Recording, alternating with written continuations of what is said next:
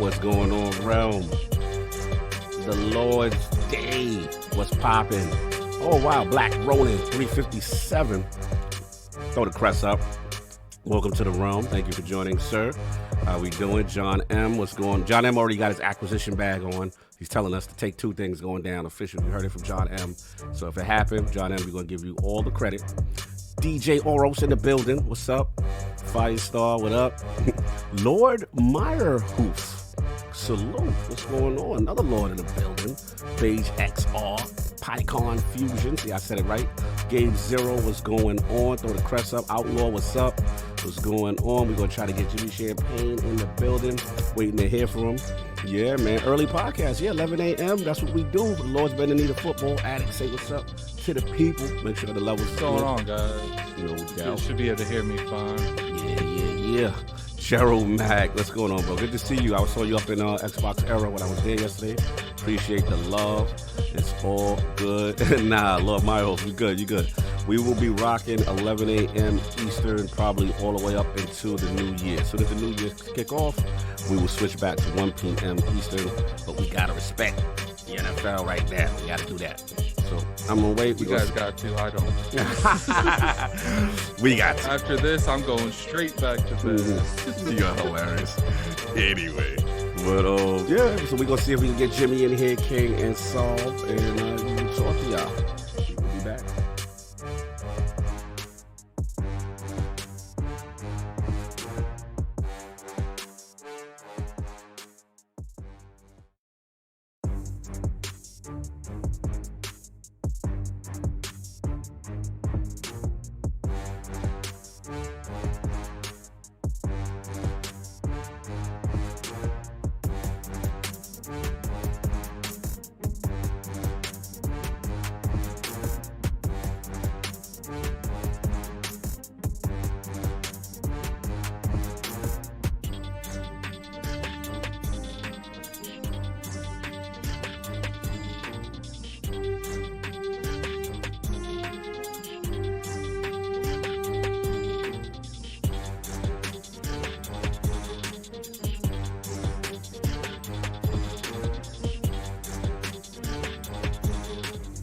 Hear ye, man. Welcome to the show. If you would not mind, go ahead and find yourself a spot, get comfortable, grab a snack, do all that good stuff that we need to do, and we're about to get started. It's not important who I am.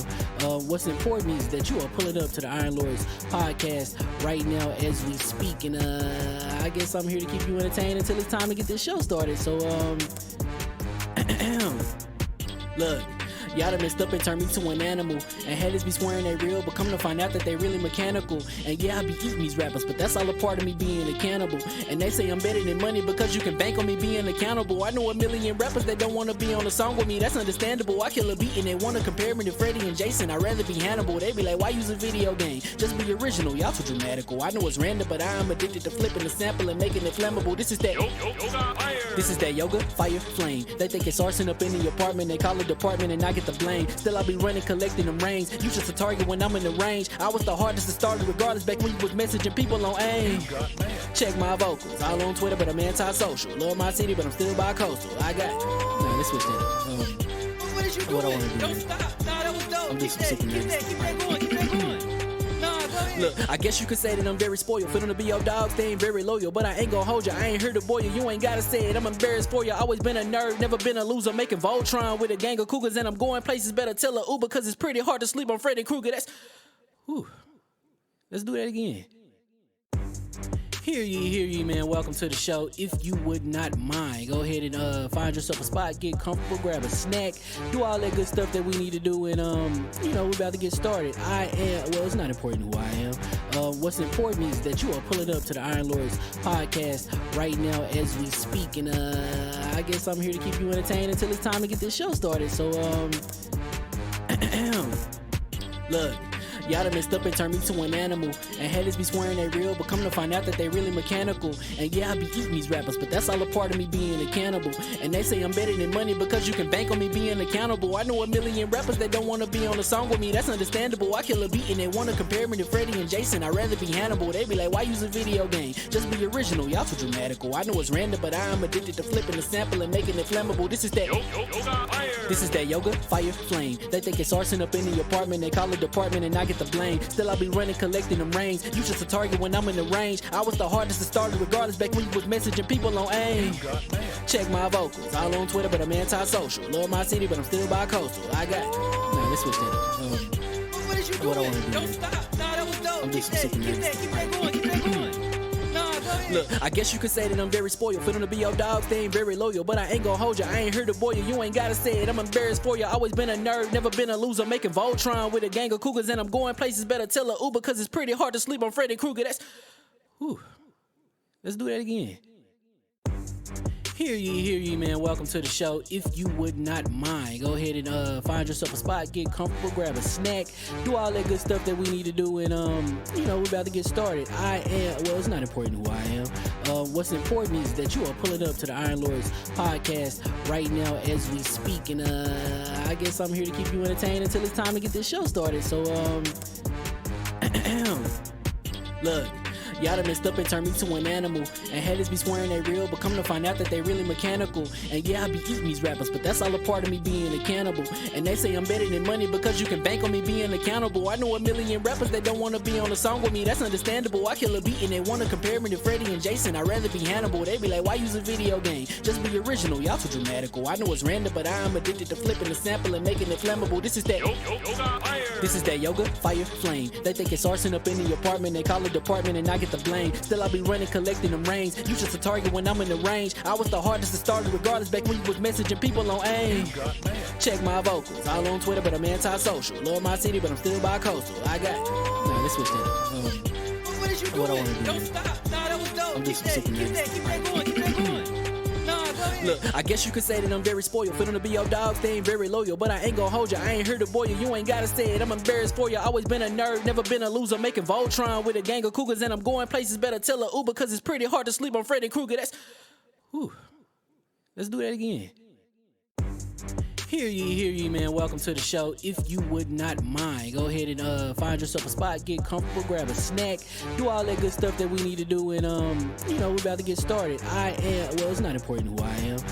What's important is that you are pulling up to the Iron Lords podcast right now as we speak, and I guess I'm here to keep you entertained until it's time to get this show started. So look. Y'all done messed up and turned me to an animal. And haters be swearing they real, but come to find out that they really mechanical. And yeah, I be eating these rappers, but that's all a part of me being a cannibal. And they say I'm better than money because you can bank on me being accountable. I know a million rappers that don't wanna be on a song with me, that's understandable. I kill a beat and they wanna compare me to Freddie and Jason. I'd rather be Hannibal. They be like, why use a video game? Just be original, y'all too dramatical. I know it's random, but I am addicted to flipping the sample and making it flammable. This is that yoga, fire, flame. They think it's arson up in the apartment. They call it department and I get the blame. Still I be running, collecting them rings. You just a target when I'm in the range. I was the hardest to start regardless back when you was messaging people on AIM. Check my vocals, all on Twitter, but I'm anti-social. Love my city, but I'm still bi-coastal. I got nah, let's switch that up. What is you What I doing? wanna do, Don't man. stop. Nah, that was dope. I'm Keep just that, super keep nervous. that, keep that going, keep that going. Nah, go ahead. Look, I guess you could say that I'm very spoiled. For them to be your dogs, they ain't very loyal. But I ain't gon' hold ya, I ain't here to boil you. You ain't gotta say it, I'm embarrassed for ya. Always been a nerd, never been a loser. Making Voltron with a gang of cougars. And I'm going places, better tell a Uber. Cause it's pretty hard to sleep on Freddy Krueger. That's, whew. Let's do that again. Hear ye, man. Welcome to the show. If you would not mind, go ahead and find yourself a spot, get comfortable, grab a snack, do all that good stuff that we need to do, and we're about to get started. It's not important who I am. What's important is that you are pulling up to the Iron Lords podcast right now as we speak, and I guess I'm here to keep you entertained until it's time to get this show started. So look. Y'all done messed up and turned me to an animal. And haters be swearing they real, but come to find out that they really mechanical. And yeah, I be eating these rappers, but that's all a part of me being a cannibal. And they say I'm better than money because you can bank on me being accountable. I know a million rappers that don't wanna be on a song with me, that's understandable. I kill a beat and they wanna compare me to Freddie and Jason. I'd rather be Hannibal. They be like, why use a video game? Just be original, y'all too dramatical. I know it's random, but I'm addicted to flipping the sample and making it flammable. This is that yoga, fire, flame. They think it's arson up in the apartment. They call it department and I get the blame. Still I be running, collecting them rings. You just a target when I'm in the range. I was the hardest to start regardless back when you was messaging people on AIM.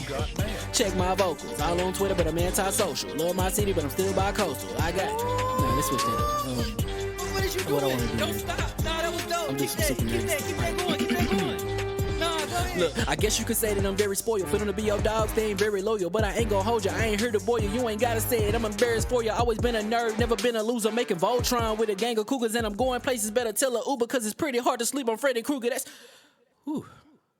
Let's do that again. Hear ye, man. Welcome to the show. If you would not mind, go ahead and find yourself a spot, get comfortable, grab a snack, do all that good stuff that we need to do, and we're about to get started. It's not important who I am. What's important is that you are pulling up to the Iron Lords podcast right now as we speak, and I guess I'm here to keep you entertained until it's time to get this show started. So look. Y'all done messed up and turned me to an animal. And haters be swearing they real, but come to find out that they really mechanical. And yeah, I be eating these rappers, but that's all a part of me being a cannibal. And they say I'm better than money because you can bank on me being accountable. I know a million rappers that don't wanna be on a song with me, that's understandable. I kill a beat and they wanna compare me to Freddie and Jason. I'd rather be Hannibal. They be like, why use a video game? Just be original, y'all too dramatical. I know it's random, but I'm addicted to flipping the sample and making it flammable. This is that yoga, fire, flame. They think it's arson up in the apartment. They call it department and I get the blame. Still I be running, collecting them rings. You just a target when I'm in the range. I was the hardest to start regardless back when you was messaging people on AIM. Check my vocals, all on Twitter, but I'm anti-social. Love my city, but I'm still bi-coastal. I got nah, let's switch that up. What is you What I doing? wanna do Don't here. stop. Nah, that was dope. I'm Keep just that, super keep that, keep that going, keep that going. Nah, go ahead. Look, I guess you could say that I'm very spoiled. For them to be your dogs, they ain't very loyal. But I ain't gonna hold you, I ain't here to boil you. You ain't gotta say it, I'm embarrassed for you. Always been a nerd, never been a loser. Making Voltron with a gang of cougars. And I'm going places, better tell a Uber. Cause it's pretty hard to sleep on Freddy Krueger. That's, whew. Let's do that again. Hear ye, man. Welcome to the show. If you would not mind, go ahead and find yourself a spot, get comfortable, grab a snack, do all that good stuff that we need to do, and we're about to get started. It's not important who I am. What's important is that you are pulling up to the Iron Lords podcast right now as we speak, and I guess I'm here to keep you entertained until it's time to get this show started. So look. Y'all done messed up and turned me to an animal. And haters be swearing they real, but come to find out that they really mechanical. And yeah, I be eating these rappers, but that's all a part of me being a cannibal. And they say I'm better than money because you can bank on me being accountable. I know a million rappers that don't wanna be on a song with me, that's understandable. I kill a beat and they wanna compare me to Freddie and Jason. I'd rather be Hannibal. They be like, why use a video game? Just be original, y'all too dramatical. I know it's random, but I'm addicted to flipping the sample and making it flammable. This is that yoga, fire, flame. They think it's arson up in the apartment. They call it department and I get the blame. Still I be running, collecting them rings. You just a target when I'm in the range. I was the hardest to start regardless back when you was messaging people on AIM. Check my vocals, all on Twitter, but I'm anti-social. Love my city, but I'm still bi-coastal. I got nah, let's switch that up. What is you What I doing? wanna do Don't here. stop. Nah, that was dope. I'm Keep just that, super keep that, keep that going, keep that going. Nah, go ahead. Look, I guess you could say that I'm very spoiled. For them to be your dogs, they ain't very loyal. But I ain't gonna hold you, I ain't here to boil you. You ain't gotta say it, I'm embarrassed for you. Always been a nerd, never been a loser. Making Voltron with a gang of cougars. And I'm going places, better tell a Uber. Cause it's pretty hard to sleep on Freddy Krueger. That's, whew. Let's do that again. Hear ye, man. Welcome to the show. If you would not mind, go ahead and find yourself a spot, get comfortable, grab a snack, do all that good stuff that we need to do, and we're about to get started. It's not important who I am. What's important is that you are pulling up to the Iron Lords podcast right now as we speak, and I guess I'm here to keep you entertained until it's time to get this show started. So look. Y'all done messed up and turned me to an animal. And haters be swearing they real, but come to find out that they really mechanical. And yeah, I be eating these rappers, but that's all a part of me being a cannibal. And they say I'm better than money because you can bank on me being accountable. I know a million rappers that don't wanna be on a song with me, that's understandable. I kill a beat and they wanna compare me to Freddie and Jason. I'd rather be Hannibal. They be like, why use a video game? Just be original, y'all too dramatical. I know it's random, but I am addicted to flipping the sample and making it flammable. This is that This is that yoga, fire, flame. They think it's arson up in the apartment. They call it department and I get the blame. Still I be running, collecting them rings. You just a target when I'm in the range. I was the hardest to start regardless back when you was messaging people on AIM.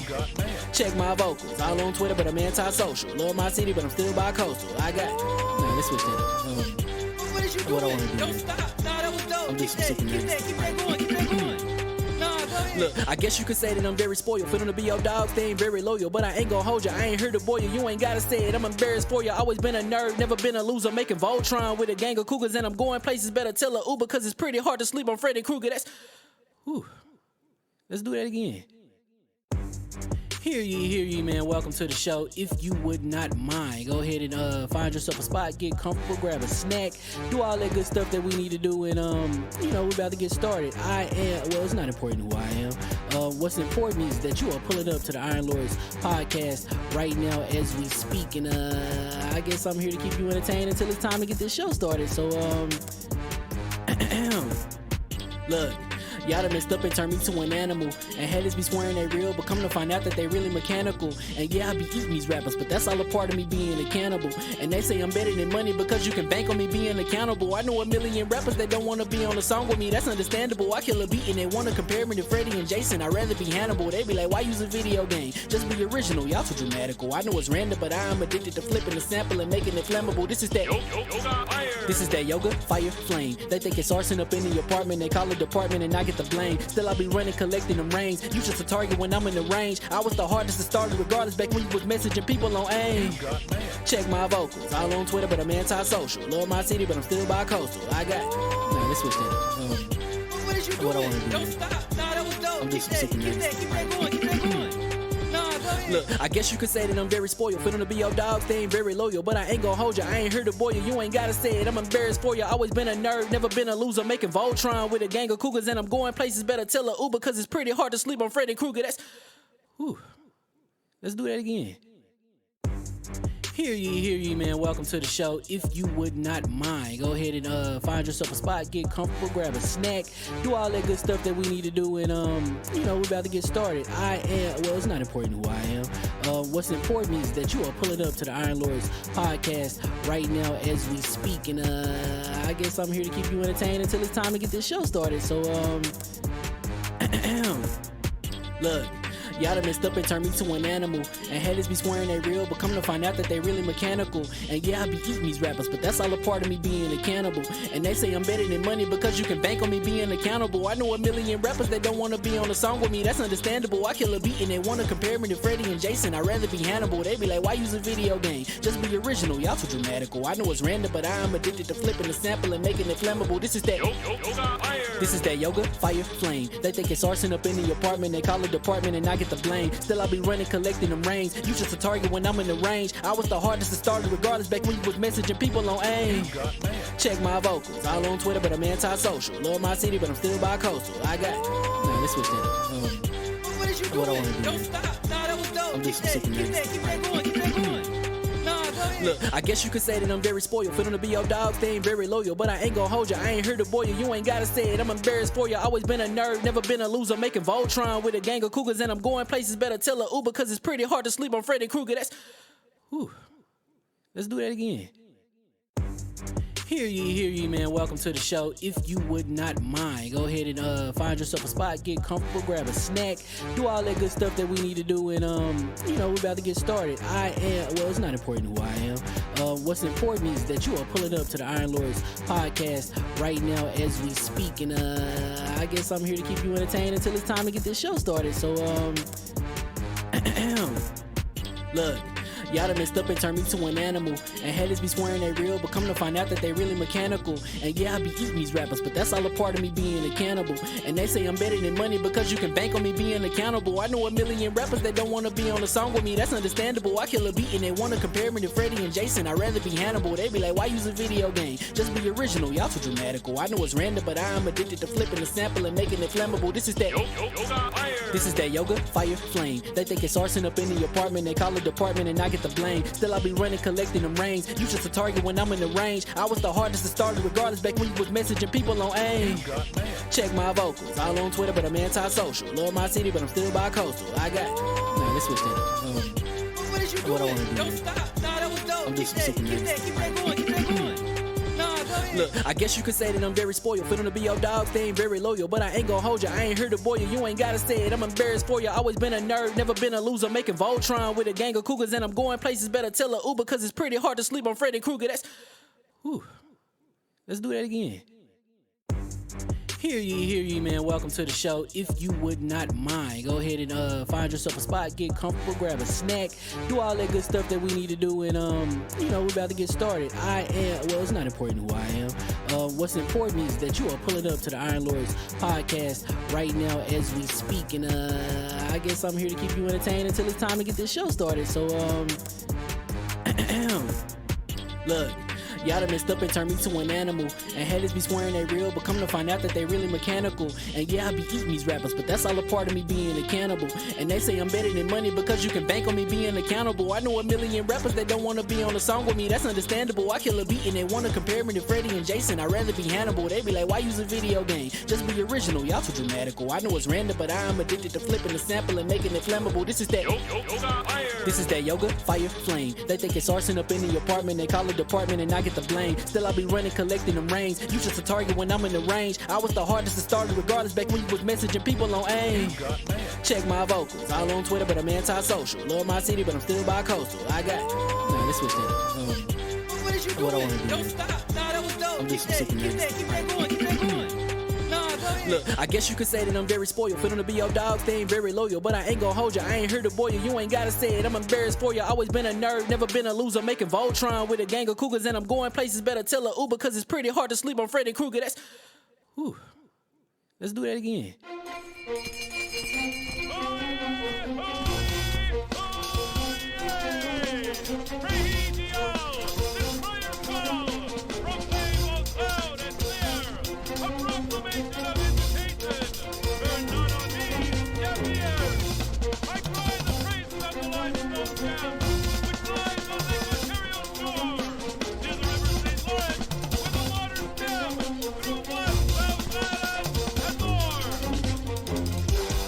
I'ma just chill and watch them and eat snacks in the attic. I wanted to chill with the pack and be like a young whoop, but then they would mistake me for addict. If I can imagine it's cool to give you some advice, then invite your girl to your squadron. Cause if you don't give her that option, you gon' be single player like Sovereign. You gon' get tossed in the bushes by King David. Royalty and not a pretender.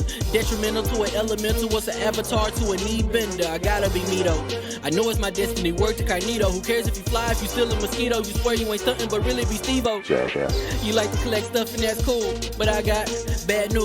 Even if you really was that Jew, King David still be the king of the statues. Since a juvenile, I've been cursed with a curse to be musical. And if you hate it, we'll meet in the crucible. Other than that, then it's cool and it's beautiful. We let you know that your dreams are pursuable. Whatever you wanna do, then it's doable. If you got work on a Sunday, it's suitable. Cause you can listen to this in your cubicle on the Lord's Day. Woo. If you got work on a Sunday, it's suitable. Cause you can listen to this in your cubicle on the Lord's Day.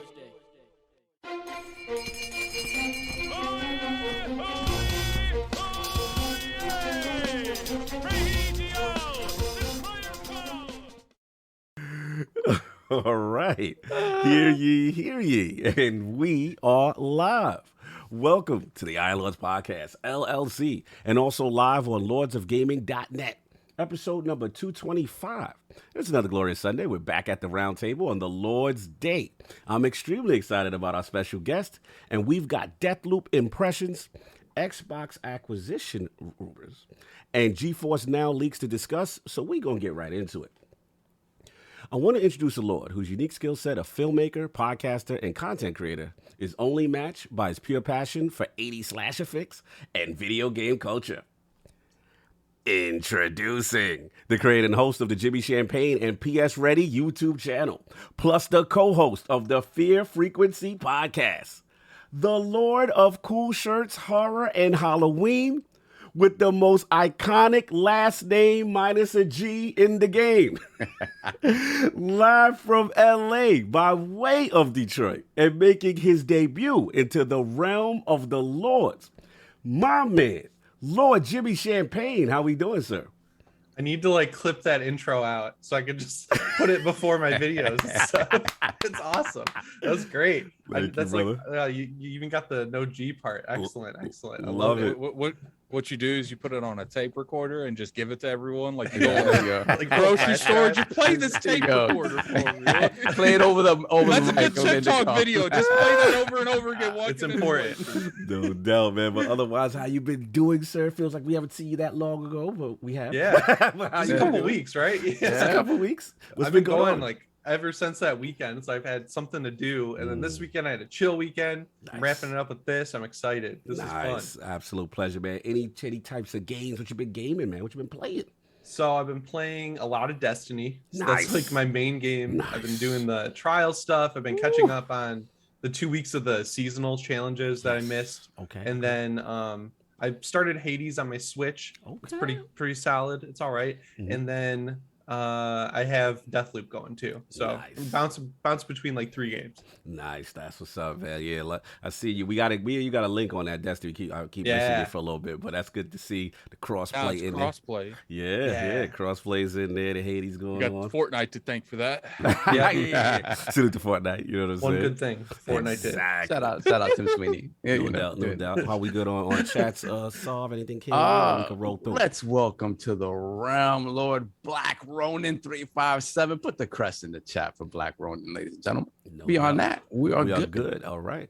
And you already know we got we don't have one horseman is coming in hot. Hopefully the king will be here soon. So you already know what it is. We still got the 3 other horsemen. Yeah, trust me. King is not missing this GeForceNow leaks. Trust me. He's not doing it. He for that. Those original Lords of the Realm here at the round table with some semi-time sensitive intros because Jimmy's here. We want to respect his time. But my co-host, the co-most, my brother from another mother, the difficult game conqueror, Lord of his own world, and the how of the young wolf, my man, Lord Addict. How we doing, sir? Doing pretty good. I did beat Deathloop for the people in the chat asking. We'll get into that here later. Definitely going to be a good show. We got a good guest. Yes. Excited for it. It's because it's background, so I know we're gonna talk about stuff that we don't normally talk about. That's kind of exciting because it's not football or sports. Why are you happy it's not football? I mean, you guys could talk about football, just like mute. Oh, you and Attic are brothers now. Oh, he loves you now. Add me to that. That. No, yeah, exactly. King Harry. Hey, you're fine. You're fine where you at. He loving this. There no sports talk. You got somebody that don't love. Well, Addict's in a good place right now. Salute. But just been Deathloop, sir? Yeah, I look. I love Bravery Default too, but I don't like that performance on that Switch. Like, I've not like. Normally, most of the time, I understand why a game plays so bad on the Switch, but I don't understand why this game plays so bad on the Switch. Like, if you look at this game, this can run on a toaster. Oh, damn. But on the Switch, I guess a toaster runs better than it does. Wow, we really doing that? Wow, that's what we doing? We're definitely doing that, man. It's a sequel to a 3DS game, right? Like, it kind of looks that's like my point. Yeah, like, I get it. I get where you're coming from. Slander. Well, maybe they should have put a little bit more thought process into the optimization and they'd be no slander. No. So those just those two? Yeah, pretty much just I ain't really played Destiny, man. Every time I get on there, like either everyone's full in the clan or people be having their parties locked, so I just go back to another game. Like I don't even bother with it. Yeah, we got a lot of new people, but I've been noticing the raid teams have been locking them down. I have seen that raids. I guess there's a lot of people doing raids for the first time, so they want that focused party chat. Well, I guess nobody coming, but it is what it is. We get some raids going on. But anyway, we got our most technical gaming lord, the solo gamer who lives with a single-player selfish experience, and also the Sostradamus, the Lord of Clarity and Lord Patreon of the Iron Bank, my man, Lord Sovereign. How we doing, sir? I'm doing fantastic. So excited to have Jimmy on, a fellow Halloween stan. I'm just a Halloween stan. I love Michael Myers. So to have Jimmy on, we talked for like an hour a couple of weeks ago just about like horror games and horror movies, man. So that is my bag. I love that stuff. So in terms of gaming, nothing. I wanted to get in some Deathloop so I can have something to say about it today. I got in late last night. I literally sat down for like 15 minutes and it was over. It was done. So that was it. Yeah, old man kicked in and that was that. So no gaming. I watched some, like we talked before we went live, Malignant. Okay. Again, I like my horror movies, but this one was I had to put myself in a mind space to be able to enjoy this one. I don't know. When it comes to horror movies, I'm too busy like laughing about the stuff that doesn't make sense to me to like be scared about anything. Like, yeah, for me, I'm not scared anymore. I like to see if they can still scare me, right? Like I turn the lights down and I really go all the way in and have my headphones on. But yeah, I'm Malignant. You want to get the Drunken Ninja real quick? We got the Drunken Ninja $5 super chat. Happy Sunday, Lords. Check out Unruly Heroes. Just dropped on Game Pass. It's Ori, but with Kung Fu. Okay. Yeah. Nice. Okay.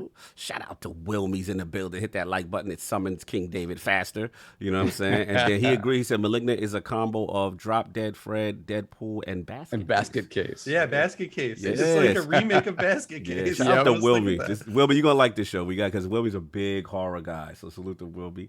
And unfortunately, your like did not summon the King faster. So we still going to be going on. Hopefully, King will join us. But we still got the gaming ninja himself, the Shinobi, Lord Cognito, spreading that realness in the realm of the ILP. Not telling you what you want to hear, but what you need to hear. Shout out to Defining Duke. Had a great episode with the amazing Maddie Plays.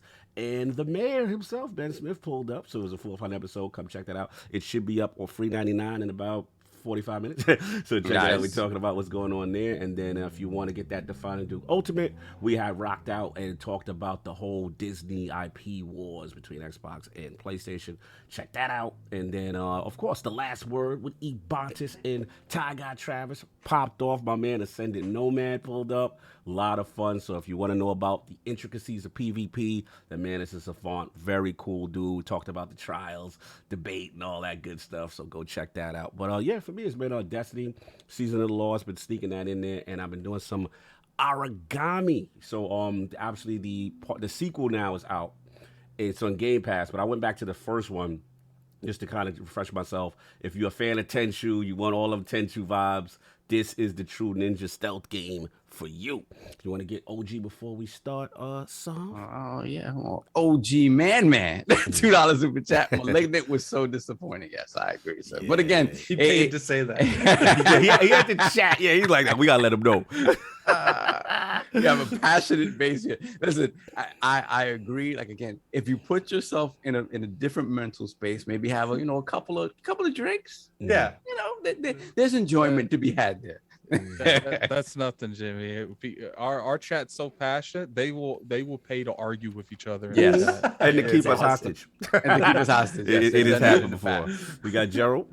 You got Gerald Mac, $2 super chat. Check out the movie Kate on Netflix. Fire. Yes, I heard it has a lot of Kill Bill vibes. Yeah, I watched want to sit and watch Kate. Good. No, all right, I want to watch that. You already know. So now that we got into what the Lords have been playing, I want to focus on Lord Jimmy Champane.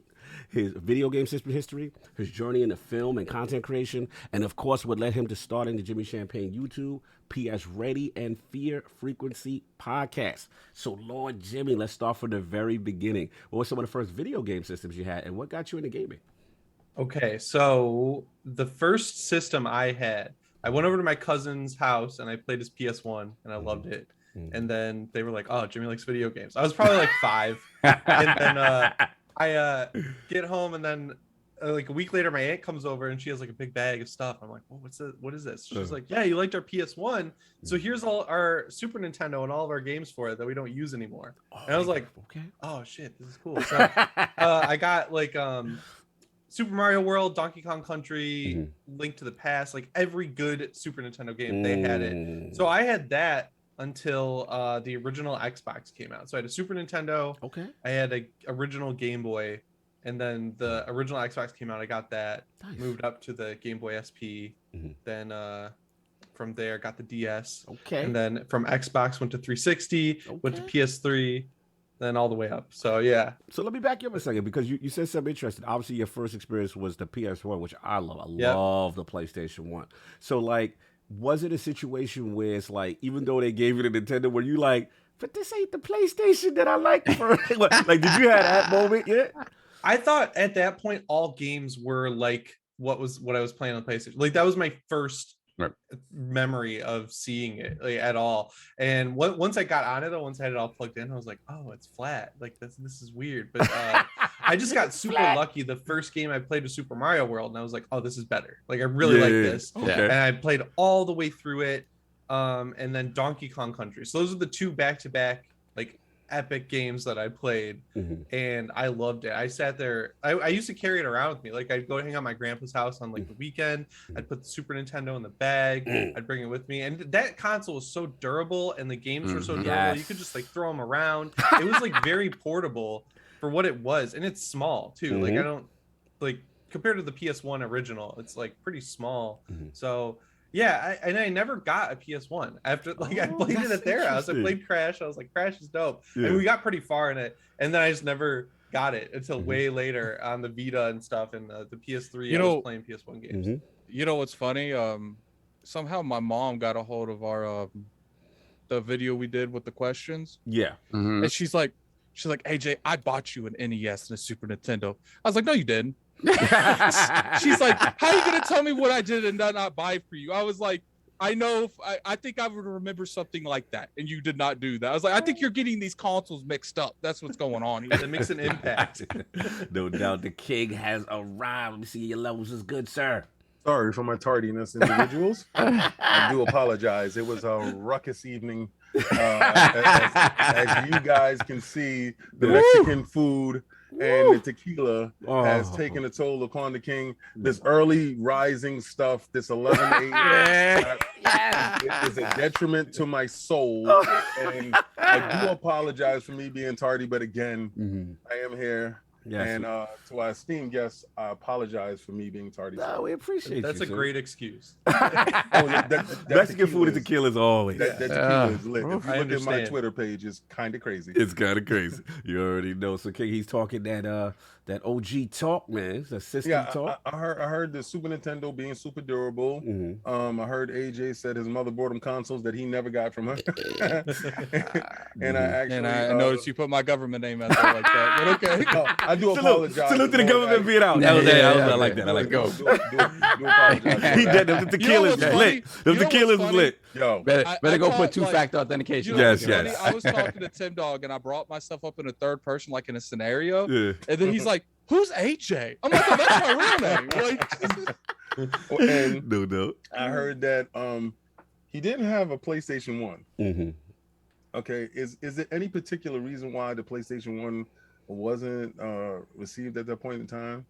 I knew I could play it over at my cousin's house, and I liked the Super Nintendo so much, and I didn't even think about it. I remember, like when you're a kid, you always want what you don't have. That was like the one thing where I was like, no, this is good. To me, it felt newer than the 3D games, because I was like, the 3D stuff, I was like, oh, this is a little like the input lag was noticeable to me. It's like a kid, and I was like, oh no, this is perfect on Super Nintendo. Like Mario, Super Mario World, just like you hit the button, he moves instantly. Yeah, people don't realize that 60 frames per second was what we came from, with the Genesis and the Super Nintendo. And when we gravitated towards the PlayStation and other CD-based titles that was in the 3D realm, we went to 30 frames per second, or less. It actually affected us Twitch-based guys, you know. So yeah, I actually feel. I gotta jump in, Red. Shout out to Black Ronin. He said AJ is short for Attic Johnson. Yo, they stupid. That was funny. I had to give you that one. He is my brother. This is why I don't be. This is why we can't have nice things. But anyway, moving back to Jimmy. So again, so from that point on, you pretty much had so many different systems. And you said the 360. Did you miss out on the OG Xbox that really interested you at that time? Oh no, so that was my first like big boy consoles, the original Xbox. My dad he's crazy. He had this big wine and liquor store. It was like the biggest one in the Midwest. Wow. And somehow he met this guy at a party where they were playing poker, and the guy he was like a sales rep from Microsoft. And he like put up an Xbox with like every launch game, and my dad got it. Got it for the guy. Nice. And you met the guy through the store. That's how it comes into play. And so for the Christmas that year when it came out, I got the original Xbox with like every game. And there was like 50 games, I want to say, that came out with that console. Like, we had everything, like Halo, MXATV, like all these insane games. So I got to just try everything. Wow. Immediately gravitated towards Halo. That's like got to be my most played game ever. Nice. Just played that like day in, day out. Got Halo 2. And then I bought Halo 3 before I had a 360. So I would like bring it to my friend's house with one of those Xbox memory cards, and I would use their console until I could mow enough lawns to afford a 360. And I bought a 360 without a hard drive because I don't know, my parents, they cut me off after the original Xbox and the SP and stuff. I remember I got the DS and my dad was like, "This is it. This is it." Like, I'm sick of a new game console every year. So I had to buy that one myself. And you know what? It made it like way more memorable that I was like, I saved up, got a used, no hard drive, 364, and then I was using my memory card with it. Yeah, I used a memory card. It was crazy. I forgot about that. Not to cut you, Jimmy. Saw, remember that? I forgot the 360 had 2 SKUs, right? Right. It had that. It had that. The arcade SKU. Remember that? Arcade? No, it gave you like the little memory card. Not a 4 gigabyte. Yeah. Yeah. And then you had the one with the 20 gig hard drive that you detached from the top. Did that? Yeah. Well, what they did was they was trying to remove the barrier of entry. Yes. And in doing so, they lowered the price. But again, if you bought the hard drive, your price just went back up. You know what's funny? Like that kind of mindset that them trying to get that lower barrier is probably like the originators that happened like for stuff like Game Pass and All Access program, like that mindset of trying to get into as many people's house as possible. Like, all right, what else can we do? I think that was more the mindset of the Series S. Right. When they did do it, and I mean, it wasn't different from the regular 360s minus the hard drive, the smaller memory bank. And back then, the hard drive didn't matter as much because we wasn't downloading to the point that we are now. Exactly. No. Exactly. Like when I didn't even the demos I started downloading like a year later, I want to say, when the hard drive, I got that finally. I think I got like really sick and then I was like, Dad, I'm dying. I need the hard drive. I need the hard drive. I was like stuck at home. All right, I'll get you the hard drive. You got me a used one too, and it's all scratched. I was like, whatever, I'll take it. Those 20 gigs.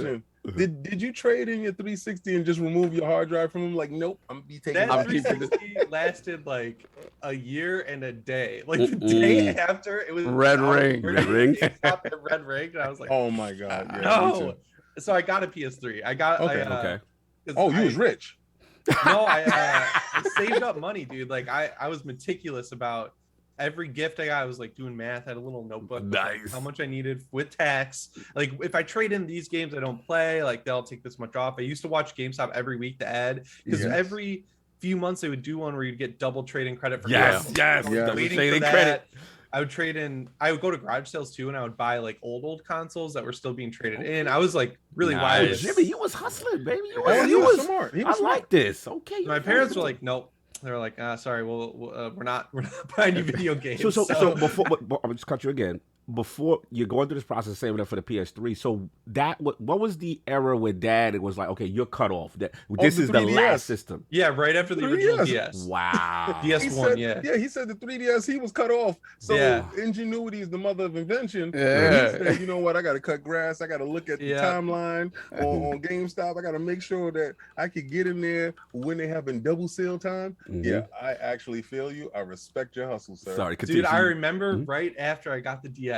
My dad and I, my grandma would go to Florida every Christmas, so we had to drive her car down for her. And we're driving the car. He grabs a newspaper while we're eating lunch, and he's like, "Hey, check this out!" And he shows me the PSP, and I was like, "Oh no, I made the wrong choice with the DS." I was so devastated because it looked so cool. PSP looked cool when it first came. Yeah. I distinctly remember it, and then I just got super lucky. One year, my grandparents were feeling really generous. They got it for me for Christmas that year. That's like the biggest gift I've ever gotten from them. And it was like, holy crap, this is cool. So PSP I really liked more than the DS. But yeah, I saved it for the PS3. I got Uncharted 2, Little Big Planet 2, Resistance 2. I think that was like the first games I got because they were so. Did you get the Foreman Grill PlayStation 3? Yeah, it was all scratched up. Yes, same deal. I had to get a used with the Spider-Man logo. Yep, Spider-Man logo. I actually love that thing though. Like it ran so well, and then right at the end of the generation, the Blu-ray laser broke. You know that was commonplace with that. You would get that yellow line. Yep. And then you would take it in and you would fix the Blu-ray laser. It didn't cost much. It cost probably like $50 to $75 to get it done. But if you have the original PlayStation 3, that thing is worth money because it actually played the PlayStation 2 games. Yeah. Did it play PlayStation 1 games? I don't remember. That's a good question. I don't know if you could put the disc in. No, it did. It did, right? Okay. That was the first. I never time tried it. They agreed to true back compat. Yeah. And those then were the they days. removed it. It was literally a PS1 and a PS2 built into the PS2. Exactly on the motherboard, and it was a great. That's when they was giving really fan service back, and justified the price. It was $6.99. Justified the price that you was able to take your catalog with you. Yes. So I really respected that, and I did get a second job for it, but you know how much they go for on eBay now? Yes, I do. Ooh, yeah, 1,000 plus. So easy. basically, 1,500. It was that the back compat for PS3 was so big, it's so critical. And it was like a controversial thing when it was removed in the subsequent revisions at some point, right? Yeah. It was. And I remember I got a settlement for the Linux thing. You got your settlement too in the mail? I was so angry that they took Linux out of this. Bro, shout out to Saul for bringing it up. I know, I got that message too. So I was like, I'm signing the petition. We didn't get that much bread back from Sony. It was like $20. Like $20. I got $12. Yeah. Shout out to all the messy lords who fronted like Linux was so important to them just so they could settle with the Sony lawsuit to get $20. Because when they sent that in the mail, I was happy. Get at it. I was Who are you to tell them what they should or should not be upset with? I'm sure there was plenty of people upset they couldn't put Linux on their PlayStation my fake 3. outrage was lit, bro. It was lit. Well, yeah, salute to Jimmy on that because I forgot Linux. PS3 was a very unique system. It had back compat, and it did have Linux as an OS to sell. Wasn't that Ken Katarugi's last console that he made for the PlayStation? I'm not sure. Might have been. Yeah, that was the last one because the PlayStation 4. We know it was Mark Cerny. That's the Mark Cerny. Oh, right. Okay. Yeah. So that was his last great console. And that's when they went with the cell processor. Right. And they had to, people had to wrap their heads around the cell processor. I think that was a great thought process going into that because that cell processor allowed us to get The Last of Us. Oh yeah. It allowed us to get Metal Gear. Certain titles that the 360 could not do because they was programmed in a certain manner for it. And I think he was way ahead of his time. They with finished, that console. Not to cut you, Kick. They finished strong at the end of the gen. They started to really mature the tools, but in the beginning it was rough because a lot of the the multi-platform games generally ran better on 360 at that time. The reason why it ran better on the 360 because remember the 360 was stuff Power that was taken PC. off Power the shelf. PC, yeah. Right. You know, these things it was a hogwash. It was a small PC, you know, put together, and people that developed in that language, it was easier to port those games over. Yes. But PlayStation specific games, phenomenal. Oh yeah, when they had their exclusives, totally, for sure. So I want to get back to Jimmy with you mentioned that PSP, you know, and how you thought maybe you might have made a mistake. Talk to us about that. I definitely made a mistake. There was not a lot of good DS games at the beginning. You had Super Mario 64, which you can only play so long, right? You beat it, you finish it, you get all the stars, you're done. Yeah. And then I don't even remember. I think the next game that I really wanted was like Spider-Man 2 or something. Like, it wasn't a good game. And then I got the PSP and everything changed. I got 20X Underground 2. They had like, oh my God, Death Jr. Kills of Liberation. I played that game so much.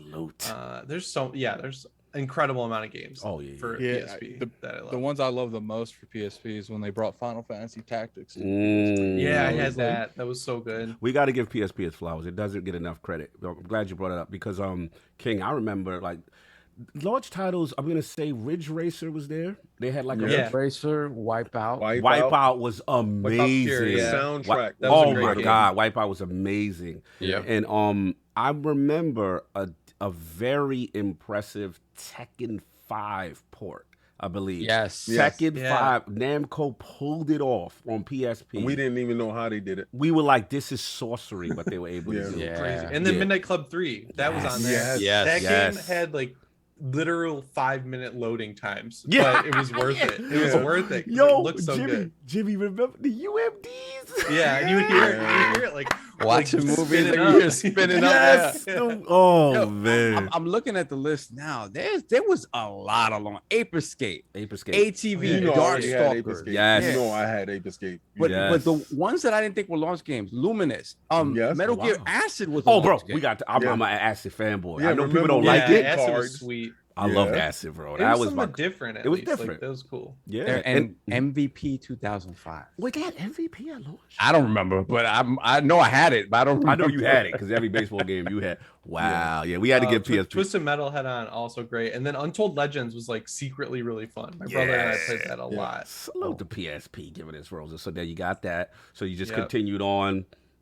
I was going to say, like, I asked you some King questions. I'm calling them King. Like, I noticed there's some gaps a little bit. So 32-bit era, you kind of stayed PlayStation, all that stuff. I get that, but did you ever venture out into all those what I would consider like niche consoles, maybe Turbo Graphics, maybe 3DO? Or I did later. Oh, okay. Because of Angry Video Game Nerd, I got like that's my favorite YouTuber. That dude's like why I do YouTube now. I'm pretty sure. So I discovered all that stuff through him. I bought an NES on eBay. I remember I was at like senior year homecoming high school. I bought one on eBay and I was like so stoked. And my girlfriend at that was like, what are you talking about? It's like I just got an NES. I was so excited. I had like Power Glove with it. I tried all that out. Oh my God. So you got the it was like pristine. I still have that NES. It came with the box and everything, and I got it for $35. So really?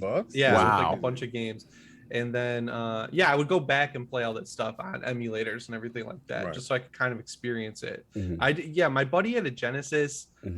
I never jived with it just because of the games he had. He had weird stuff that I was like his game selection or something. Yeah, you buy a lot of movie games. Oh, when are you gonna learn, dude? He had the Sega CD. I think because I do, I love TV shows and movies, and I think that's why like the Click, like Telltale and stuff that they did, and Until Dawn. I think that's the reason those games always gravitated towards me, because it like merged two things I love together. You know what I'm saying? No, I feel you, bro. I think what it is too, Attic, is that like, see, you're like, in our opinion, like the recipient of the good movie tie-ins. Oh God. But like for us back in the day, we had Night Trap, bro. Like you gotta stay Attic. Whenever a movie game came out, it was like historically bad, kind of what Jimmy was talking about. Demolition Man. Resident Evil and Chuck Bodak. Remember Chuck Bodak? And the laser scene. Like I'm jealous because Attic gets to experience the great movie game time. Yeah, like he didn't get to get past all the. Are we talking stuff. like what generation are you guys referring to? 32-bit era. 32-bit era, probably. 32-bit era. Yeah. When we went to CD, What could have possibly been good in that anyway? Oh my God, here we go. full motion Age video. old shaming. Somehow you're gonna expect me to believe you could put a 32-bit area and make a decent movie game. Oh, here we go. Okay. Well, I'm gonna tell you this. You guys are just saying they were bad. Turbo Graphics. Mm-hmm. Their CD player took it to the next level. Oh, for sure. And everybody aspired to do exactly what Turbo Graphics did when we had E's book 1 and 2. That's the first time I heard like live voice acting. Oh yeah. And I was looking at the game like, oh my God, this is incredible. Orchestral sound, Gates of Thunder, Lords of Thunder. These games changed how games were brought to us because the CD base, that sound was incredible. Oh, yeah, it's incredible. Yeah, so Sega went that avenue, and I think they failed miserably. But that's why I always be like laughing on Twitter when people like when I was talking about that $10 upgrade, that PlayStation 5 tax. And the first argument, everyone, well, did you go with the DVD and demand an upgrade to a Blu-ray? I was like, that's a hardware to a hardware. That makes no sense. It makes absolutely no sense. Yeah, man. That's a bad argument against you. Yeah, not the greatest. Bad. Yeah. Well, yeah, man. So again, you got that, and then the last question I had before we move on with any Vita love, because I know that's big in the Last Stand Media camp. Vita's how I got into the whole writing thing. I loved the Vita. I had that day one. I went to GameStop. I got pretty much all of the launch titles, I want to say, which there were a lot. Let me ask you a question. Okay, you said day one. Did you camp out? No, because it was in Holland, Michigan, dude. Like, you didn't have to. No one was playing games up there. He just walked in nice and easy. Like, excuse me. I would go to this GameStop like probably once a week just to see what's up, and I was always the only person in there. And it was like a really nice GameStop too. I was like, it's the same thing here. Like when I tell them like, "Oh, are you gonna reserve the Series X?" I'm like, "Yo, there ain't nobody here buying games like that." The only because the Series X and PS5 were already didn't have a whole lot of stock, I kind of struggled getting that. But I still was able to get a Series X. I had to buy a PS5 used because I could not find one new at all. But the only one that I really have to struggle getting is Switch stuff, like Nintendo stuff. Because it seems like that's a little bit more widespread. Like I was able to get the day one Switch, but that's about as far as that will go. Like, because most of the time, there was a good time for like 6 months to 9 months. The Switch was constantly sold out. That makes sense. So you were saying, Jimmy, you nice GameStop. You go in there for the Vita. Tell us the story. So I just played Resident Evil on the 3DS. Loved it. Revelations, and I traded in that game and the boat attachment for it. They give you the extra thumbstick. I traded in some of the games I wasn't playing, so I really didn't have to pay that much for the Vita, but I was obsessed with that thing. I was like doing updates on this website with I think you guys had her on, Miranda Sanchez. We had a website, and so we like came up together there, and we were reviewing games. Yeah. Oh, I didn't catch that. So salute. My first game review ever was Guacamelee on the Vita. Love that game. Pretty good game.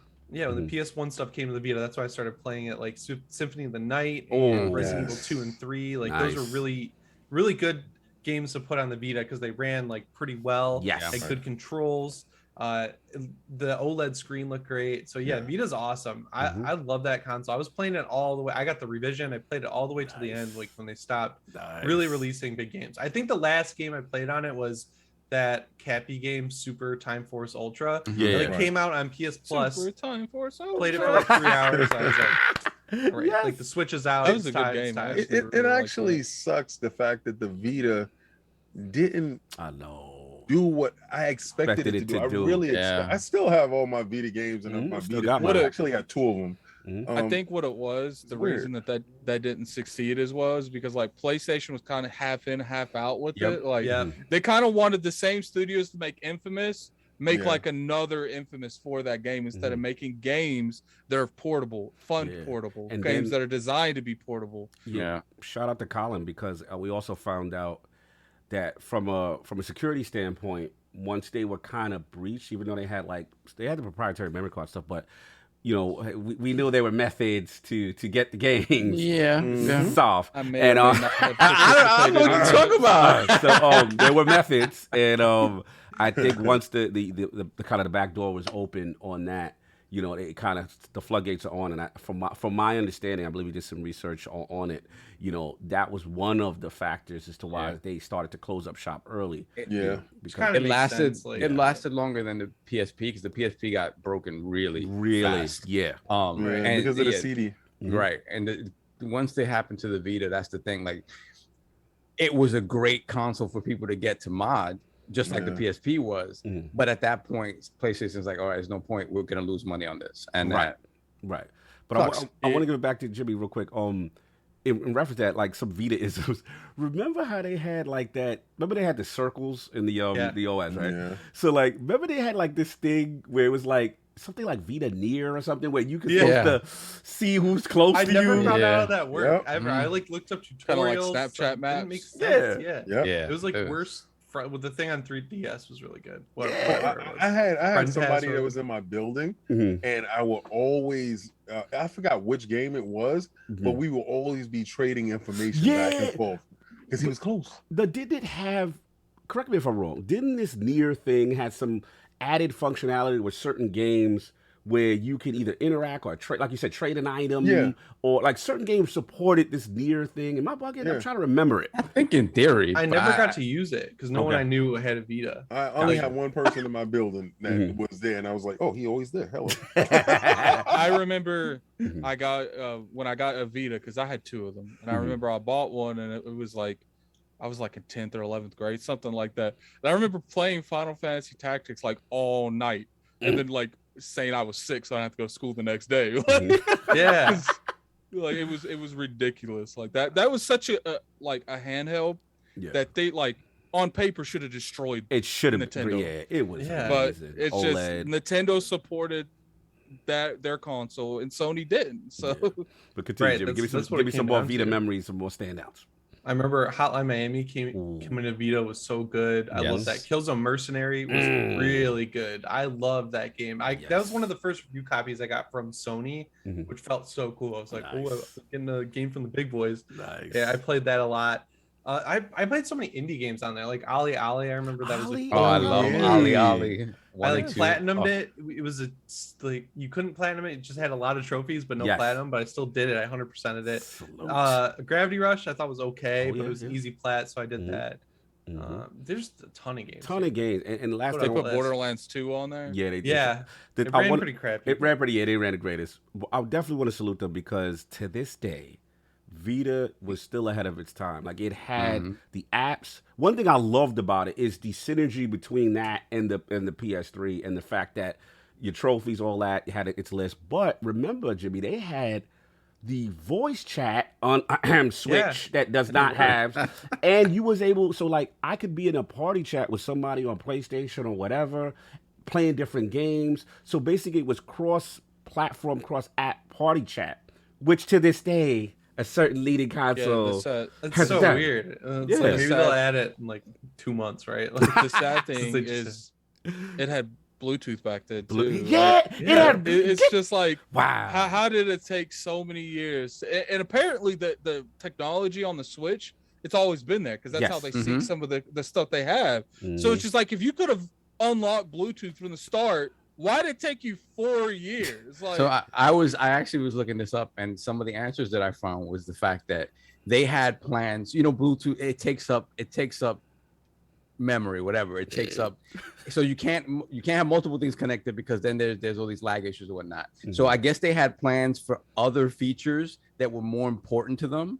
And during the course of these 4 years, they've either fallen off the table, whatever, they don't want them or whatever. So now they feel like they can. Whatever resources they had planned for other features that aren't coming to fruition, they're just like, let's just turn on the Bluetooth.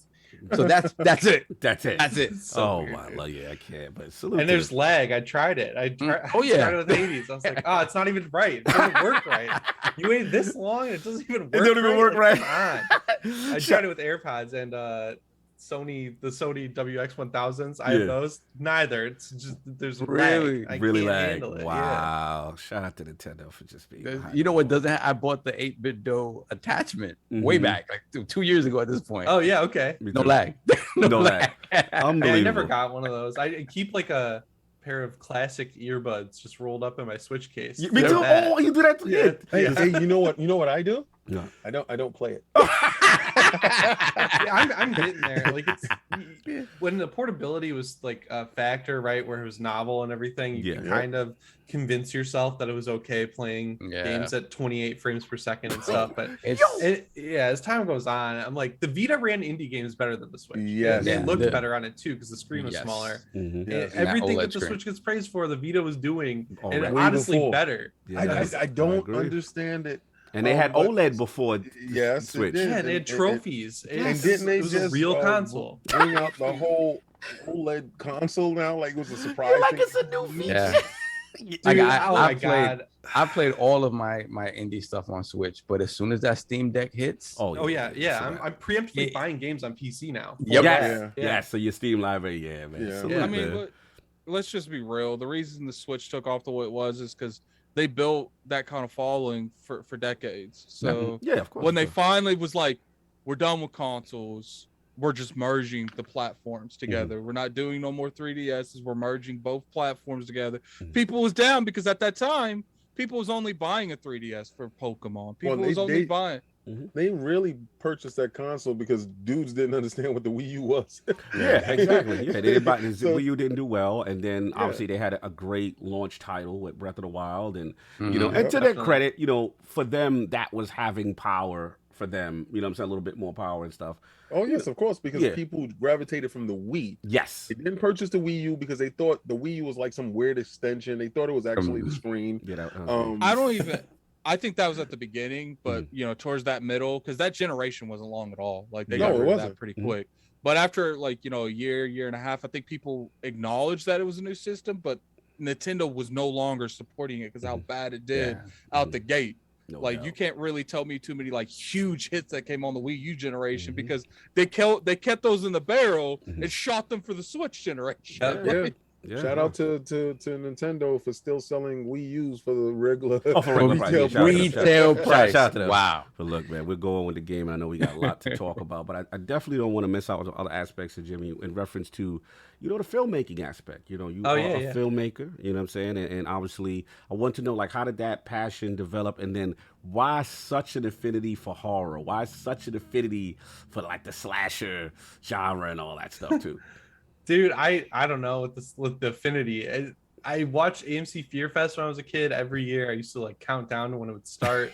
And that was what they do it now, where it's a whole month. But that started last year again. But every year it gets shorter, and I was so bummed. But I saw Halloween and Halloween 4. Like when I was really young, I was like, "This is sweet. Love this. Love Michael Myers. This is awesome."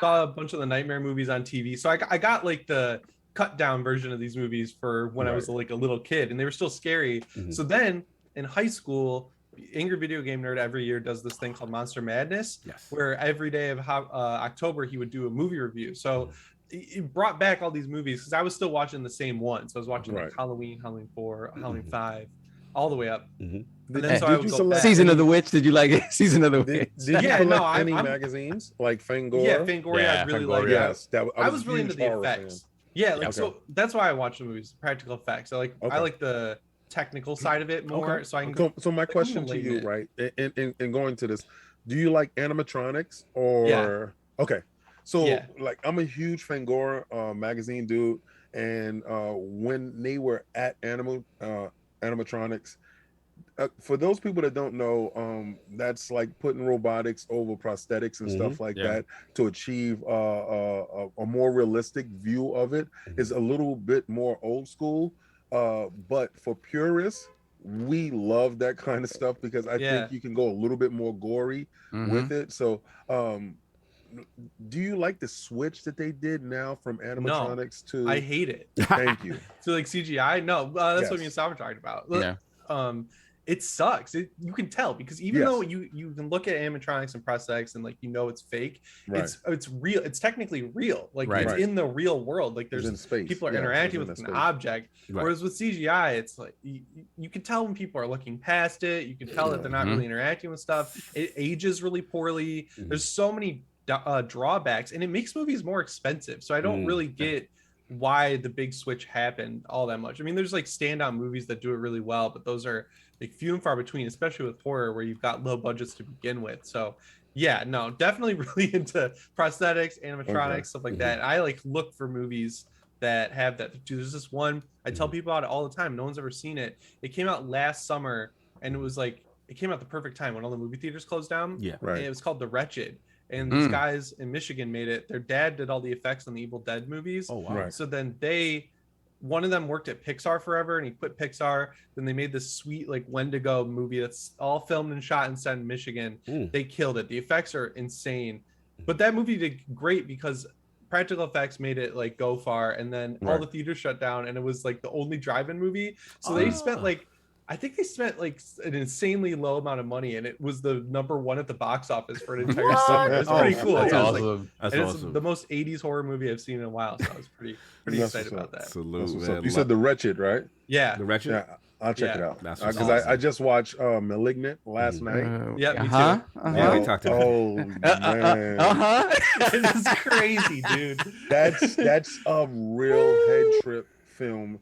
And I think that was a culmination of their work that they did with the Ouija and what was that, Insidious? Yeah, Insidious, Conjuring, all of his movies. It was really good stuff. No doubt, man. Salute to you. Yeah, I love that aspect. I love the Halloween love, and I see the Myers fix and stuff like that. So it's real cool that you have that aspect. So I wanted to transition, with content creation, because you kind of in a unique space, because like I said, you have 2 YouTube channels. Obviously you have the Jimmy Champane channel, and more focused on the Halloween stuff, and I mean the horror stuff, and then obviously the PS Ready channel, the PlayStation channel. So what inspires you to kind of really get into YouTube? I know you kind of alluded at one content creator. Was that it, or what made you take the leap and say, okay, I want to do this now? So Angry Video Game Nerd stuff was what made me like aware of YouTube, and what made me want to start doing it though was when I started writing news for IGN, and I don't know, just the crew that was there at the time, I didn't like jive with them. And then it was right after Colin and Greg left, and I was like, man, if they're leaving for YouTube, like, and then I see other people leaving for YouTube, I'm like, something's going on, like that's going to be the next thing. So I immediately just switched over, started over right after I graduated college. I was doing like game videos. I didn't really like that. So then I don't know how it happened, but when I moved out here, right? When I moved out to LA, I met AustinEvans a year into living here, and then I started working for him. And I went to a YouTube workshop, and I got hired out of it. I didn't know it was like a job. It was like a secret job recruiting thing for that. Like it was a YouTube workshop hosted by Apple for Final Cut Pro. And I took a sick day to go, and I met Austin, and I got hired the next day. So I quit my job that I moved out here for that I hated. And then that's where Austin taught me like everything I know about YouTube. Taught me how to like edit right, and that's where I learned all the thumbnail theory, stuff like that, all the real stuff that helped me like grow on YouTube. And then so I started applying it to my channel, which was kind of just like treading water. And I remember I did this video when they announced that Halloween 2018 was going to ignore 2 onward. And I was like, here's why that's a good idea. Basically like did a whole like breakdown, and it got like 180,000 views. So I was like, okay. Wow. And so the poster came out for Halloween, and I did a 5-minute video on that, and it did like 20,000 views. So I was like, holy crap, this is like, I get to make videos about Halloween, my favorite franchise ever. This is great. So I just kept doing it. And then in between Halloween and Halloween Kills, like when Kills started ramping up, I was covering the new Child's Play remake from a negative side, and I was like, oh, I don't like that. So I just went back to Halloween. I was like, I'll stick with that. And then PS Ready came up because Austin wanted to like expand this year. This is like the year of expansion at our company, Overclock Media. And then through another company that Austin's a part of, like we all got together and we're like, what's a good niche, right? We looked at my channel, how it's like a niche, and we grew it. I grew to like the maximum of the niche of Halloween. We're like, what's a niche that's big? We're like, video games. Like, what's the biggest one that I could talk about regularly, that I know a lot about, that like I've been through pretty much my whole life?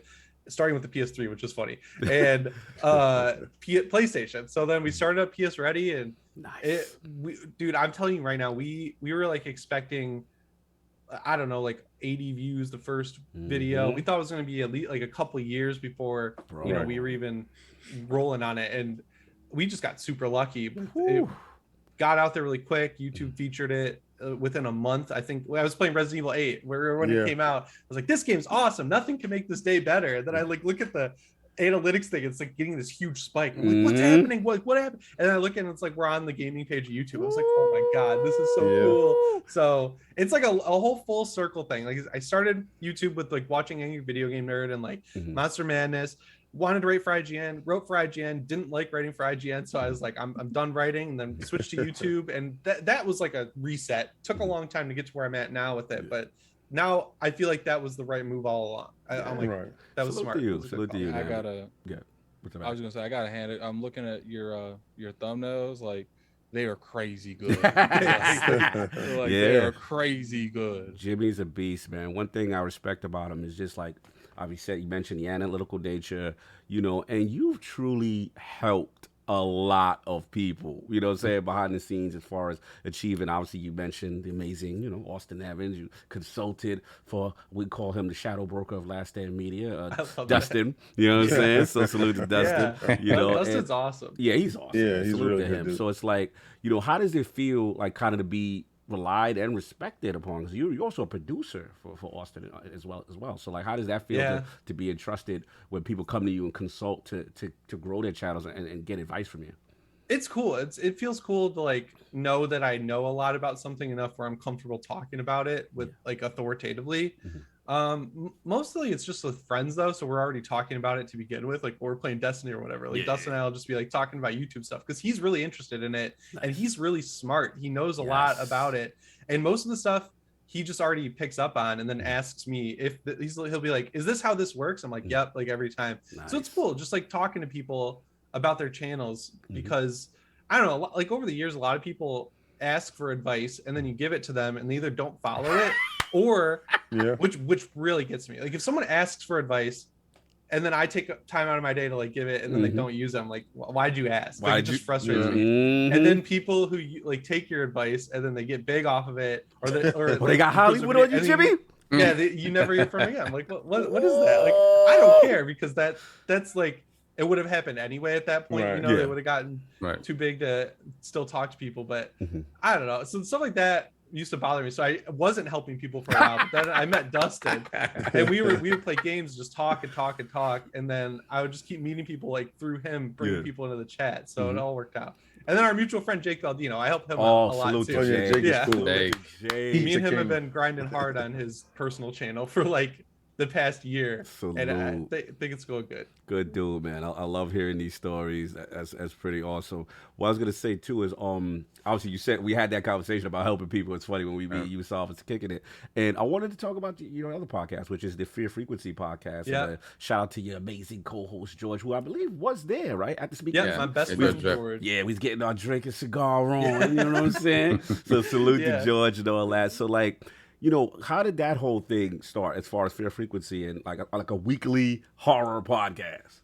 Yeah, so we kind of like wound it down just because it was, I'll explain it. So like we started the podcast because I was out here in LA, George is in Michigan. We've been best friends since like 6th grade, and we wanted a reason to like kind of catch up every week because we play completely different games. He's not a multiplayer guy. He's like a hardcore JRPG guy. Not really even really a shooter guy. So we were always playing different stuff, wanted an excuse to talk. So we started up the podcast, and it like grew and grew and grew. And it got to the point where I can't put out a crappy product. So I was spending like 5-6 hours a week editing it. I was like, I need this to make money, or I can't like justify it just because I got so much going on right now. And then I just like noticed with podcasts, unless you've got like a real audience, like you guys are public, so it's like everyone knows, like a lot of guys watch your podcast, but there's other ones that are just audio. And I noticed that a lot of them sell their ads and stuff based on downloads, and downloads don't mean listens. And I was like, I looked at my phone and I was like, how many people are like subscribed to a podcast and it's downloading every week and they haven't listened to it since the first time they subscribed to it? I'm like, probably a lot. That's a good point.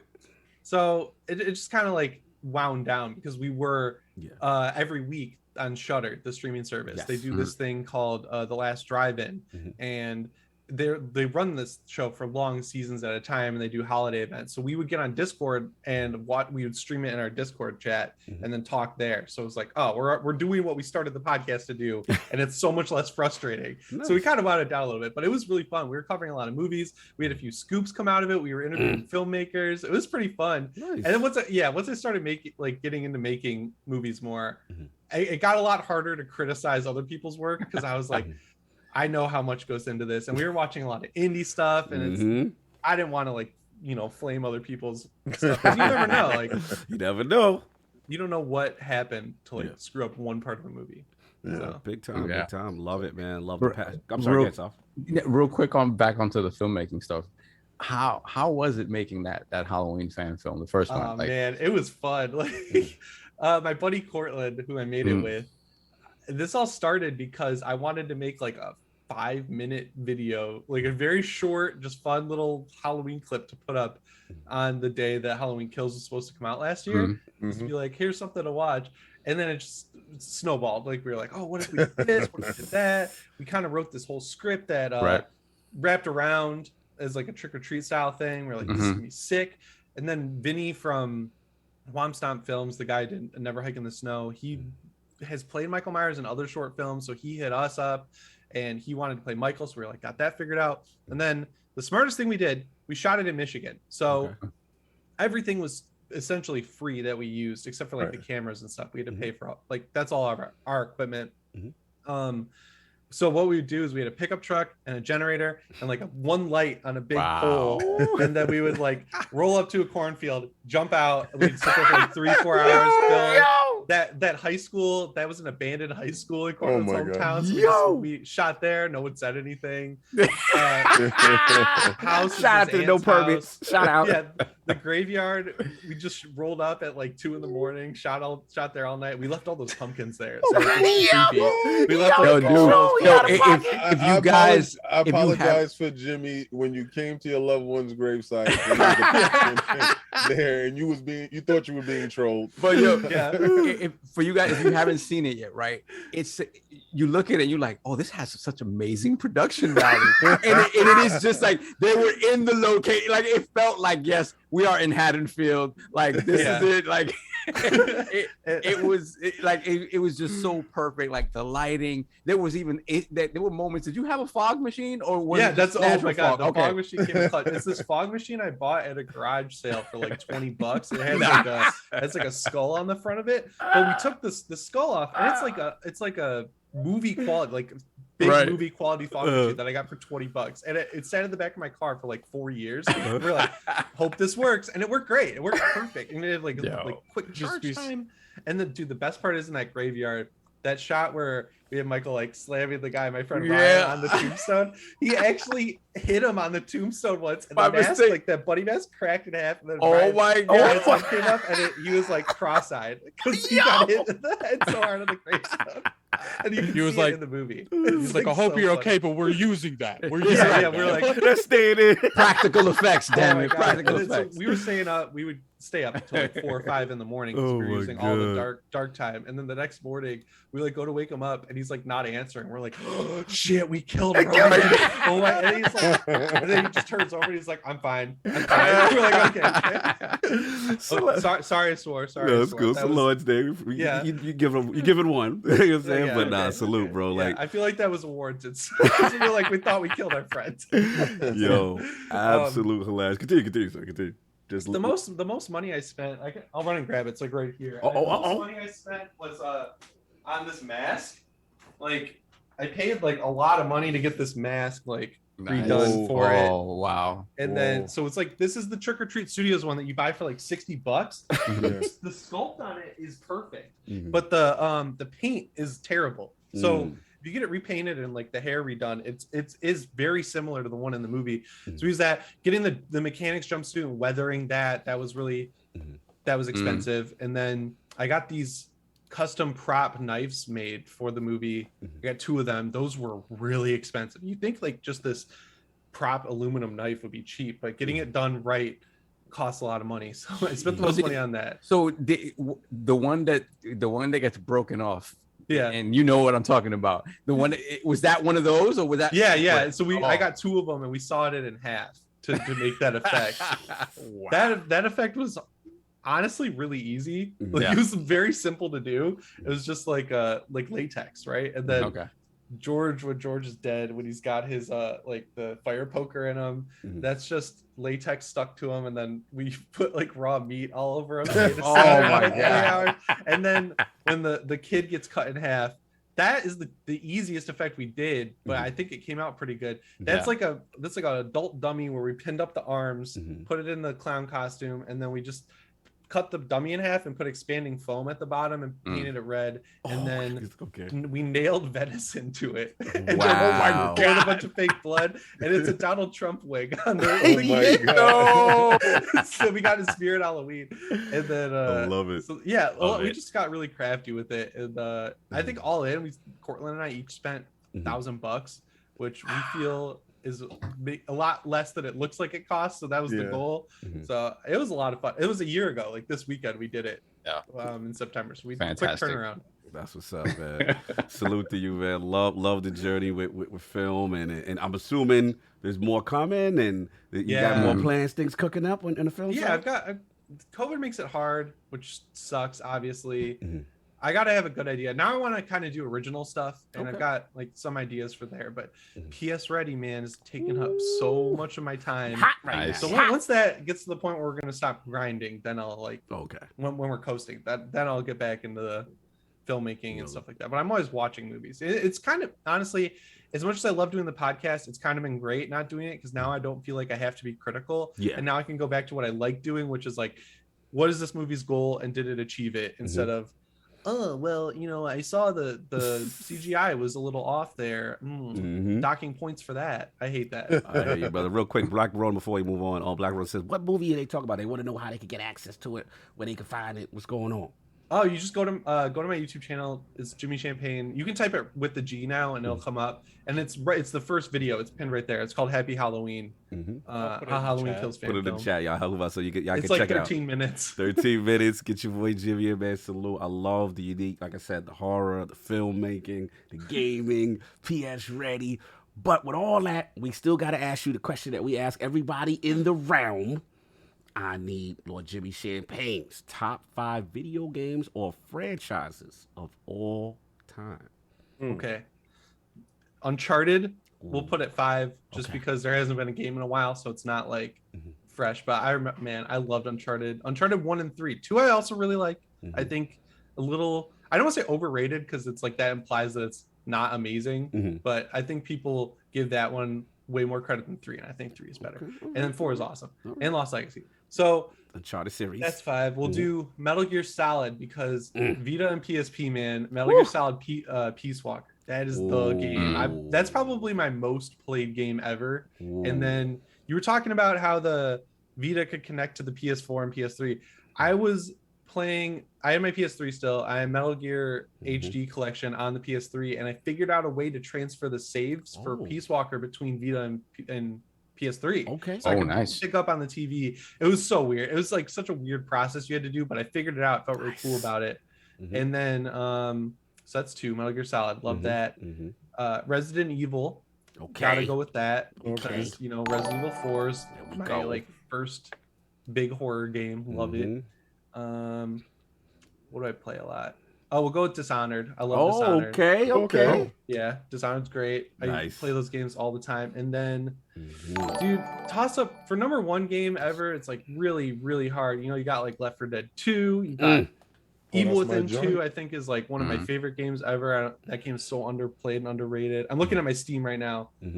Control. Okay. Oh man, there's so many games recently that like I'm like, this is my favorite game. This is my favorite game. Hotline Miami we can go with. Okay. Nice. Okay. Yeah. I like a lot of violent, crazy, gory. I like the murder. Yeah. Salute. And then Halo. Well, my favorite game of all time is, we'll go with Halo 2. Halo 2. Halo 2? Okay, Yeah. okay. Salute, man. Salute, man. Tremendous game history. I got to ask you a bonus round question, because you're a unique guest. So you don't have to do I 5. thought we were gonna miss. Okay, never mind. No, my bad. No, go. Okay, No. Go do what you're gonna do. There's something about him that we didn't speak about. I don't know if you purposely omitted that. Okay, no. We could do what I'm gonna do now, and then you carry on what I didn't speak on. So bonus round. You don't have to do 5, but at least top 3 horror movies of all time. Okay, Halloween for sure. Evil Dead 2013. Okay, that's like, oh man, it's so good. Let's go. And then I want to pick.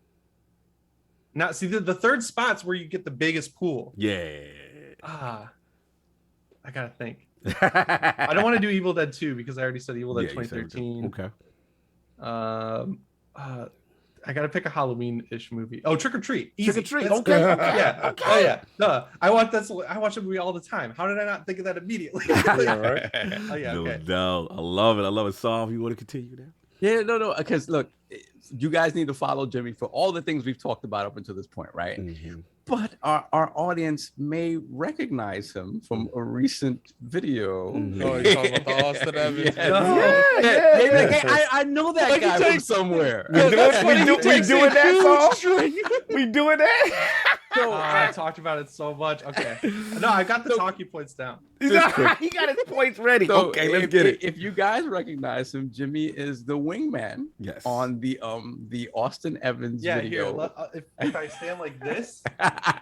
Your arm was lit in the video. Arm. Shout out to your arm and the shirt. Thank you. So I know we talked about this. We talked about this briefly when we met up a couple of weeks ago. But like, what is the reaction sort of to you being after that whole? So I don't want to call it a debacle because it's just up and down. People had different opinions or whatever. Mm-hmm. But what did your profile change at all? Like after that, everyone ignored me. No one even cared. So Austin caught the smoke for the cooling issue, and you got free. The amount of people who came after him was tiny. It was like a tiny amount of people on Twitter specifically. Right. On YouTube, that video is like almost 100% positive comments. Oh, wow. Great views, great likes. Everyone's like, great, thanks for letting me know. Like this isn't it's all the people who saw the opportunity for free views that blew it out of proportion on Twitter. You know how it always goes. And then they want to grind it. Like, I don't know. I don't want to climb it up. But Review Tech USA, man, that guy hit it so hard. He made like 5 videos out of it. I'm like, I couldn't do that if I tried. I don't know.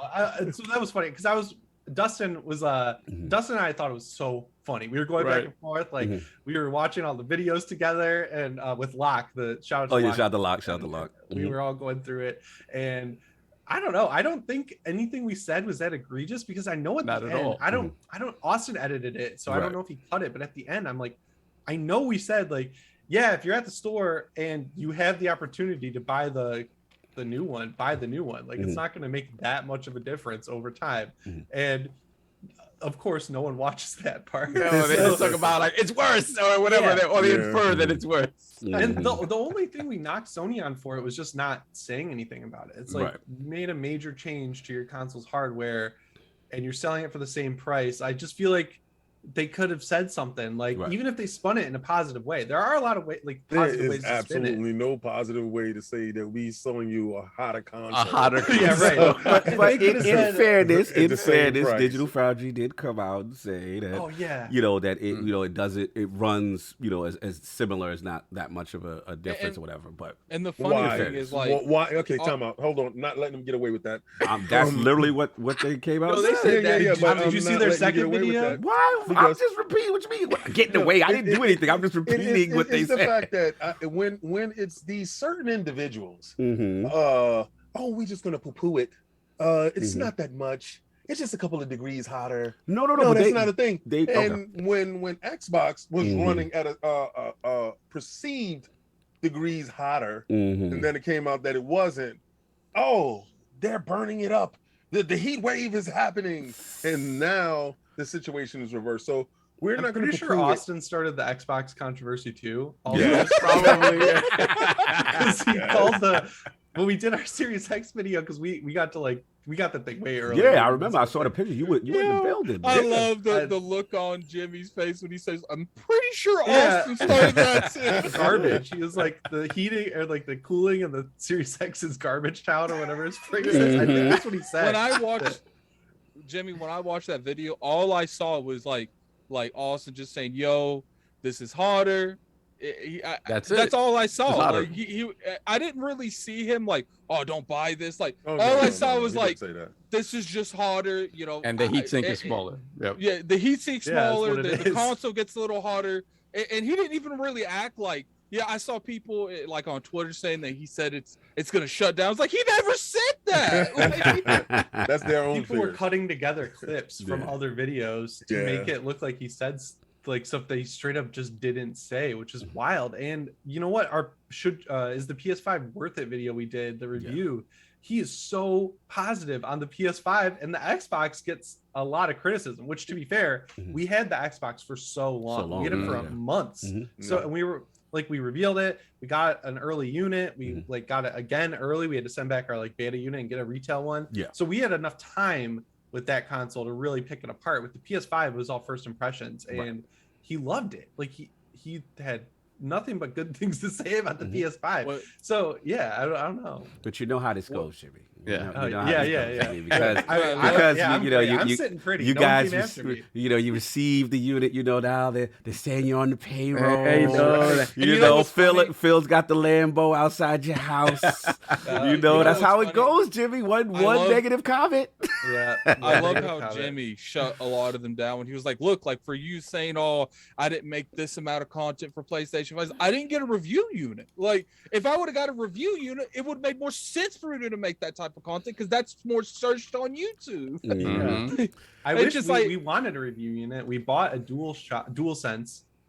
Same thing we did with this new PS5. We bought a DualSense for like $1,000 on eBay, and we got the new controller like when everyone like IGN and all these people had their PS5s and they couldn't talk about it. We had the DualSense. We did a video on it, and that pissed all them off. They came after Sony and they were like, "The video's out. Like people are talking about this like DualSense. Like why can't we?" And Sony called, and there's like some words back and forth, and the video's still up, so take that how you will. But so we like, and you know what's funny, that video was super positive too. We were like, this controller feels next gen. It's do you really feel pressured to say positive things about Sony and fear of backlash? No, I mean, like watch my channel. This is not the first time I've heard Sony has done. You have put up a video, somebody's put up a video, and if it's not a glowing review, these certain individuals will call and have King, are you implying that because any negative Sony comments are made that something may happen, that there are repercussions for that? I mean, they didn't get a review unit. I feel like that should speak for itself. So I can say we're not going to get one in the future. They didn't get a review unit, and the unit that they did get was like date and we got to give the impressions right then and there. I just feel that if somebody's going to talk the truth about something, and they don't get a review unit because they are fearful that the truth will be told about said console. I don't know. I personally feel like when it comes to the whole argument, people's like, oh, if they got review codes, review units, that like look like in that case, don't watch anything ever. Don't look at anything. Don't read any reviews. Don't read any product reviews because all of these people got review units for the most part. Like, that's what they do the channel for. But in contrast, you had two Xbox Series X's. You had a beta unit, and then you had the retail unit that was okay. Listen, you can review this, and then we're going to ship out this one that is actually what everybody else is going to get. And say with it as your wilt. And I just feel like that's a better practice. I don't. Yeah, that was way better. Sony, I know even the people who got the review units for the PS5 got them like really late. I think like a week. I want to say, I don't know. That was on purpose. I'm gonna be real with you. So Jimmy, the Xbox did it great. So Jimmy, like if you got a movie to talk about and they gave it to you the day before the movie came out, it kind of would like make you go, right? Like, what? Yeah, that can work negative too, though, because like your first impression. There's a lot of movies where I see it, and my first impression, I come out there, I'm like, yeah, I don't know about that. But then it sits with you. Like Malignant would definitely be one of those movies where a week later, like like first gut check on that one, I'm like, that was nuts. Like what? That was not what that was not what I was expecting. But then you start to like it more as you think about it, right? So with movies, it's a little different. But I think, I don't know, like having the Xbox that long was sweet because we could play Xbox games, we could play Xbox One games, we could play 360 games, we could test everything on it. And to be fair, Sony, there's not much you can really test on that console other than PS4 games and like PS5 games. Like the biggest thing that just like is crazy is just like, look, like people can't speak their opinion about anything because it's like the moment you speak your opinion, you're put in two camps. You can't like I'm saying that, and it's crazy how the industry works. And I personally feel like, I don't know about you, Jimmy, but I personally feel like there are scenarios where companies will put out maybe not necessarily consoles, but I think it happens a lot in games where they're like, let's give them the review code the day before it comes out, so they're gonna rush the review and not really let it sink in. Like I don't know firsthand, but dude, I could totally see that happening. Like I don't know, with the PS5, I feel like that console is coming in hot anyway, right? Like no pun intended. Oh my god, Jimmy, I was trying to save you from this. Can of worms that I opened. I'm trying to save you for this. So keep going back into it. Let Jimmy do what let Jimmy do what Jimmy got to do. Well, no, I thought you guys wanted to talk about it, so I'll let you keep talking about it. No, listen. He's talking his truth. You gotta let Jimmy talk, baby. That's the stage, Jimmy. Well, since we're arguing this, I did. Jimmy was saying something. Hold on, sir. Stupid. Everything that I don't like about the PS5, I was able to pick up on immediately.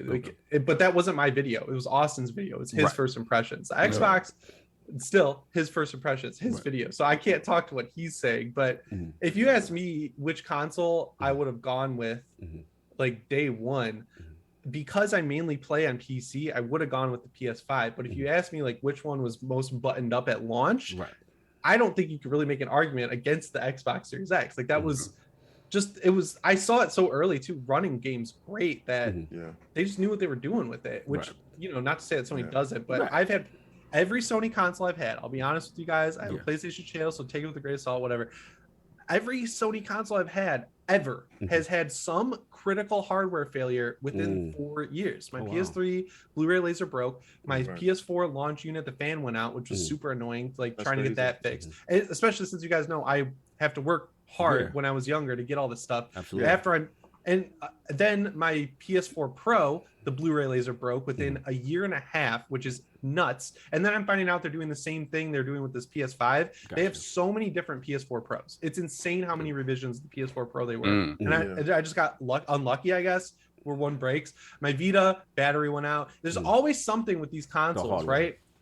My Xbox, the 360, I got the red ring, but you got to look at the one I got. It was a used unit from GameStop. So like, what refurbishments are they doing on that? It was a launch one, and every Xbox 360 got the red ring. So it was just a critical hardware problem. Ever since then, never had a problem with the Xbox console. And I've had an Xbox Jimmy, One what S. I'm going to tell you is, get that other side and come over to us. And over here we come over to us. What is this, a recruitment? What the hell? Because listen, like from your own admission, they've been treating you right. So the PlayStation's been breaking down, and Jimmy, I want you to game in a better space. No, I'm just messing with you. Better space. I'm just messing with you. To be real, most of the stuff I play is on PC anyway.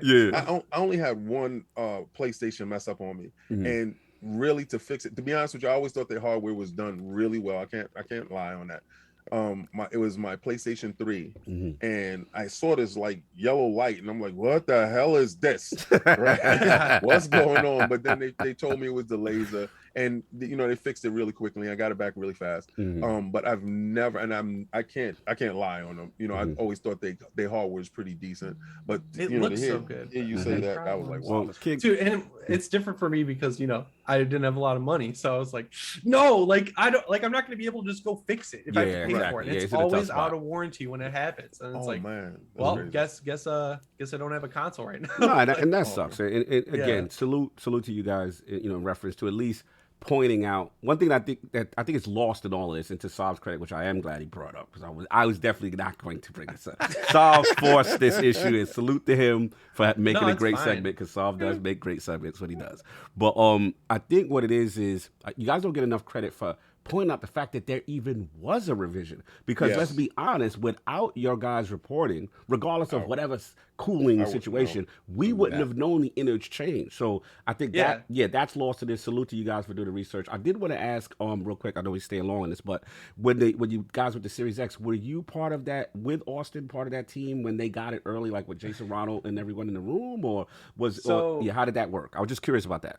So there's a video on Austin's channel called Building the Ultimate Xbox or something like that. It's like it's got a cool thumbnail, like all the Xboxes, it's yellow. I wrote that video, and I went up to Microsoft and I interviewed a ton of people there. Like so all the interview footage you see in that video is me.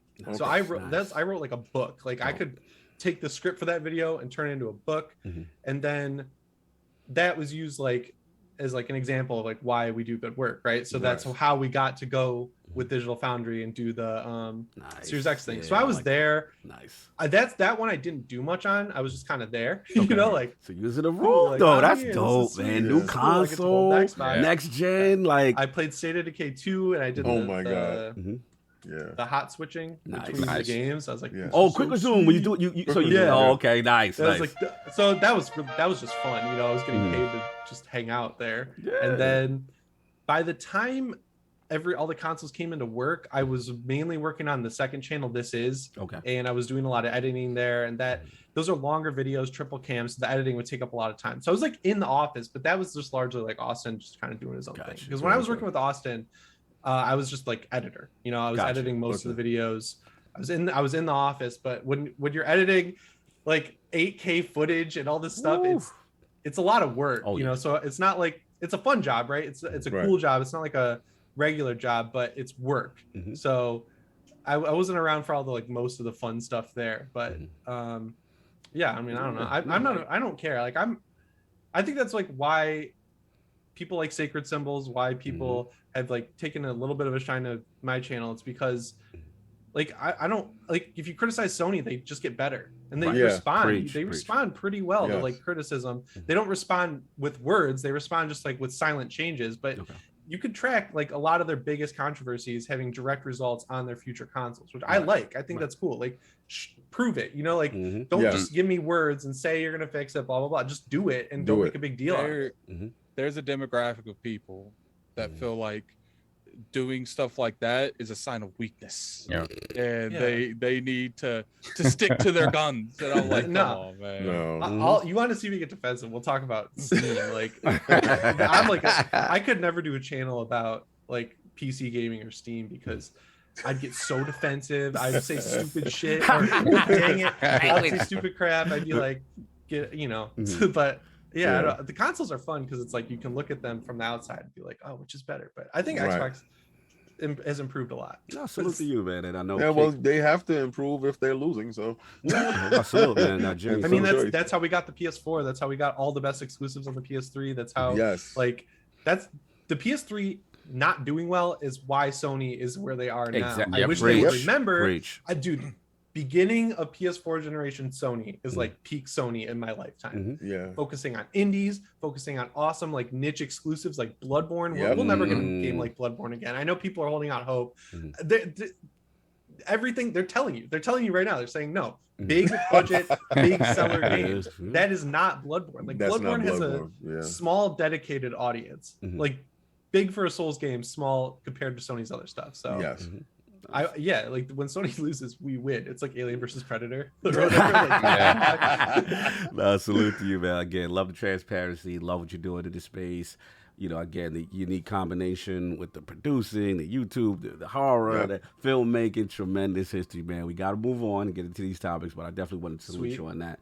And solve real quick. We got to get these super chats before we move on. Yeah, let's get them. It's not that many. Okay, hold on. Let me run back for a moment.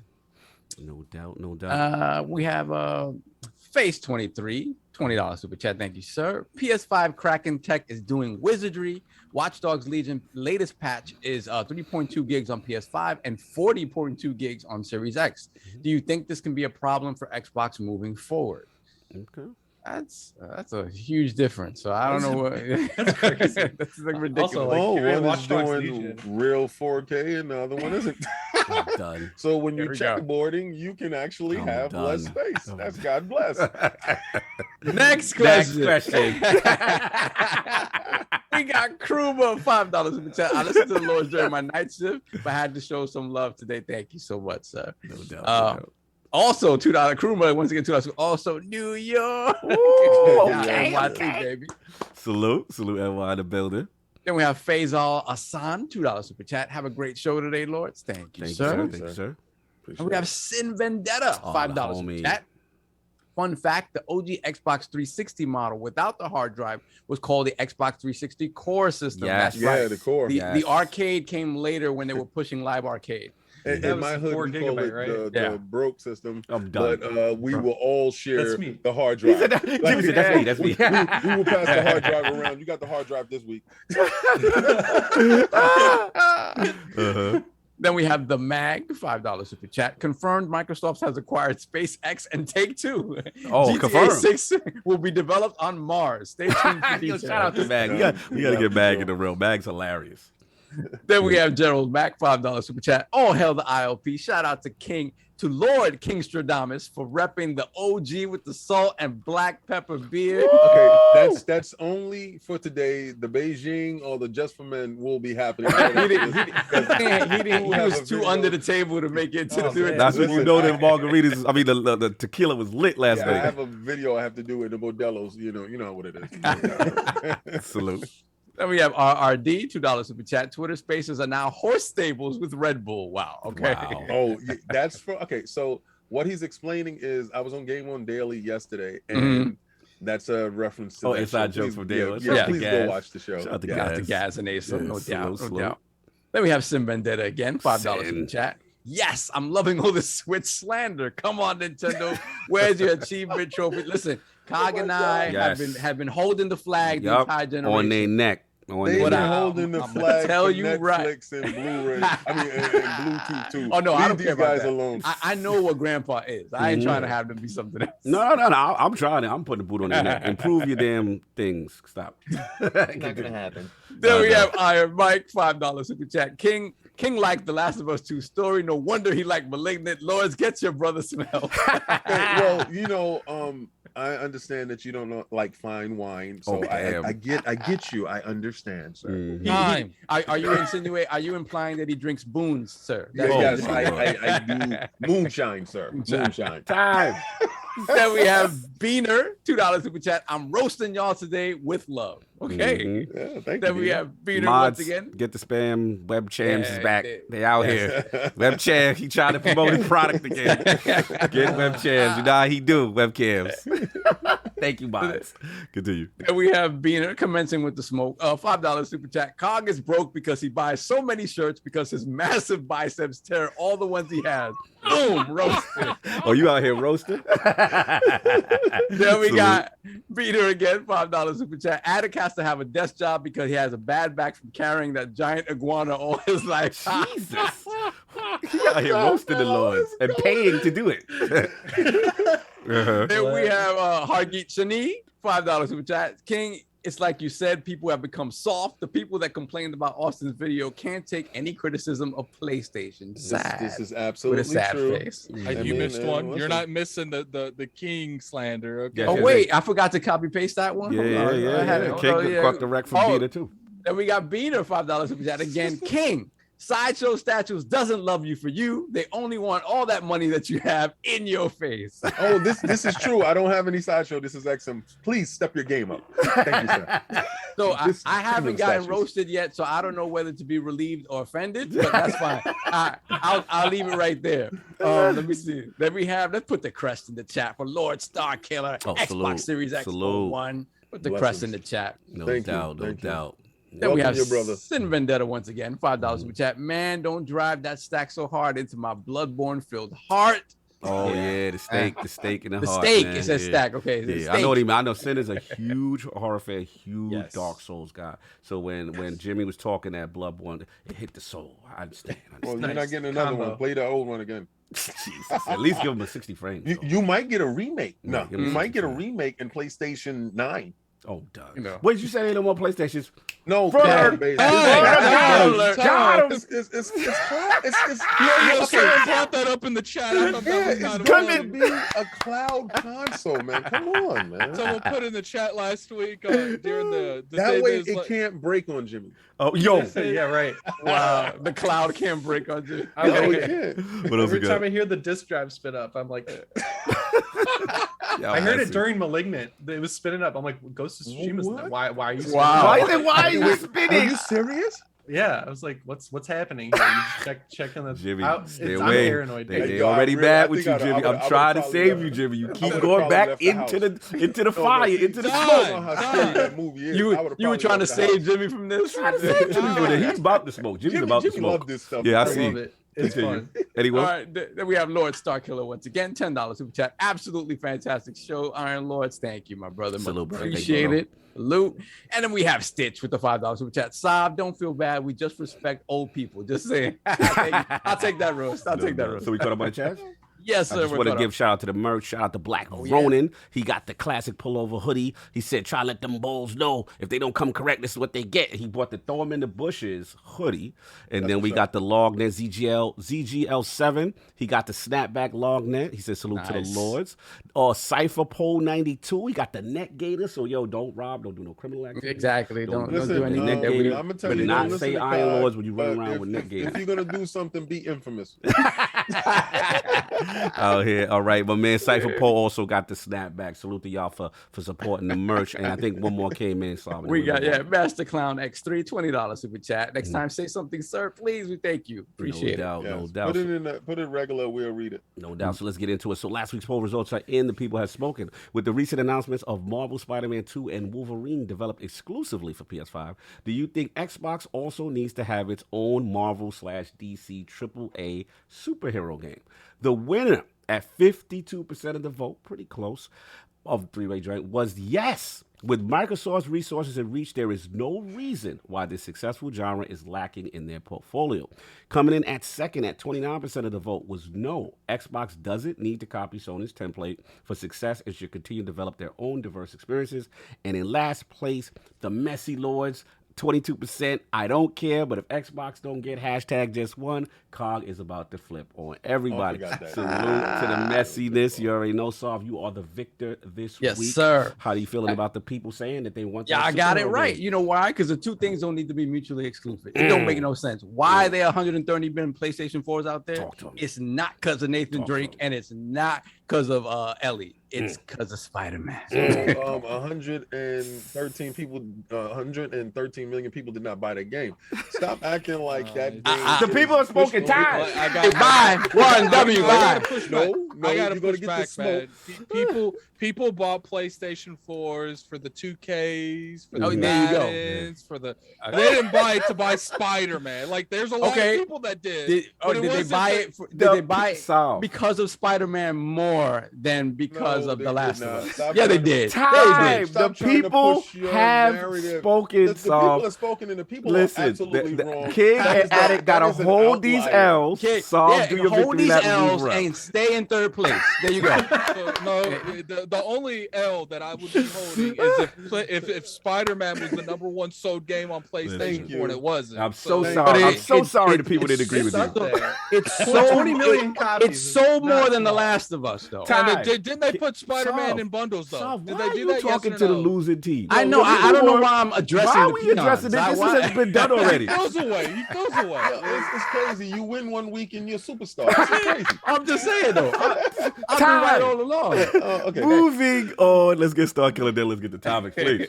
Star Killer, $5 in the chat. Let's have Microsoft acquire WB Games. All right. Yes. That'd be perfect. That'd be perfect. Did we get that master plan with the $20? Did we get the master? Yeah. We all right. No doubt. Spider-Man is the only successful losing superhero team game. is still talking. It happens. Anyway, let's get into it, man. A lot of topics. Lord Addict, this is you.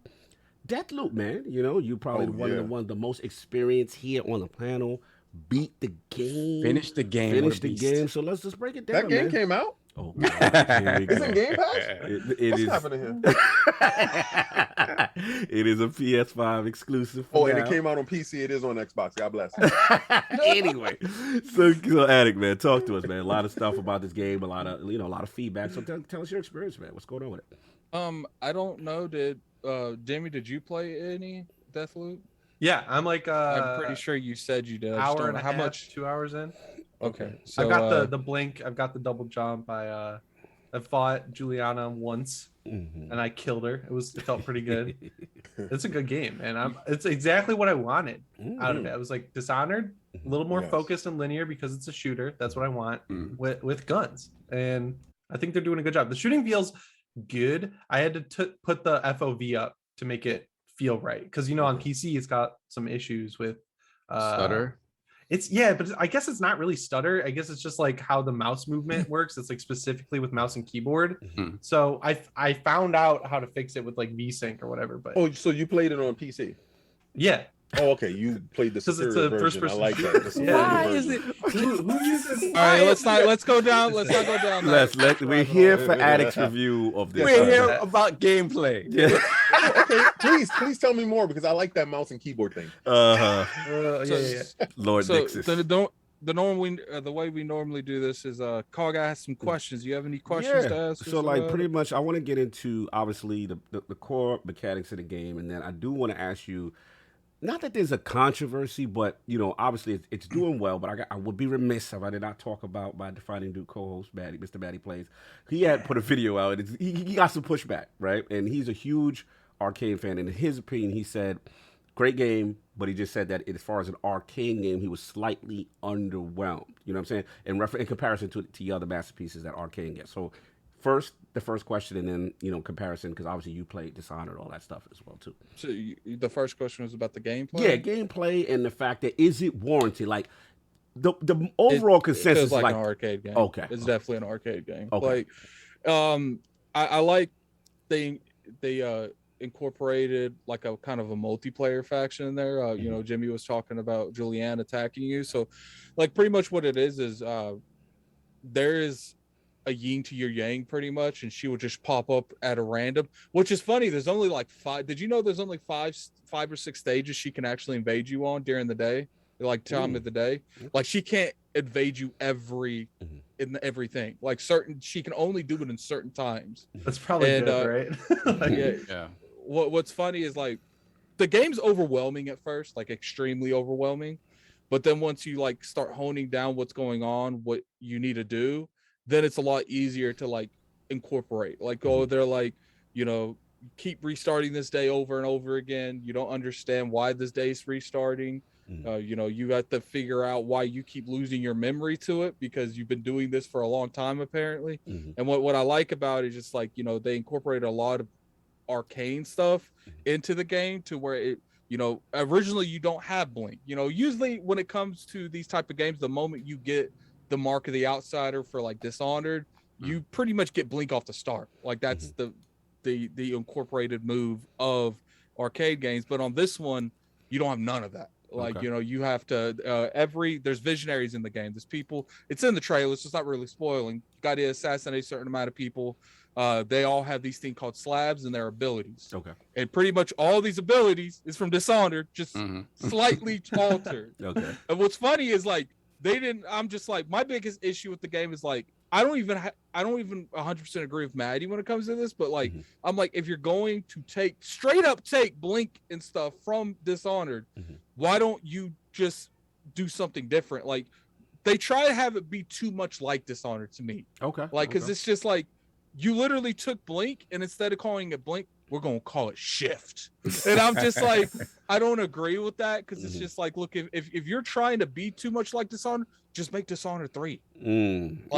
But you know, I personally felt like because you know, me and Maddie talked behind the scenes, like when it come to like the ending, I would have liked the ending. Obviously, this isn't the ending. Yes, please don't. But I would have liked Deathloop to have been connected with Dishonored. Like when you finally assassinate all the people you need to, the outsider shows up and he's the real villain, and this has been connected to Dishonored's universe the entire time. Because I felt like if you're going this above and beyond to put these elements of Dishonored in this game, it makes no sense that they're two separate universes. Okay. Like, because based on this, really good point. I see what you say. So you're saying that it's so similar in some respects that you wish it would have been just a Dishonored game, or like just name it. Well, it's not that I wish it would have been Dishonored. I wish that it would have been in the Dishonored universe, or like a connected universe. You find out that, you know, they don't even really explain what's going on. Like in terms, maybe it's in like the handwritten notes to the game. You guys don't read that shit, so maybe it's written in there. I don't think it is because I did read a lot of stuff in the game, but it's just like,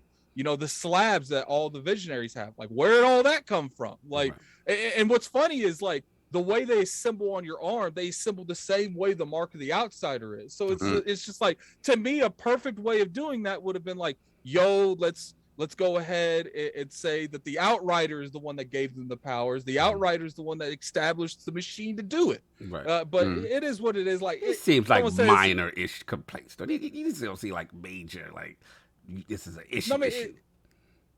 I think it's an issue because I feel like they try to be too much like Dishonored, and it's not Dishonored. Like it would have been different if they took the gameplay, but everything else was different. Like they literally have the abilities from Dishonored in this game. Like, okay, all right, fair enough. And then the question I have for you, two more, and then we move on.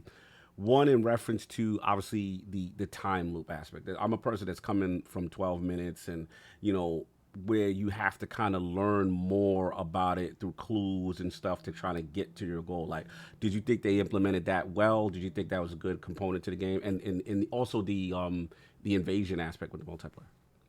The invasion aspect, it can be very frustrating because I've always felt like arcane games aren't designed to be shooters. They're designed to be stealth-like games that you can be shooters.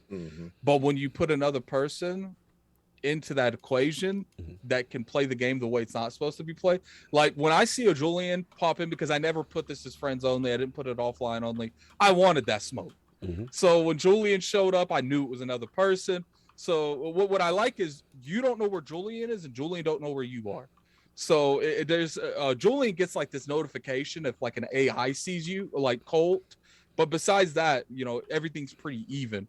So like when I see a Julian, I don't try to shoot her because I personally feel like the game wasn't designed to shoot like that. So I will use Blink and just sneak up behind her because I'm not going to shoot you 8 times for you to run away and get your health back when I can literally just keep dashing around the building because you don't know where I am and just assassinate you. Okay. So, you know. So you're playing it right at that point. Like, yeah, I feel like that's what you should do. But you know, a lot of these people, what's funny is you could tell a lot of people are trying to use this for shooting mechanics. Like one time a Julian got stuck up on a hill and she kept shooting down and she thought I was going to sit there and just play peekaboo with a sniper on her all day. I didn't. Like the moment I saw her, I went straight to the left, went right behind her. And you can see in the stream, she didn't know I was there. I just snapped her neck. But there is when you're Julian, it is a lot harder because when you're Julian, you have to kill Colt potentially 3 times. But when you're Colt, you only got to kill her once because she don't come back to life. So time loop implemented well, and then multiplayer, you said, okay, cool. And then you got to finish, and then I'll ask one last question. The time loop, I think the biggest issue I have the game was the AI and the way that things look. I don't like some people's look like crystals. I don't get that. But you know, I think that obviously it was a budget thing. You know, they put mask on a lot of stuff. We saw that with Compulsion. It's easier to develop if you don't make individual people for individual faces for everything. And I get that, but like some of these designs. Have you guys seen some of the designs? Like they look crazy, man. Some people look purple, and I'm just like, I felt like that was the biggest immersion, and then the AI is not the smartest at all whatsoever. Okay, like I felt like if as long as you're not seen in a certain district, like let's say the place A, you kill everyone there, you could just be shooting everyone. And trust me, these guns are supposed to make noise. You're on a small island. Right. You go to area B, which is literally right beside area A. Everyone walking around like nothing happened. Oh yeah, you know. So you got to suspend disbelief with certain things. Yeah, okay. And I felt like that hurt it in a way because like the knifing ability, like I can literally mow down a mad amounts of people, and then just go into the X area, just being stealth like. And I felt like I don't know. I think the biggest issue of the game is just immersion in terms of that, because it makes the game a lot easier when I can just mow you down, and they only take a couple shots. Like you take a lot of damage, but they don't take much damage either. Like almost one shot kill. Yeah, it goes worth both way. That's why they have perks in here to give you more health, to give you more power, mana, whatever they want to call it on here. And I think that's the biggest issue is the funding should have a little bit better when it comes to making characters look a little bit more unique, and make sure the AI is actually responsive. I think that's the biggest point. And the last thing was just the big overall question. Obviously, it's getting raves. We've seen some 10s go out there, and then like with the whole hierarchy in Arcane, like where is it at for you with that? I think it's up. It's on the same level as Dishonored. But I will say that without Dishonored, this game doesn't exist. Okay. Because I felt like Dishonored's always been about Arcane for the most part. Besides Prey, I didn't like Prey, but for the most part, it's always been about choosing your route, choosing the way you want to play, assassinating the people, and doing unique, different ways of doing it. This Deathloop didn't really have that for the most part. I felt like they were very narrow. Like this is how you're going to do this. This is how you're going to do that. Right. That's one of the biggest issues Maddie has, because when it comes to Arcane, you're used to choices and how you want to do the free for. Yep, I got you. Once you found out, because they want you to kill them in a certain specific way. Gotcha. It doesn't matter. Like the way Maddie and I would have personally wanted is like, there's multiple ways to kill all 8 of them. Yes. But you have to find the multiple ways. But on here, to my knowledge, there's only one way to kill all 8 of them. Gotcha. And people don't like that because that's not like an arcade game. But to me, yeah, I don't mind aspects from Dishonored in the game that doesn't have all the aspects from Dishonored. Like they give you aspects to kill everyone multiple different ways, but they didn't give you aspects to kill the 8 people in multiple different ways. So I felt like that was a good balance of both worlds. No doubt. Shout out to Brap. He said great insight addict. He said great points with the game. He agreed with it being on par with Dishonored. Dishonored 2 has the same Metacritic. No doubt. Shout out to Star Killer who just got that classic Tito. I see you, bro. But I just want this guy solved. I want to get you in. Yeah, I want to ask Addict, like, so do you think, because the thing about like the past Arcane games, that as a fan of like the immersive sim, is that they can be kind of intimidating to people who don't kind of want all those choices or afraid to kind of get that sort of fear of like, what do I do when I have this much choice? So do you think this game feels like it's appealing to more people on a wider scale because I would say yes, it has been distilled down? Because I think I think Maddie's issue with it is that, like, as hardcore Arcane, like immersive sim guys, it distills it down to a point where it's maybe too simplistic. Has it been casualized? Yeah, I don't think it's been casualized. I do think it's more appealing to certain people because you can what it goes is like the more the story goes, the more the visual, because you don't know who any of the 8 people are at first, right? So you have to constantly do leads to find all 8 to find. First, you have to find all 8. Where are they? Who are they? Then you have to find, okay, I can't kill you all in one day. Let me try to get some of you to interact with other ones. and then, you find out 2 of them are having some love affair. And you got to figure out where they shacking up. And then you got to kill both of them at once. Like, I really, I enjoy that kind of aspect. But I do feel like, because in arcade games, it's like, this is where the dude that you got to kill, You got to find out where he is, how to get to him, and if you want the secret one where you don't kill him, you got to figure out how to do that too. None of that was in here. They were very open and where you get that when you get there, that's where like you sit there, you observe, kind of like Hitman, like you observe patterns where they walk. So in this, it seems like that's kind of been it's there. But you know, with the loop aspect of it, it feels kind of like a roguelike type thing. It also feels like all of these things. It seems like Arcane stepped back for a second. Is like, okay, people love our games, but our games never do super well across the board in terms of they're putting sales before ILP started. Like it's selling well. So it's doing well. On PlayStation. Okay, that's good. Let's get King in because I'm curious. I think he's in the same boat as me with I'm going to assume this is going to be something you're going to wait on for Game Pass. You said assume. Somebody tell you you're gonna get like next donuts next week. You gonna go buy donuts today? I'm not playing that game on PC or PlayStation. Definitely not on the PlayStation. Definitely not on the PlayStation. Definitely not on the I would have played it on a superior platform like Jimmy did. The superior platform. The most superior. For it to come.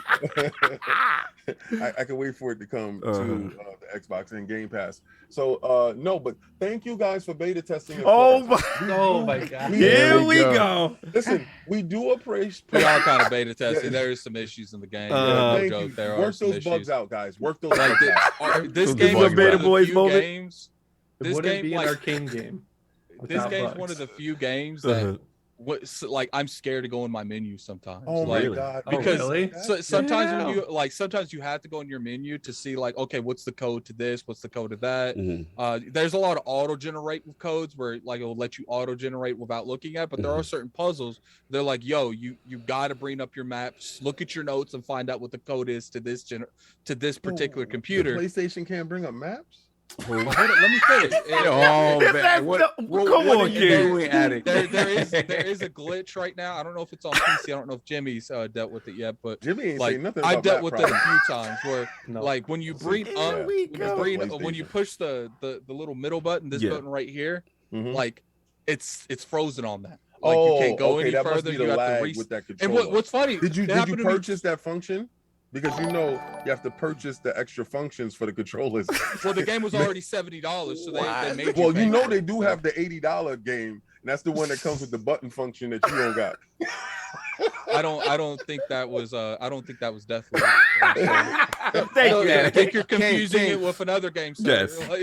I gotta ask you this, King. Do you feel this game, you know, despite being an Xbox Game Studios game, do you feel this game is getting a PlayStation bump in Metacritic? No, you really gonna feed him with this?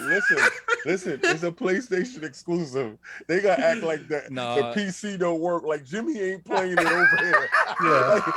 I'm sorry. I needed to hear this. My God. Act like Jimmy don't got a keyboard and a mouse and he's getting busy. Like it's only with this controller with the extra tax on it. No, listen. Do you understand how contracts work? I love how contracts work. And all right, so hold on. Let me interrupt you real quick. Deathloop is 60. It's 60. There you go. There you go. Right? $60. PS5 at 60? Really? Yeah. That's that Microsoft. I'm assuming. The Microsoft love. It's the Microsoft look. That's they kept it at 60 while y'all pay 70. Returnal 70. It is, right? That's crazy. Look, I don't personally think that I don't personally think the 10 out of 10 is ridiculous. I don't understand why people give like every time I see a 10 out of 10, all you're doing is making me have more expectations for your game. Like it's just like look like in no world this is a 10 out of 10. It's like an 8.5 They're best. starving for games, bro. So it's gonna be a 10 out of 10, man. If you slide a hamburger across the floor to a starving man, that hamburger is 10 out of 10. Sir. I don't care what anybody say. Sir, but again, they had Ratchet and Clank in Return of the Year, sir. Okay, it's over with. No, it's done. Okay, King, we'll be messy for a second. We'll be messy. Oh, now we're gonna be messy. As if we weren't messy before. Now we're gonna be messy. Let's get it. I'm just gonna mute my. No, Jimmy, you're about to smoke, Jimmy. You can't mute now. You in this? Jimmy brought. Hold on. Jimmy opened up this door. Yes, we here. No, stop it. We're talking about Returnal versus Deathloop because they both have similar functions. I'm sorry, you guys. Deathloop completely shits on Returnal. Dude, actually use the mechanics of Returnal. They actually use the mechanics of an actual roguelike where you restart the day over and over again, something like they actually use it the way it's supposed to be used. Oh, okay. You can there's a currency in the game called infuse where you can infuse to keep things that you would normally lose when you die and restart the day, where you keep that stuff when you restart the day. There's nothing like that in Returnal for the most part. Can I ask you a question? This is where it beats Returnal, and I just want to ask you, minus the map play it, stuff. sir? No, I'm asking you. Oh, I'm asking you. Since you've played both, how many times have Deathloop crashed on you? Twice. Twice. Okay. All right. And how many times has Returnal crashed on you? Probably around the same, if not twice. a little bit more. So it's a PlayStation problem. You want me to hit you with something else? Problem. Jimmy's not having these issues. King, yeah, I never got any issues with Returnal. By the way, and I got something else. Then Yeah, you want to be messy? I'm gonna give you the messy. Give it to me. Ask me which one I've beat and which one I haven't beat. Which one you beat? You beat Deathloop, and I didn't beat Returnal. Yeah, because you threw it away because it didn't work. It just because when I died on Deathloop, I didn't feel like that sense of loss. But when you die on Returnal, I want to uninstall the thing. Yeah, I feel you. Listen. First of all, they got really good games. I do appreciate you guys going out and supporting it and putting up those 10s. Listen, without you beta testers, we will not get. Hold on, King. You know what's funny? Game Pass. You know what's funny? PlayStation and PlayStation fans are low key funding a Deathloop 2 for Xbox. Thank you. And this is why they say this is an Xbox podcast. This is why I get looped up into this. Now, question. Yes. Does this become part of that quote unquote legacy that Phil's talking about? No. You sure? So we're saying Deathloop 2. No, will be most likely exclusive. I think he said you get it. Hey, to me, if it was that way solved, we wouldn't be getting Deathloop. They've already said it's coming out next year. That was a 1-year timed exclusivity that they got for game. But what I mean is legacy going forward, just like whatever. No, you're not getting it over there again. No, this part two is over here. So, listen, you can play Deathloop twice. You can play your second go around when we get the sequel. You can do that. Anyway, salute the King. He had to hijack this. I gotta be messy, Jimmy. Come on. I didn't want to interrupt you guys. Please jump in. Please jump in, Jimmy. Please. I gotta defend Returnal here. Let's go. Because Returnal pulls from so many great horror movies that you got to give it credit. It makes Prometheus cool again. Yes. Which got me thinking about that movie, which, Prometheus was one where when it came out, people were really negative on it, thought it was weird. But as time has gone on, they've softened up on it. So I feel like with Returnal, you get in that headspace of the precursor type stuff, all that really cool HR Geiger imagery. Yep. It's a really good gateway to some good movies. Also, Returnal runs so good now. It really was good at launch for me too. Yeah. But I know Ben had issues. Just to clarify real quick, Jimmy, you're saying Returnal is a good game for movie aspects and not for game aspects. Is that what you just said, Jimmy? Well, just tell me exactly what you meant by that, Jimmy. So, but Deathloop is also pulling from a lot of different types of movies, like 70s style stuff, like how the Suicide Squad just did. Suicide Squad's Clockwork remake, Orange, stuff like that. Yeah, Clockwork Orange. Yeah. And to be fair to Deathloop, it's doing a better job than We Happy Few. I think it's dialing it in and being more focused. This game has a lot of We Happy Few feels. It really does. Deathloop does. That 70s feel. Yeah, and I like that. But if you're going for vibe between the two, I got to go with Returnal just because it feels like Returnal. You get a little bit more reward out of it. I'd say Returnal, I'm playing more for gameplay and atmosphere. But no, so what you're saying, where you want to throw your controller to the TV when you die after a long run, I live for that. That's what I'm there for. I'm I want to persevere over it. Whereas on Deathloop, it's more of immersive simmy. It's more puzzle solvey. I never feel really challenged by it. I was flying through the first, it took me a very long time to die in my first loop because it's the same thing with Wolfenstein 2, where when that came out, everyone was complaining that is so hard. But if you go for headshots, these guys go down in one hit. One hit. Yeah. Okay. In Wolfenstein, they're wearing a helmet, one shot to get the helmet off, and it staggers them. So they're standing in the same spot. You just 2-tap everyone in the game. Right. You never take a bullet in Wolfenstein if you do that. Okay. So you can kind of game it in Deathloop. You can't really game Returnal. Like you can get a little bit more of an edge, but at the end of the day, I feel like it's me improving as a player that got me through Returnal. You feel the challenge is truly there. I know I'm going to beat it. Gotcha. The story is what's at the front. So it's they're two different kinds of games, but I got to defend Returnal. That was a cool Bloodborne style exclusive from Sony that, like, I don't know, we'll never see more of, but it was really cool to get it when we got it. Same kind of timing as Bloodborne 2. So like, I think you might get another Returnal after they purchase the studio, after the studio blamed the hardware, It was like, shut them up. We own you now. Don't say that again. I want more of that. It sucks with the horror on games. I don't really get it. Why AAA horror always feels like it's fighting an uphill battle. Like when Last of Us 2 is going horror, right? With the gore, the hardcore, like violence and stuff like that. You've got articles coming out every day about, it's like a little too violent for me. It's like, I know. Like, why does horror always have to fight this huge we as a society have become more sensitive, to certain aspects of it. So I don't know. I feel the horror aspect when you talk about Returnal, and I see it, and I get the genre that you're going for, and being that you're such a movie buff and you're such steeped in that aspect of it, you would appreciate things of it. Like you said different movies, and I love Prometheus, so I did get that when I saw it. So I do understand what you're talking about. I can see your appreciation. Attic, you wanted to counter or say something before? My biggest issue I had with Returnal is, like, when it comes to starting the game over and over again, I just felt like the only thing I gained was knowledge on Returnal. Like, this dude runs left and not right. Okay, this dude throws these projectiles. You have to dodge these, but you can attack, like you deflect these. Like, I didn't. When it comes to starting the same thing over and over again, I want to feel like I'm gaining more than just knowledge when it comes to starting the day over again. Like in Hades, I get the knowledge, but I also let me unlock this, so I could take this with me too.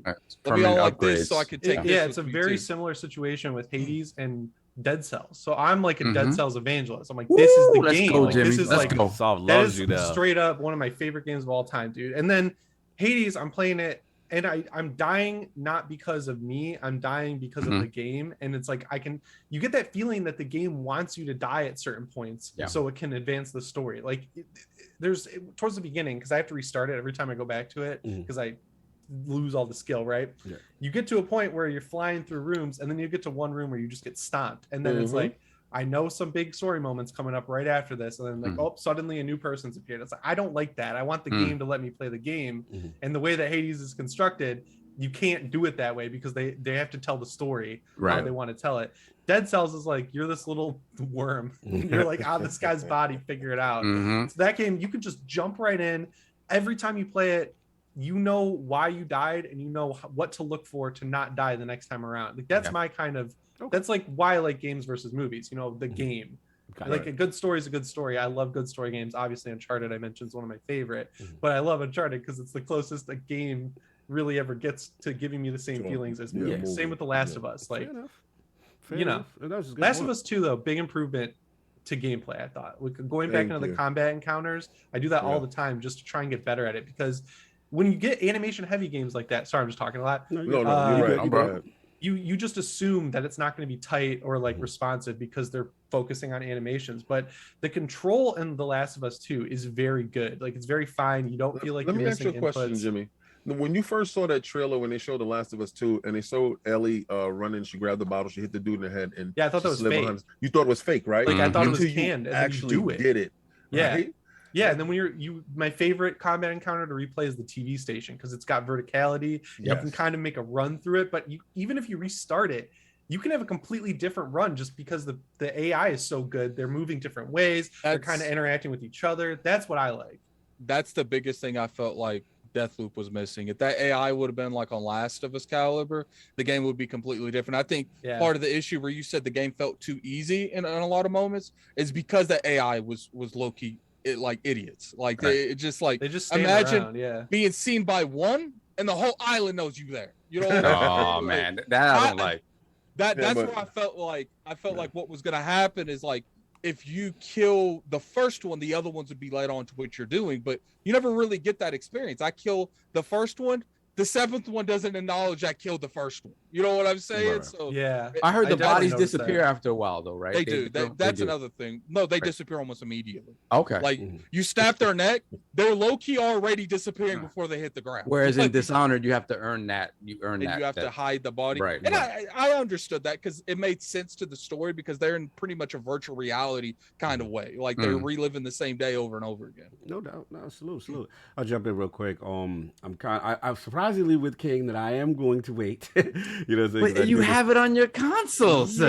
Yeah, but my backlog is crazy right now, and I can't justify. And my only thing is, I think right now, with 12 minutes, Hades, like I'm kind of like overload with the roguelite and the time I games. understand that. I'm like, I just went through. I think the reason I gave this is because it was Arcane. Oh yeah, no shot. So- Yeah, salute. Got to give them they flowers. But I think for me, it's like obviously when I know this is going to come to Game Pass at some point, you know, when the exclusivity window after a year, then for me, I'll catch it on there. You know, knowing Microsoft, some type of fidelity upgrade or something, maybe in the vein of Hellblade, how they did with Hellblade. When Probably get whatever expansion you might get Or at if the same time as well. Exactly. Yeah, and you probably what get they're real gonna do? 4K because I heard it was like 1440p. What happened? Oh, there? that's what you heard. I heard it was something like that.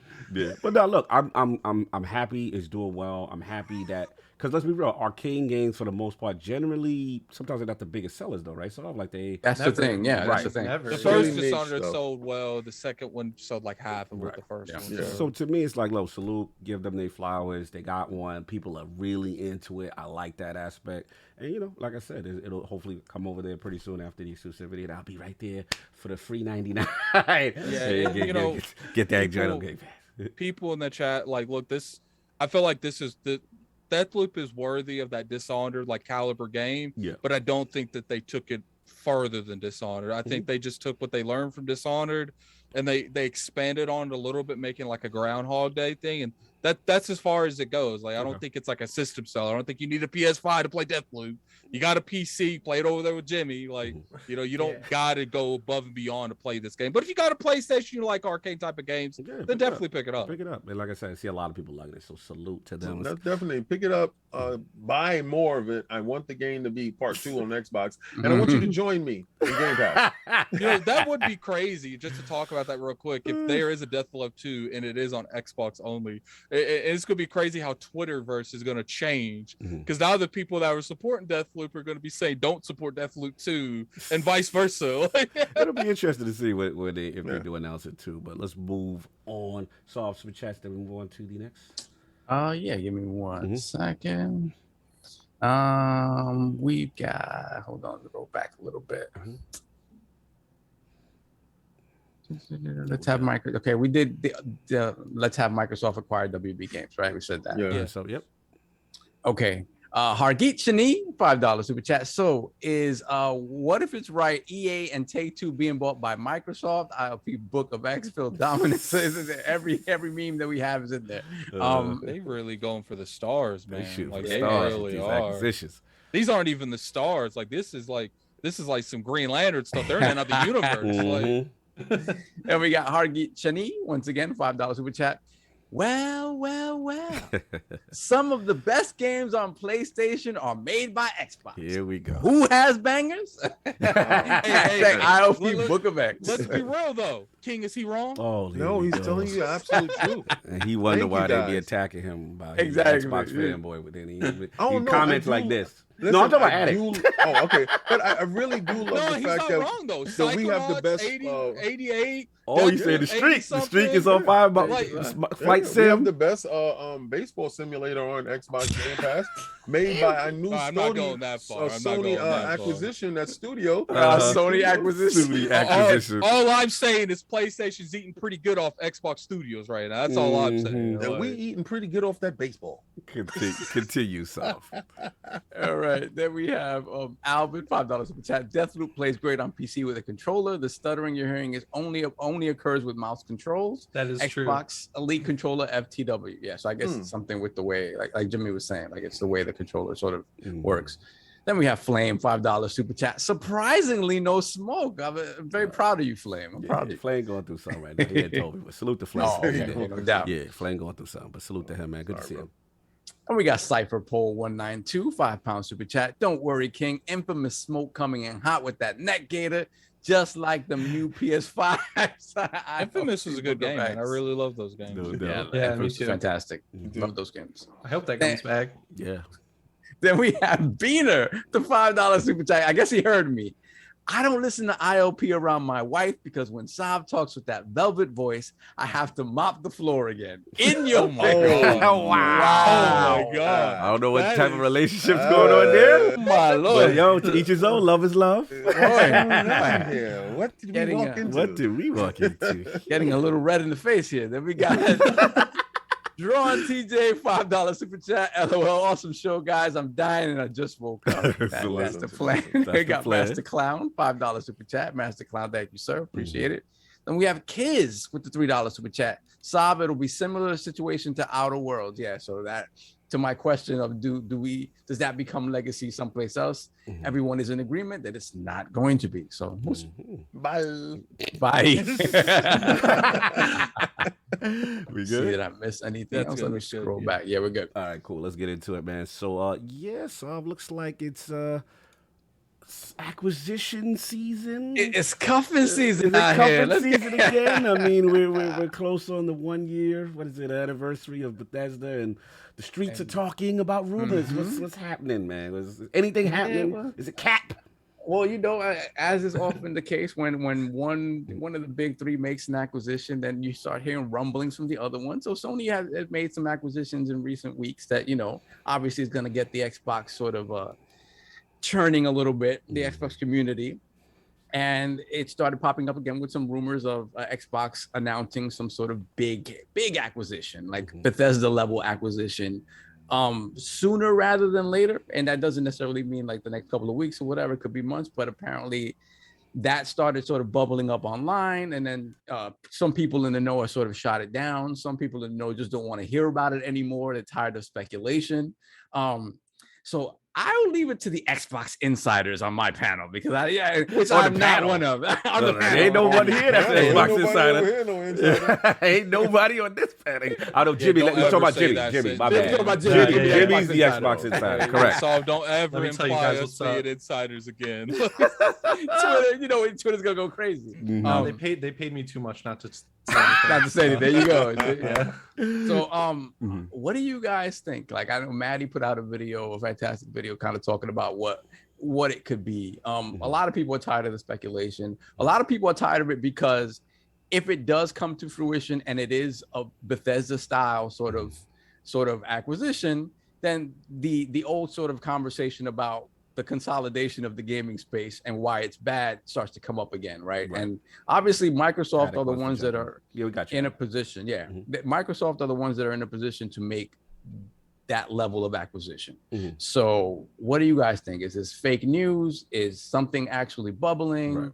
And if it is, who do you think would be on the table? Before you jump in, I just want to, for context, so a lot of this started with Akami. Was it Akami Games?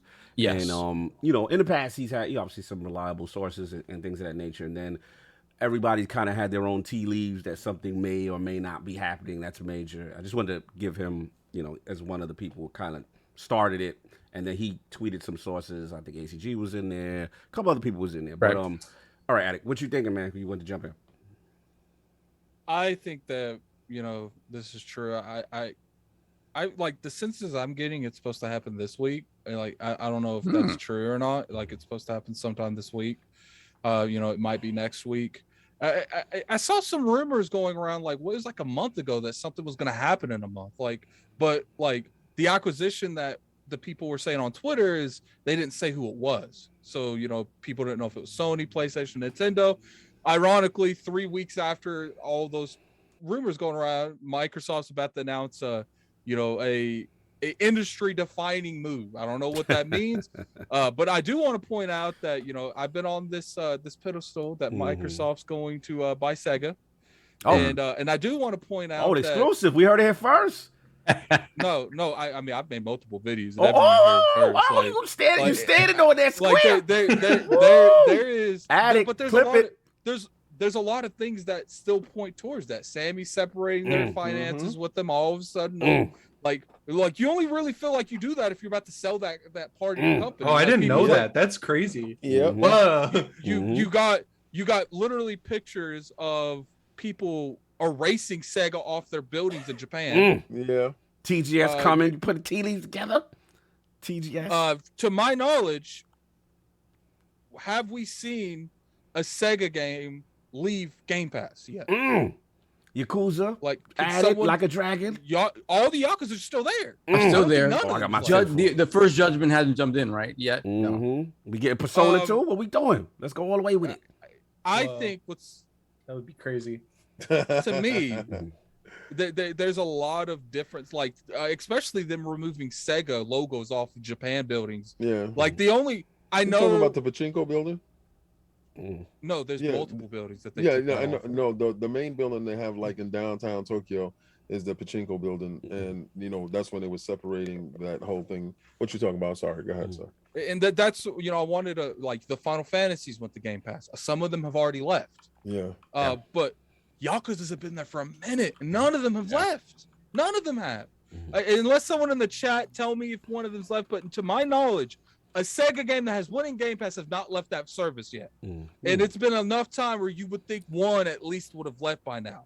So like to me, so we get this announcement that they're going to announce something that's on par, maybe not on par with Bethesda, but something around that. And it's ironically being rumored to happen next week, a week before Tokyo Game Show. Okay. It's just like, and then not to mention, there was a timed exclusive on the the Xbox Series X and PS5 version in the States on Like a Dragon. It wasn't on PlayStation 5 for a year. We got exclusivity to the what's that online game?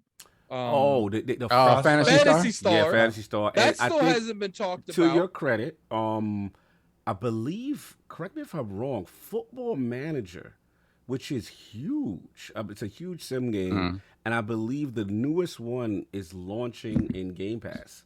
And that's a big deal. I know a lot of people, like from an international perspective, like that is Madden, that is FIFA, like that game. I know a lot of people in the States probably maybe don't know of it or don't care of it, but I did hear that.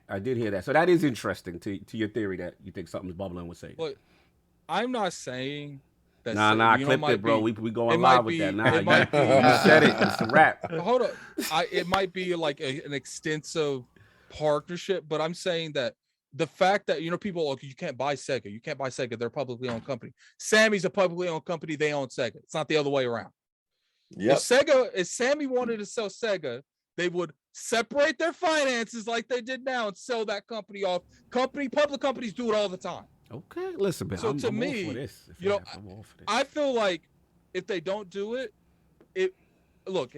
people didn't think they were buying Bethesda, and then they bought Bethesda. Like the fact they bought Bethesda, they could easily buy ZeniMax. Sega. Oh yeah, we know the money. Oh my god! And to me, when it comes down to it, like, look, I don't think they need no more. Like, if they bought Sega, they would be complete because they would have the Eastern games, they would have the Western games, and they would have xCloud at the top to hit the Eastern market, and they'd have this Xbox Series S and X to hit the Western market. And to me, you put all of those games in Game Pass. Imagine if they went on Tokyo Game Show and be like, or they did it at E3. I don't know if they would announce it at Tokyo Game Show, but let's just say they say, they show a trailer to Persona 6, and then Phil Spencer and whoever owns Sega, I don't know who it is, comes out and says, this is on our stage because we bought Sega with Atlas, and that's why we're shown on our stage. And Persona 6 is exclusively on Xbox and PC. Imagine, like, and to me, Microsoft has been very vocal about trying to be more appealing to the Eastern market. How else are you going to do that unless you buy Eastern market companies? And Sega is an Eastern market company with multiple games that appeal to that market. Listen, I mean, I'm for it. I'm Team Sega. I want to get Jimmy in because he's the insider here. I was talking to Maddie about it. No, Maddie's the insider. Dude, I haven't read up on the rumor or anything, so I don't know how big the acquisition is supposed to be. Yeah. But I would kind of want it to be someone smaller, mid-tier, like Devolver's, who I was thinking, because Devolver makes Devolver's mid-tier. They're not like it's AAA, right? Like I get that, but I do think they have enough. I do think they have enough caliber in that indie space to make them a big tier. I'm a mid tier from like monetary. Like to me, they're like S tier, S plus. I love all their games. Yeah, we've seen so many of their newer games go to Game Pass already, like Death's Door. Was that or Xbox exclusive at least? Yeah, and that would be perfect because then they can go out and basically be like an indie producer for Xbox, right? They go find these like weird, cool games that can just end up on Game Pass and not need this like insane monetary buyback. Jimmy, let me interrupt you real quick. Okay. There's a super chat. I don't normally read the super chats at Solve, but Don Hutaku, I definitely butchered your name. We're gonna move past right that. Multiple Sega games have come day one in Game Pass lately. Kind, Football Manager last year and this year. There's 2 Point Hospital. Yeah, also. he's right. So there's games going in there, Game Pass day and day. Yeah, and Sega's already said that they've been loving the relationship with Game Pass and how their games are really doing well. And then I just want to go back to Jimmy with the whole Devolver thing. Continue, sir. Yeah, so someone also mentioned that they have Zero Studios. Yeah, I think they might own Crow Team, the guys who made the Serious Sam games, but they have a lot of IP. Like they've got good stuff and they're good at going out and finding really good indie games, which a lot of stuff ends up on Xbox that turns out to be good, but Devolver seems to have like foresight with it, so you'd be acquiring them just to do work for you, like to go find cool games, and you could kind of just let them loose, let them operate on their own, kind of like Bethesda does. Sega's weird to me just because I'm not into a lot of the games that they put out. And careful, you're doing good, Jimmy. You don't just Sega slander. You were doing good. I really liked you, and then you start Sega slander, and now I have to question It's fine. everything. You're still welcome here. Continue. They're just not like I'm just not into like, good, it's not your Japanese Yakuza type stuff. I'm gonna tell Destin. I'm gonna tell Destin what you said though. I'm gonna tell him. We argue all the time. Oh, okay. I know you love Japanese games and y'all friends. Yeah, no. Okay, good. He's been trying to get into some anime stuff. He's like, no, don't do it. Don't do it, Jimmy. He's like, nope. I got my horror over here. I'm good.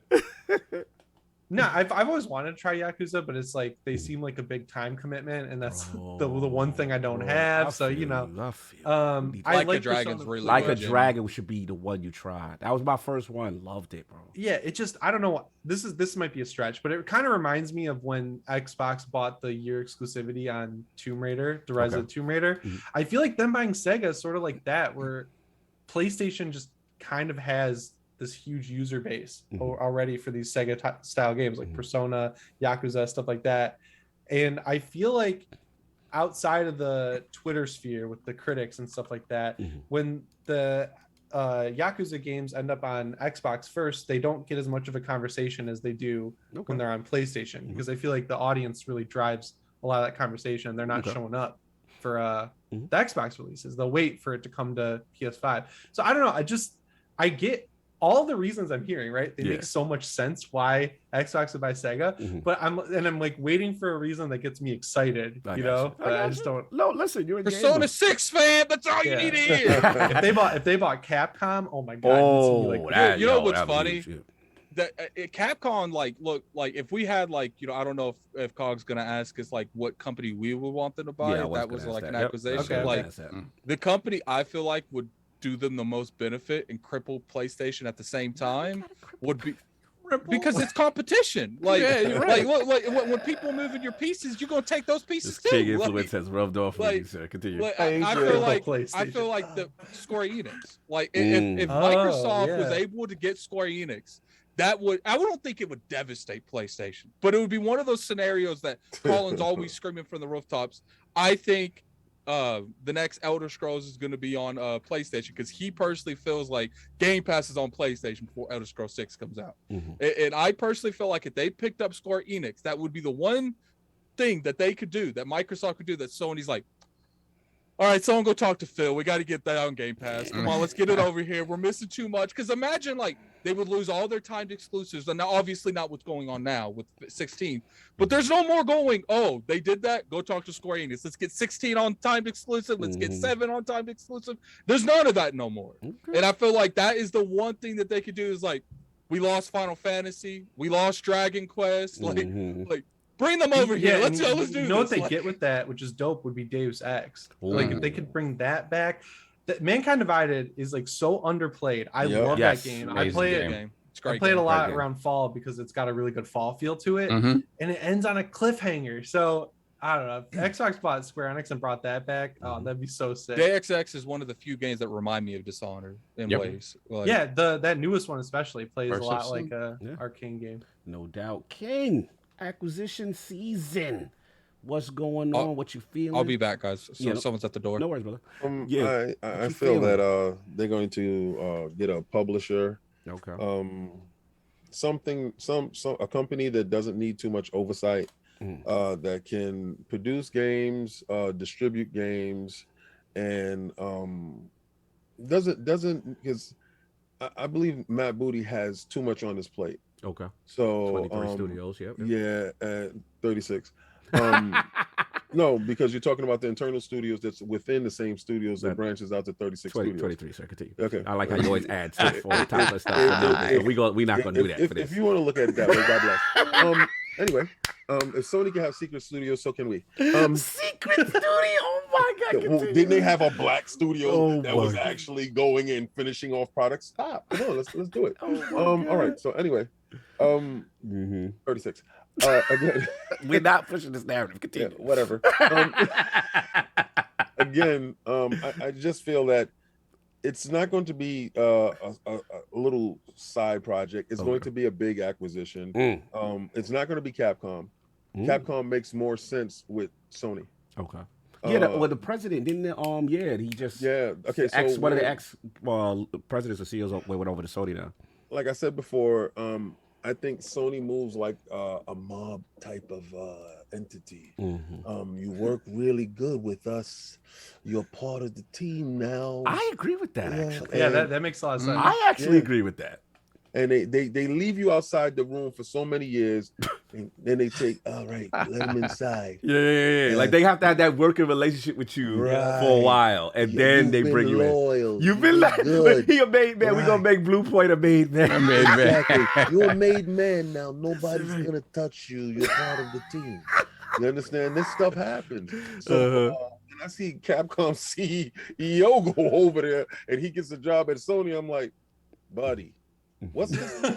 Like, who does this? Like, so it makes sense why Street Fighter V was locked to that console. Relationships, and Street Fighter's always been all over the place.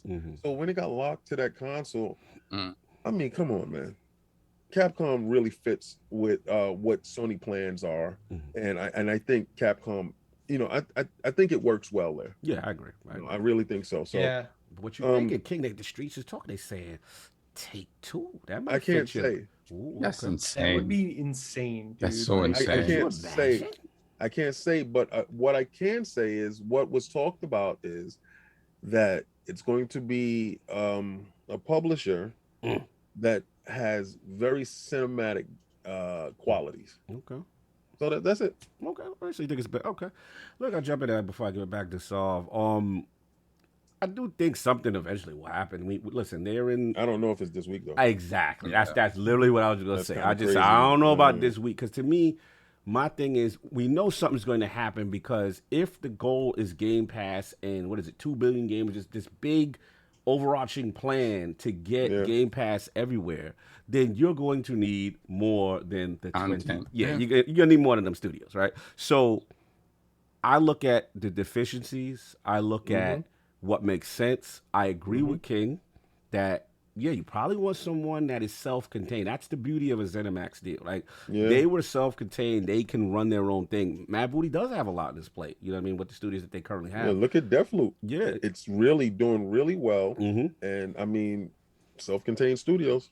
Like I said, but that's been used to. So it's not much micromanagement you need to do, right? So if you're going to bring people in, so I agree, you need to get something on a bigger level. you know, Sega is close to heart, obviously, for me. You know, that as Attic was saying, like, that would be a dream come true as a Sega kid. Sorry, Jimmy, I know. It's okay. I know this doesn't please you, but for me, selfishly, I always got to say that. But, you know, I've been talking with more people. I think from the thing that I think makes the most sense that I would love them to do is WB. Because WB solves a lot of the problems and deficiencies. I'm going to tell you why. Superhero games, number one. Because if they're able to get the license. They're able to get the license. I don't think so. Right, and if they can't, then obviously their value to Xbox is not. But they still, but that Rocksteady still has the chops to make a game of that ilk. So if you want to on this superhero crap, forget about superhero Batman. crap that you was capping fraud alert. Like, I'm stop. We gotta get King. Okay, so I gotta get you out of here. You the same fraud alert. You the same guy who came in here with a Spider-Man mask and Spider-Man and God of War ain't this and Spider-Man's this that and now superhero crap. This is what we doing. Okay, you know, no. What I'm saying is.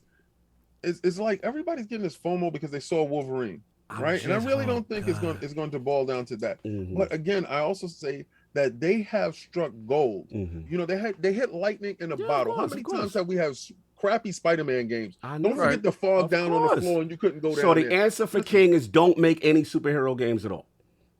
I don't think it's going to hit the way you think it's going to hit. All I'm saying is it doesn't necessarily even have to be a superhero game. It just they don't have any pop culture popping game. That's the thing. Like that. They just at the end of the day, you need people who would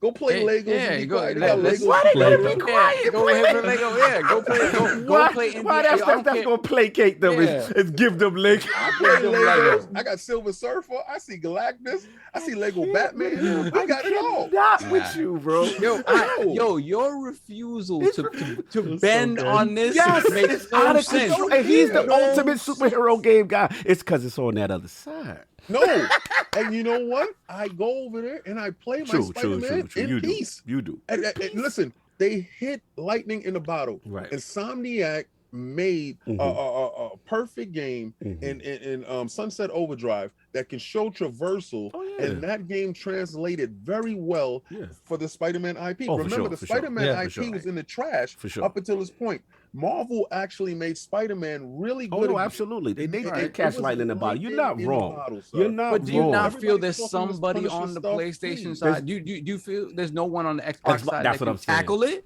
That can tackle a game of that time, a game of that type. Let me ask you a question. Where is all this coming from? Because you saw Wolverine CGI trailer? No, you know where it's coming from? We've been saying it for years. You think it just exemplified the weakness. That's all I'm saying. How many crappy superhero games do we have to go through until we get one? I think since the Arkham game, that whole narrative has changed. Okay, since the Arkham, right? You have Batman and you have Spider-Man. How many crappy games came out? Oh, there was a lot between that. There was a lot. No one's saying it's not a risk. That DC Universe stuff is terrible. Well, that's all before that. That's all I'm saying. Forget. I don't even want to. This devolved into the superhero thing. I really don't want to go there. I know where that's. But this is where. All I'm trying to say is WB would service multiple needs, right? And if King would let me finish, he thought I was gonna go just to the superhero band. I really don't care about that anymore. I've already said what I had to say on that. But remember. NetherRealm fighting another deficiency, right? And then what's that joint song? Traveler's Tale, the Traveler's Tales kitty game. They don't right. So to me, WB is actually a better fit for the things they lack. That's all I'm trying to say. I'm not mad if Take-Two happens. I'm not mad if Sega happens. Like all the stuff they could use. I'm just saying WB in a way is perfect for a lot of things that they need. But I'm with King. I don't know about this week, fam. You know what I'm saying? And my last point is, usually deals of this ilk that are this huge, let's be honest, Joe Schmo around the corner ain't hearing about it. Yeah. Like, you know what I'm saying? Like, to me, like, this is, like, when we heard about Bethesda, it was literally like the day before, the day of.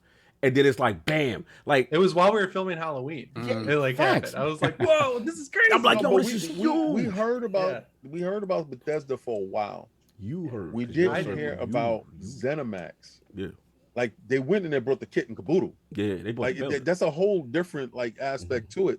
And from what the conversations was before, this acquisition is going to be larger than that. So when they was trying to go get Discord and it was paying 50 whatever, how much was that? 50 billion, something like that, to try to get Discord.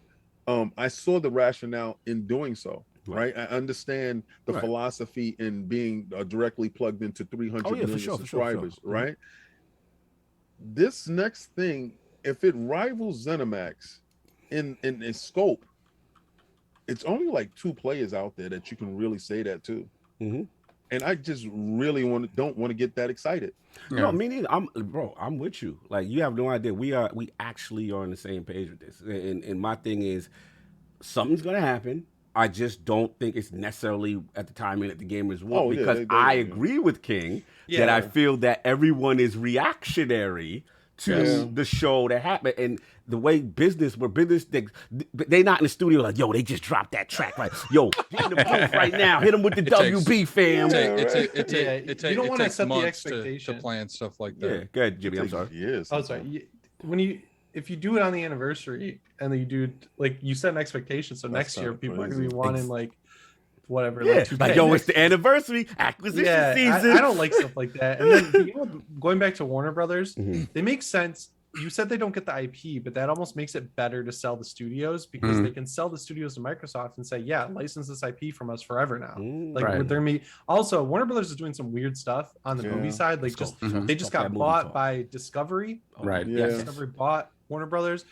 When you have a company like that buying Warner Brothers for their movies, that game stuff, as big as a moneymaker as the game stuff is, like that's an afterthought at best to them, and it kind of could be seen as a problem. So if they see it as a win-win, where they're like, we dump all these studios over to Microsoft, which honestly, let's be real, those studios kind of fit with Microsoft's vibe, I think, a little bit, like a little bit more like, you know, like the art style in the Arkham games, it's like beefier, like bigger dudes, fits with like Gears of War to me. I link those together. You got like Killer Instinct mixes well with Mortal Kombat. Like they have more of an Xboxy edge, like hyper masculine vibe that I think dude works bro together. Call it dude bro. Yeah, I'm with you. And I think in terms of Warner Brother, that besides Sega, they're the only ones that make sense to me, because like when I'm looking at like what I personally feel like would benefit Microsoft the most. Like they need a worldwide appeal. That's why I feel like Sega is the one that makes the most appeal, because right now, if you buy Warner Brothers, I do think that they have a lot of answers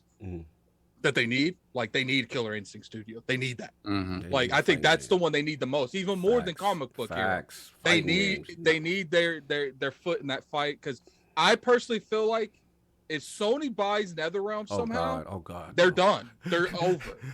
Then they got Evo. Dude, that's crazy. Like, I kind of, honestly, like, selfishly, I want them to end up on Xbox. What's funny is King down here said, you know, Legos. Hey, King, you know who makes the Lego games? The people who own Warner Brother. But so okay, didn't they just farm that out to somebody else, didn't they? The Star Wars Lego thing. But at the same time, again, purchasing a studio and don't have the licenses. I agree. It loses value. You gotta get those licenses. Right. You can't be paying Bethesda money for. If you're paying that money, I want the license. I don't want no. You don't want the generic deal for a year. I definitely don't want Spatman. I don't want Spatman. To be honest, though, like let's say that because Discovery, they don't want nothing to do with they don't want to have nothing to do with it. So to me, if you can, obviously it's going to be billions of dollars, but you can get that on for the low side, the cheap side. And you can get, even if you don't have access to those IPs, you have Rocksteady. You could go find something. You could go talk to people making a Spawn game. They can easily make the Spawn game that you need. You don't go buy the shell of a car and hope for an engine. You don't do that. But it's you act like the IP is everything. These guys know how to make that type of game. I have to disagree. These guys know how to make I'm actually with King how to make a hero game. But look. At the end of the day, I think let's be real here. If you buy Warner Brothers and you don't have, because they'll get the Mortal Kombat because that comes with it. even stated that last time they were talking to them. The IP only affects Rocksteady for the most part, because they're not going to make another Shadow of Mortal Mordor. Kombat. That's interesting. So that's weird because like that's gonna be a movie thing now. Like, well, I think to me, but the IPs only really affect Rocksteady. The Batman stuff. Like, I don't think they're gonna make another Shadow of Mordor or anything like that. It only affects that one studio. Harry Potter. But really, man, Harry Potter's big. Harry Potter's big, though. but Harry Potter, I can tell you, but I don't think that game's huge. Name me one good Harry Potter game. Oh, here we go, Addicts World. No, the Harry Potter game that's on its way is probably gonna do numbers. It's gonna like do crazy numbers. numbers. At least we have Spider-Man and Batman to like kind of grasp that. Name me one good Harry Potter game. One. Talk, Jimmy. Give numbers. Dude, if you so the way I find news topics for PS Ready is we go on Apple News and you type the topic in. So PlayStation, right? And then I see all the stuff. These sites that are content farms that like just look at what people are searching for and generate articles out of it. They have been making articles out of the 1-year-old trailer for Harry Potter Hogwarts Legacy for a year straight. And these are always top stories. Like every creature that showed up in the trailer is listed here. And like Jimmy, tell me a good game though. The PS1 one is pretty good. Not gonna lie. But yeah, no. Look, I'm not saying that. No, they're movie games, dude. Like they're on a time frame, they're on a budget. EA was doing it too. Like, my thing, Jimmy, is that's no longer an excuse after Spider-Man and Batman. You if you have access to those IPs, you can make good games. You just gotta fight for it. Well, that's kind of what I'm saying. Like if Microsoft buys the studios, they can exclusively license the IP. There's no reason for Warner Brothers not to let them do that. Right. And also, if you separate it out, you get DC on Xbox side, you let Sony focus on Marvel. It's just like that creates competition and makes better games. I do agree that they do need. I do agree also, that I like Marvel stuff, so I want like I do to stay on PlayStation. You want that whole universe? I do agree. Because Insomniac's doing good work. I do agree that they need a comic book here. I do agree that. I don't think it's going to be Marvel because so why go for a Marvel character? Like, but I don't think that's on the table. To me personally, I feel like Sony has bargained that Spider-Man movie license into a we get a pick and no goes to, because if you look at it, everything has been an exclusive in terms of Disney on either Nintendo or Sony. Name something on Xbox, and I think Sony doesn't care if it goes to Nintendo. They care if it goes to Xbox. And I really feel like when they went back to that renegotiate to get Spider-Man back in the MCU, they'll we'll negotiate on that price. But what can you do for us in the game-wise? And I think that's where Wolverine came from. I think that's why you won't see anything else on Xbox in terms of those licensing, because I think Sony done low-key behind the scenes, locked all that down. Yeah, I was convinced that when Indiana Jones was announced, I thought that meant that all right, Disney's looking at it like Sony gets our Marvel stuff, Xbox gets our Lucasfilm stuff, but now we've got Knights of the Republic. Couture, exclusive, timed exclusive. No, I don't even think it's timed exclusive, which is weird. Finish it right, and then it's just that it's just no. Okay, so stop with the WB stuff.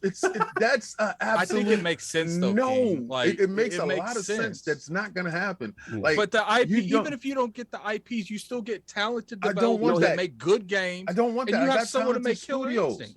I got talented studios. I'm not going to purchase a car with no engine and hope I can get the engine. Who did you want? But it's not. Did you say who you wanted? Yeah, King didn't say who. I'm curious. Yeah, I really King want didn't say who. No, you don't even know. No, I know. I know. He tried not to say something. See what it is you want me to do that. No, I'm genuinely. No, I'm not. I'm talking to Addict. Addict wants me to. do that. No, but at the end of the day, like this is a conversation about what I would like. What I would want for myself, like selfishly. Yes. Yeah. EA. We got them. No. EA. Why marry it when you getting all the benefits? Yeah, they got the partnership. It's friends with benefits. No, she's sleeping over. I want to do what they did to us. Oh, you want Madden ripped off? You want? I mean, ripped off their platform. FIFA? You want to play Madden? You gotta come over here. Get over here. Okay. Get down or lay down. It's on Xbox and PC. God bless. Say less. Let's see you later. Let's entertain this EA That'd be thing. nuts. Imagine if they did that. This is how you share used games. Is this how you want to play Madden? That's out Yo, of control. it's just listen. Y'all just asked me this. That's I what came with you the want. wildest thing Yeah, that I that's could what- possibly come up with. Yeah. It's one thing that I'm hearing. I don't want to say anything Yeah, because then I'm going to protect betray the- somebody's yeah, trust. no doubt. But at the same time, if that thing happens, oh my It's on. God, I'm in for Mm. a All right, no doubt. incredible ride. Saul, before we move on to topic, gotta get yours. Yeah. What do you want? I mean, like everybody's touched upon the big ones, but there's two that I want to talk about real quick that also sort of fill voids that make sense because of where we're at now, the games that are popular right now. So the first one is Bandai Namco, right? Right. Obviously, Souls. Yeah. Souls has permeated every single type of game genre. Like Souls is everywhere. But I don't think you get Souls because you get that. Like From Software publishes with them. They don't own any of that, do they? Right. It is a publishing thing, right? So you would have to get From, right? That's a whole nother thing. They got From. I would love Twitter. I would love Twitter. Twitter? Twitter Twitter would be God, crazy. dude. So it would be I crazy. think the world would end. Yes. The fighting game ops that obviously gets filled by Tekken and Soul Calibur, right? Like that's Didn't even think about that. You're right. you think about Tales of Arise don't know and how that hit very well. They get the Tales series as well, right? The Tales How much series of seems that like do it's like they in a actually renaissance. own? That's my question. How much of that do they actually own? Well, Or are they that's one just of those publishing things. all that? They're publishing all that, but it's kind of been exclusive, right? So when you negotiate with one, it's probably on the table to negotiate for the studios, right? It's easier to make that sort of request. So how that can happen? It would be through Namco, through Bandai Namco anyway, right? So it's not you're not having that direct discussion with anyone else. So that's one, right? That makes a lot of sense. Now another one that doesn't make sense at all, but it's a pie in the sky thing. Which one? There is a publisher out there right now that is hemorrhaging goodwill left and right, just hemorrhaging goodwill. Left Are and you right. talking about CD Projekt Red? No, they're not a publisher. That's Activision Blizzard. Whoa. I call You him think you Cognito. right now? I don't know if Nuts. Yeah, but tell you again, now. I think Microsoft's out there in a reading point that right scarlet now. letter right now. I don't know honestly- if PR purposes. But it's it the, is it's the that move to thing where make. I think Microsoft it has that sort of cleansing thing over the. No, they do not. Actually, Yeah. Microsoft You know is what? absolutely toxic. Yo, let me have that isotope, please. And radioactive isotope. I personally Those dudes are They radioactive. could fix it. They could cannot fix it. fix that. They can fix it. Yeah, They can they- fix it. No. Like I said, I don't it's think still they pie can in the do sky. that. It's pie in the sky. I don't But just That's think a of really fix big it. pie in the sky. Call No, of I know what you're Duty. gonna say. I know what you're gonna say. Call, because No. COD, this is the thing, right? COD, I wouldn't make COD exclusive. I would do with COD what I did with Minecraft. I don't want to right? lose Sarah Bond to become the head This- of Activision Oh to fix my a God. situation. Oh my God. I don't want that. Yo, that's So, probably I'm what no. they would just do saying, too if they bought them. They would probably send her I'm over just there. saying Yeah, no. that in terms of reach and in terms of bringing that it's name massive. back to Oh, a it's place of massive. prominence, That would they be could big. do it. Whether they yeah. want that burden, that's a whole nother. And That but- would I be doubt it. right. Yeah, that would be big. Please, But I the just voice don't. of reason. even before all the crazy stuff that's going on, I still don't think they would have wanted something like that. No, 'cause it's radioactive isotope. Don't touch that. So you feel the same way about Ubisoft then? I don't think Ubisoft's on the table either. I would be to so honest with you. bummed. I don't know. But It feels like a Ubisoft, waste. Yeah. Ubisoft would make sense in a lot in terms of when it goes to Game Pass. They do nothing but make games as a service. They buy Yeah, Ubisoft they get in pretty games. much service. especially If now, that's the right? Game Pass model. They're putting diesel in a car there, like they're blowing that up. Like, Mhm. Oh, for sure. So that's what you got, son? Okay. Yeah, that's what I got, man. I don't know. It might be smaller too. When they talk about like industry shifting or whatever, maybe they mean a particular developer that's been associated with another one of the big three and not necessarily a publisher, right? Maybe one big developer that's kind of you recognize as being with Sony or with Nintendo, and all of a sudden they belong to Xbox. That could mean a lot too. Oh, so my God. who They knows? buy man? Sony. We'll see. Just They buy Sony. King will be popping bottles.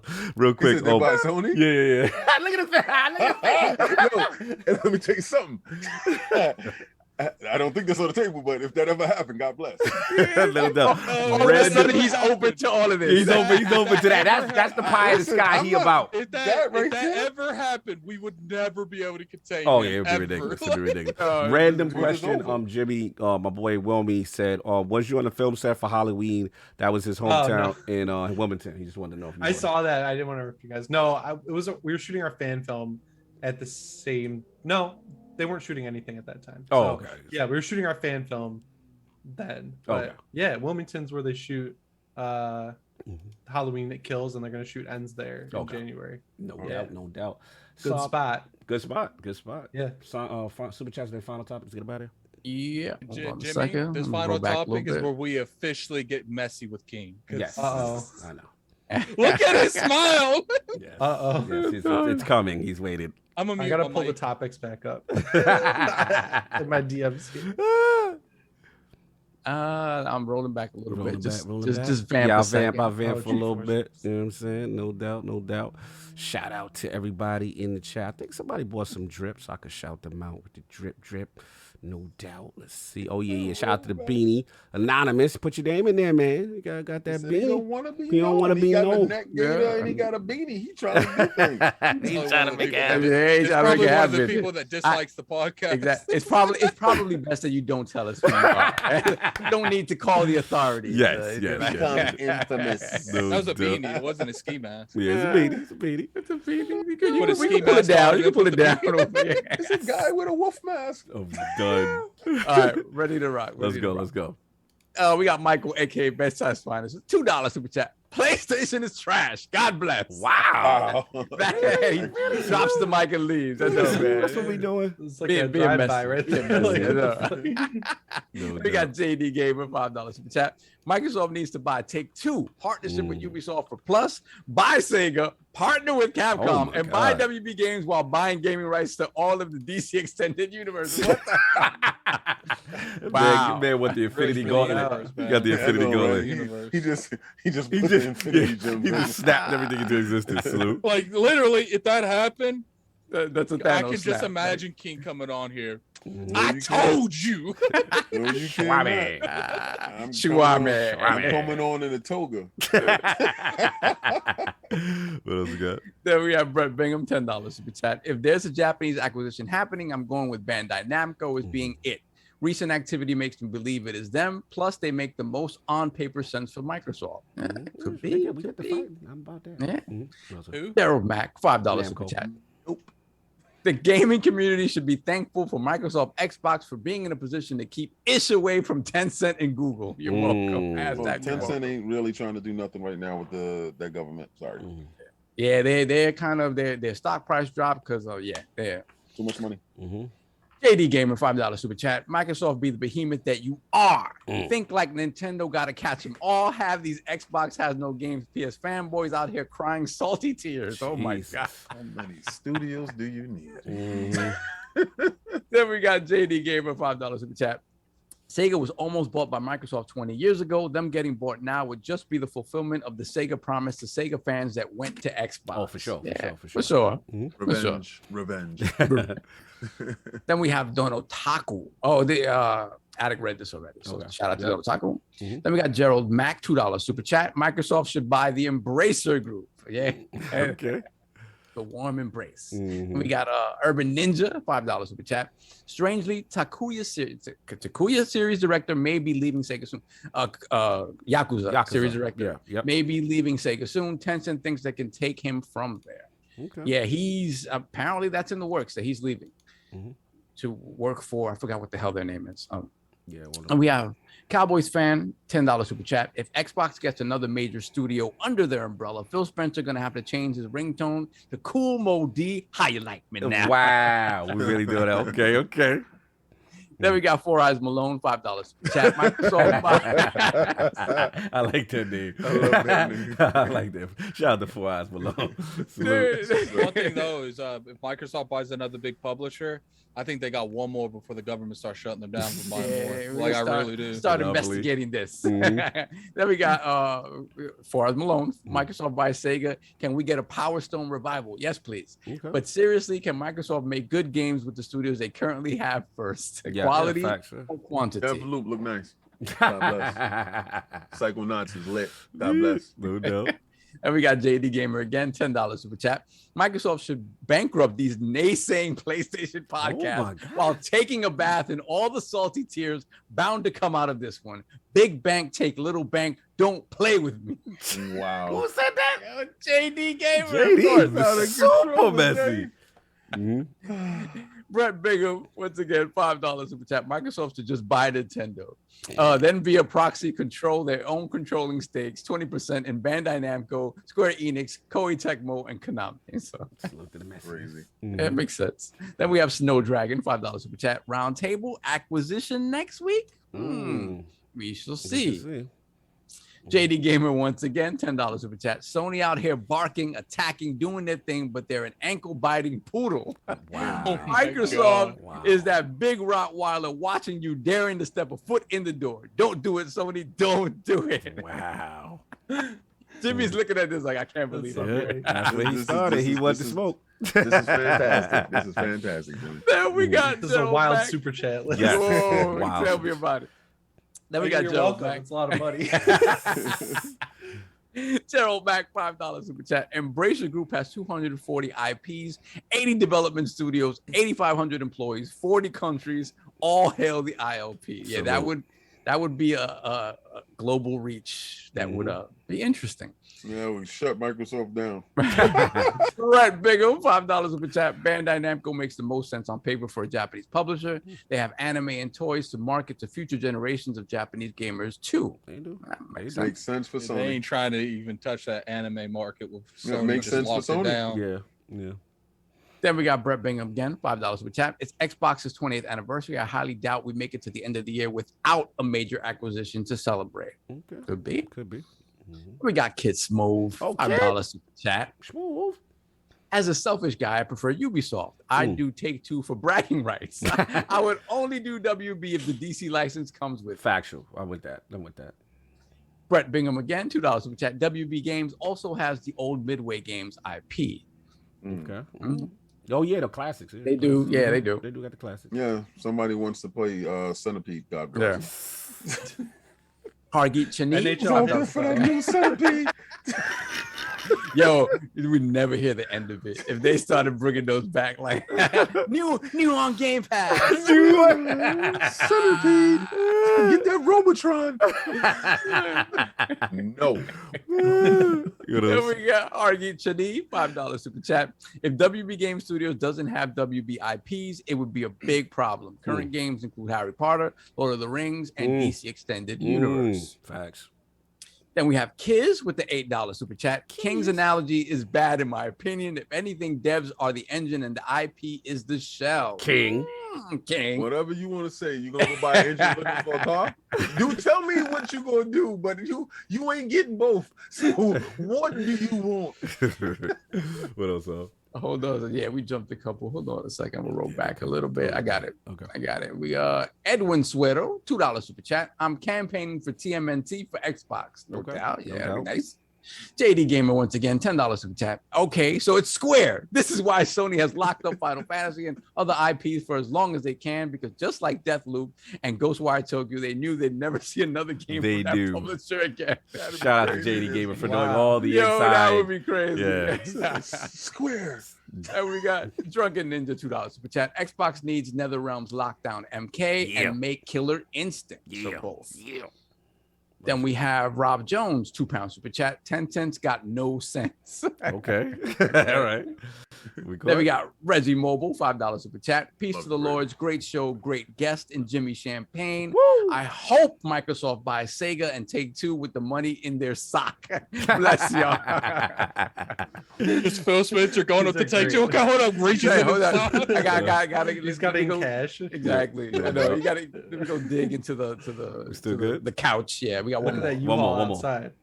Alexis Evolve, $7 super chat. At the end of the day, I play games because I love to do it. There's good and bad and hopes for better things to come from both systems. No doubt. All right, let's Preach, get that is through true. final topic. This should be pretty quick. King, I know I'll set it up for him. This is the GeforceNow database leaked, which has definitely rocked the game sphere this week. Evil ass list lost, man. Yeah, I'm not gonna go through the list. It's super long, but it's a lot. Can you send me the list? Yeah, after I finish reading it. Okay, that's what I meant. Yeah, so the whole thing is pretty much, a lot of unannounced titles. We saw some PC ports from PlayStation. I think God of War was on there. We saw some major stuff, Crysis 4. I mean, crazy games. A lot of stuff going on now. Since then, NVIDIA has made a comment, and a spokesperson said it's an unauthorized. They're aware of this unauthorized published list, and they basically took immediate action to remove it. And they basically trying to say that the inclusion of this list is no confirmation that Tony got fired. I want to know. I wish I could have seen that happen. Yeah, so look, maybe like RoboCop when the guy gets shot out the building. Yeah, 10 seconds, 15 seconds to comply. But remember that? Somebody shut it up. That movie scared me. But anyway, that was in Michigan, right? Wasn't that Detroit? Wasn't that? Yeah. I just thought about that. So look, this is a big one, King. I'm gonna give it back to you, man. You seem to take interest in some specific Quite ports. delight. I wonder why. Quite delight. I told you I'm 95% right all the time. I told you God of War is coming. Oh yeah, we told him. Like, no, King, it ain't gonna never happen. Hey, you want to act like he the only one saying it on the show? No, I definitely, because I'm looking for LaMarcus Doss. I remember his name. He used to be up in there. He would say that's never gonna happen. I remember. I have the receipts. Listen. Shout out to Nixon. They're close to my heart. One of the best acquisitions from Sony Studios. But again, all these white papers that come out is from NVIDIA. During this COVID time right now, when they're sending over people to do patches and to help devs work with their games, trying to port them over, because they're leading the industry in video cards, they have privy to what games are being worked on and stuff like that. This list doesn't surprise me in the least at all. It does. It does make a lot of people angry, and I don't understand that. Just like Jimmy Champane likes to play games in the highest fidelity, on that PC butters, we would really like to see God of War in its true light, not checkerboard. And I think that's a possibility, and that's going to happen. But again, jokes aside, listen. Everybody knows this stuff is going to make it over to the PC. Is open money over there to be taken for people that will never buy a console. All right, so stop being selfish, trying to hoard it all to yourself. People are not going to buy a console. They want a game on a higher fidelity platform and how they want to choose to play. And Sony recognizes that. Microsoft recognizes that. Other companies should recognize that, and Nintendo. Please just go get the money. Whatever. Let people game wherever they want to game at. That's all. No doubt. So let's get Jimmy in here, man. The GeForce leaks database. Do you believe it? What you're feeling?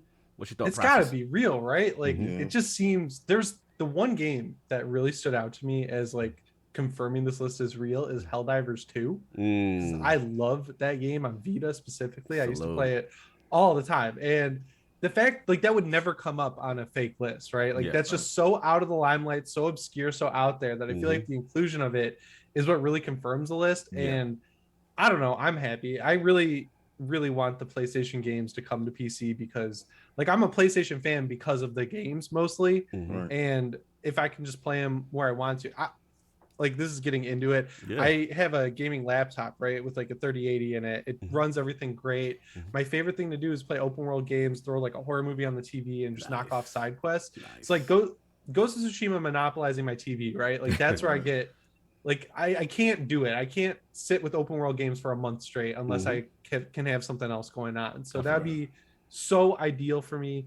Hearing Crysis 4 coming back, I'm like, I hope that happens because I don't know. I feel like Crysis 1 was excellent. I think it's good. 2, they had to really pare it back to put it on console, so it feels like a weird game. But then 3, they kind of got back to where they should be, and then they're like, all right, we're done with the series. It's like, no, you were just doing it. Like you got there. So I would really like to see that come back. And then I see this screenshot in here with like the interface of GeForceNow with God of War. It looks so real. I want it to be real. That's where I'm at. But like we knew Demon Souls is coming, right? Because they had it in the trailer. They had so yeah, they magically said, "Oh like, no, yeah." So, and if they weren't bringing all these games to PS4, I'd be a little more skeptical of them coming to PC. But it's like they obviously aren't scared to make these games come to other platforms. It makes sense, right? It's like free money, and it is. Like they're not giving Microsoft any money by putting God of War on PC. They're giving it to Valve, and Sony has a good relationship with Valve. We've seen that before with Portal 2. You got a free PS3 copy with your free PC copy with your PS3 copy.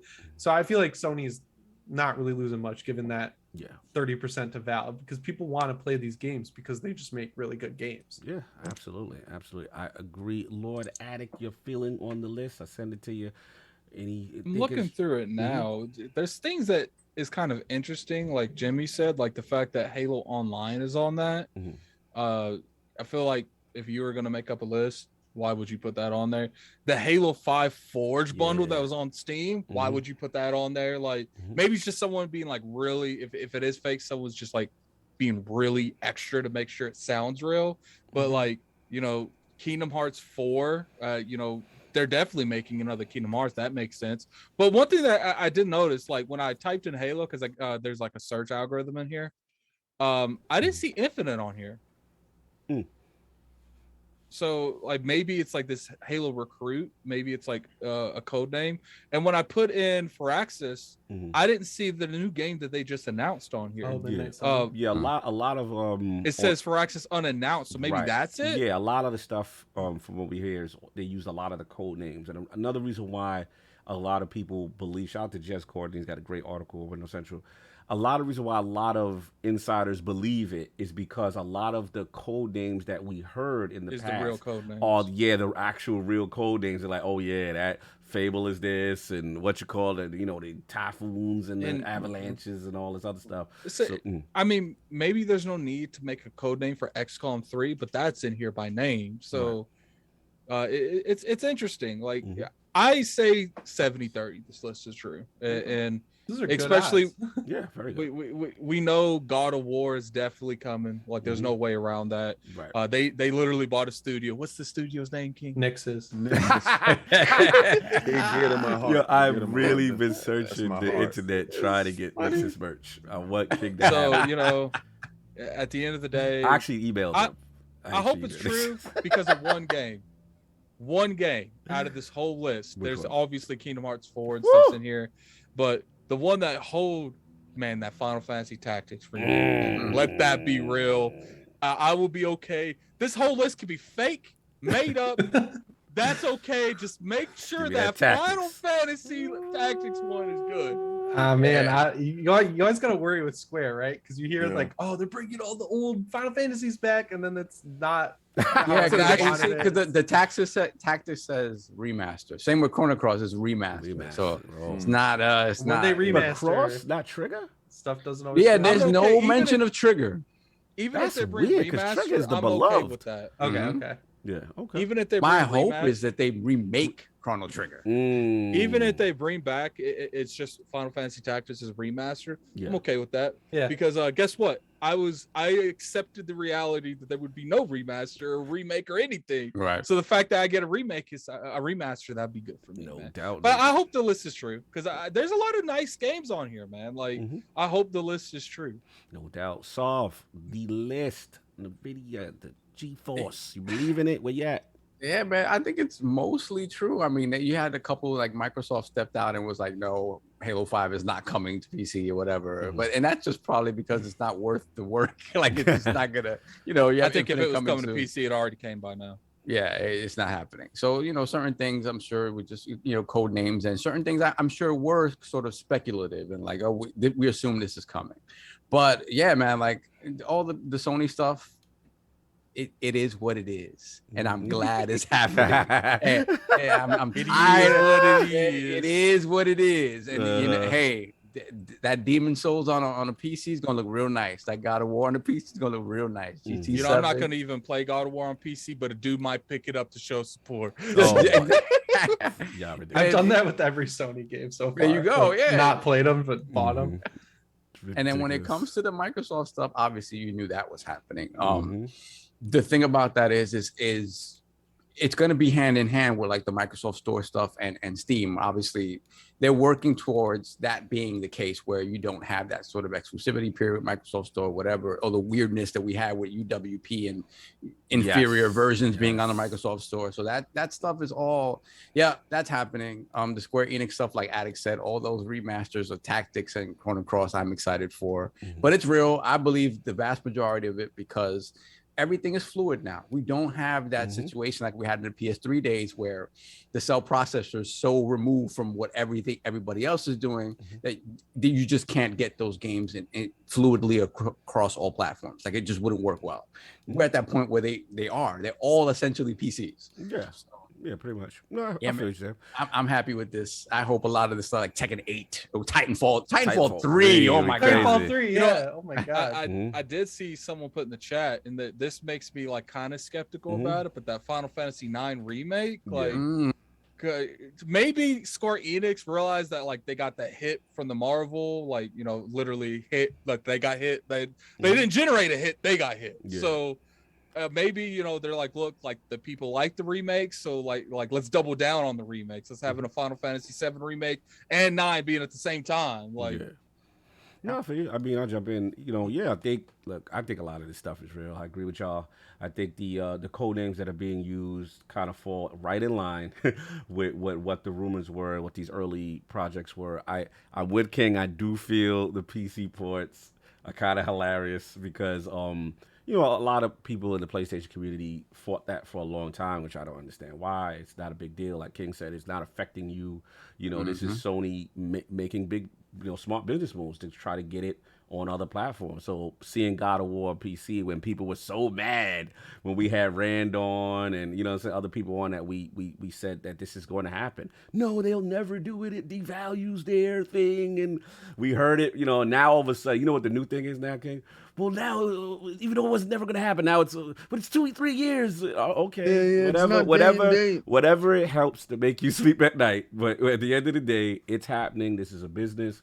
Sony's in the business of making money. In my opinion, you want them to exist, to be around, to be more successful. So, yeah, God of War makes sense. All this other stuff makes sense. They just need to bring that stuff to Game Pass.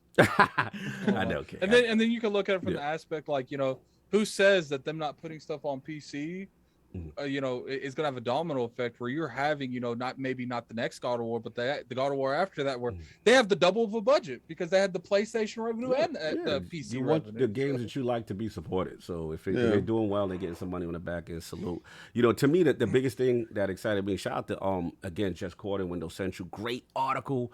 You know, talking about this stuff. He actually talked about some other project names that were kind of in this list that really excited me. One was called Project Cobalt. And NXile, I didn't know about this. So they got I didn't either. It's cool. Wasteland Studio. They're making a new FPS RPG. So I'm super excited about that because I think NXile is super underrated.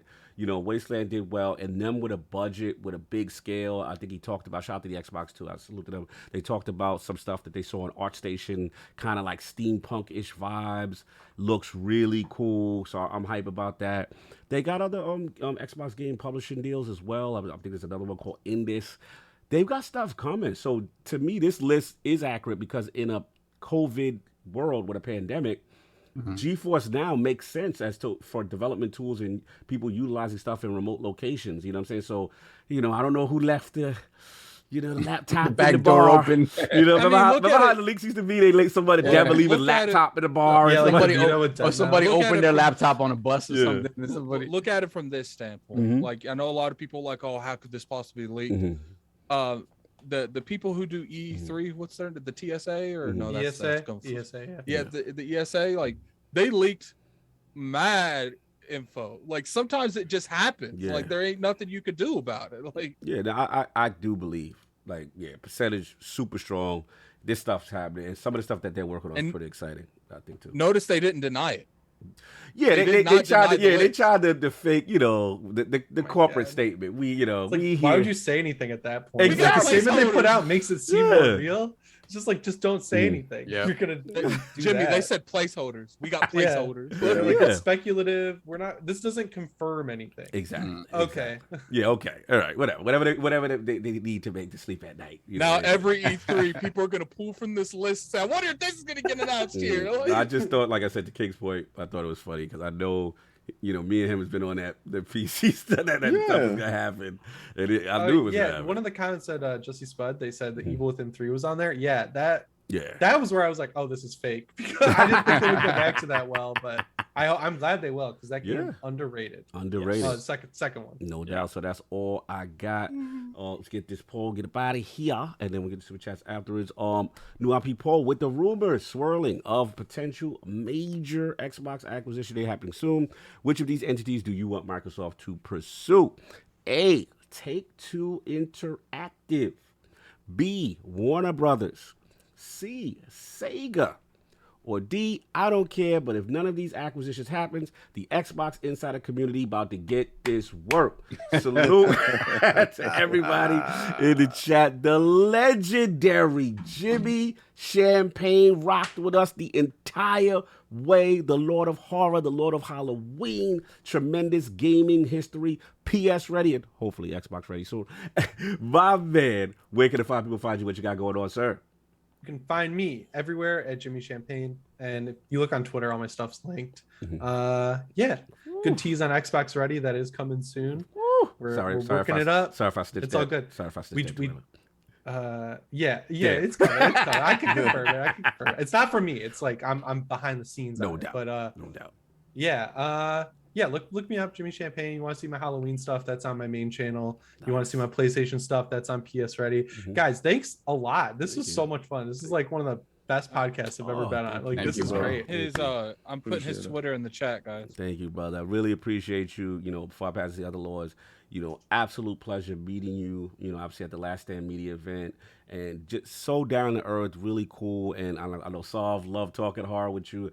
Yeah, that was fun. Yeah, man. I just like your journey. I like what you're doing out there. Continue the great works. And one thing I realize about you that I really appreciate you, like I said, the analytical nature, how humble you are, how willing you are to help other content creators. That's very rare, because usually a lot of people in this space, sadly, they want to deal with people that only on their level and all this politic garbage. And I hate that. Yeah, Jimmy. That's the one thing I hate so much. I hate it, bro. And one thing about you, Jimmy, we was kicking it. We was in the bar. We had our drinks. We was chilling. Everybody. Yep. Good time, good vibes. Can't wait to hang out again. So salute the legendary Jimmy Champane, Lord Addict. Where can the find you? What you got going on, sir? You can find me on Twitter, Lord Addict ILP. You can find me on YouTube at Gaming Addict. I'll have my first video in a while up tomorrow. You can also find me streaming at I don't know if I'm going to stream on the ILP Twitch or my actual personal Twitch. I don't know yet. But you can find me over there. I streamed a lot of Deathloop. First I want to thank Jimmy for coming on here. It's like Cog said, like, there's a lot of gatekeeping going on in this industry. Like a crazy amount of gatekeeping. Like, it might as well be the Great Wall of China. Like, it's just like, what's your sub count, Addict? I can't talk to you. And it's just frustrating, because you'll meet people at events and they're like, yeah, man, what you tell good chemistry, you feel like this is going somewhere, and then it's 6-7 months go by, and you said you wanted to come on. He's like, we got a room for you, and crickets. They never respond. They don't. And to me and Cog's always been that kind of person. It's like, look, if you're busy, just say it. Good. Like, it's all good. Because that makes it so much easier.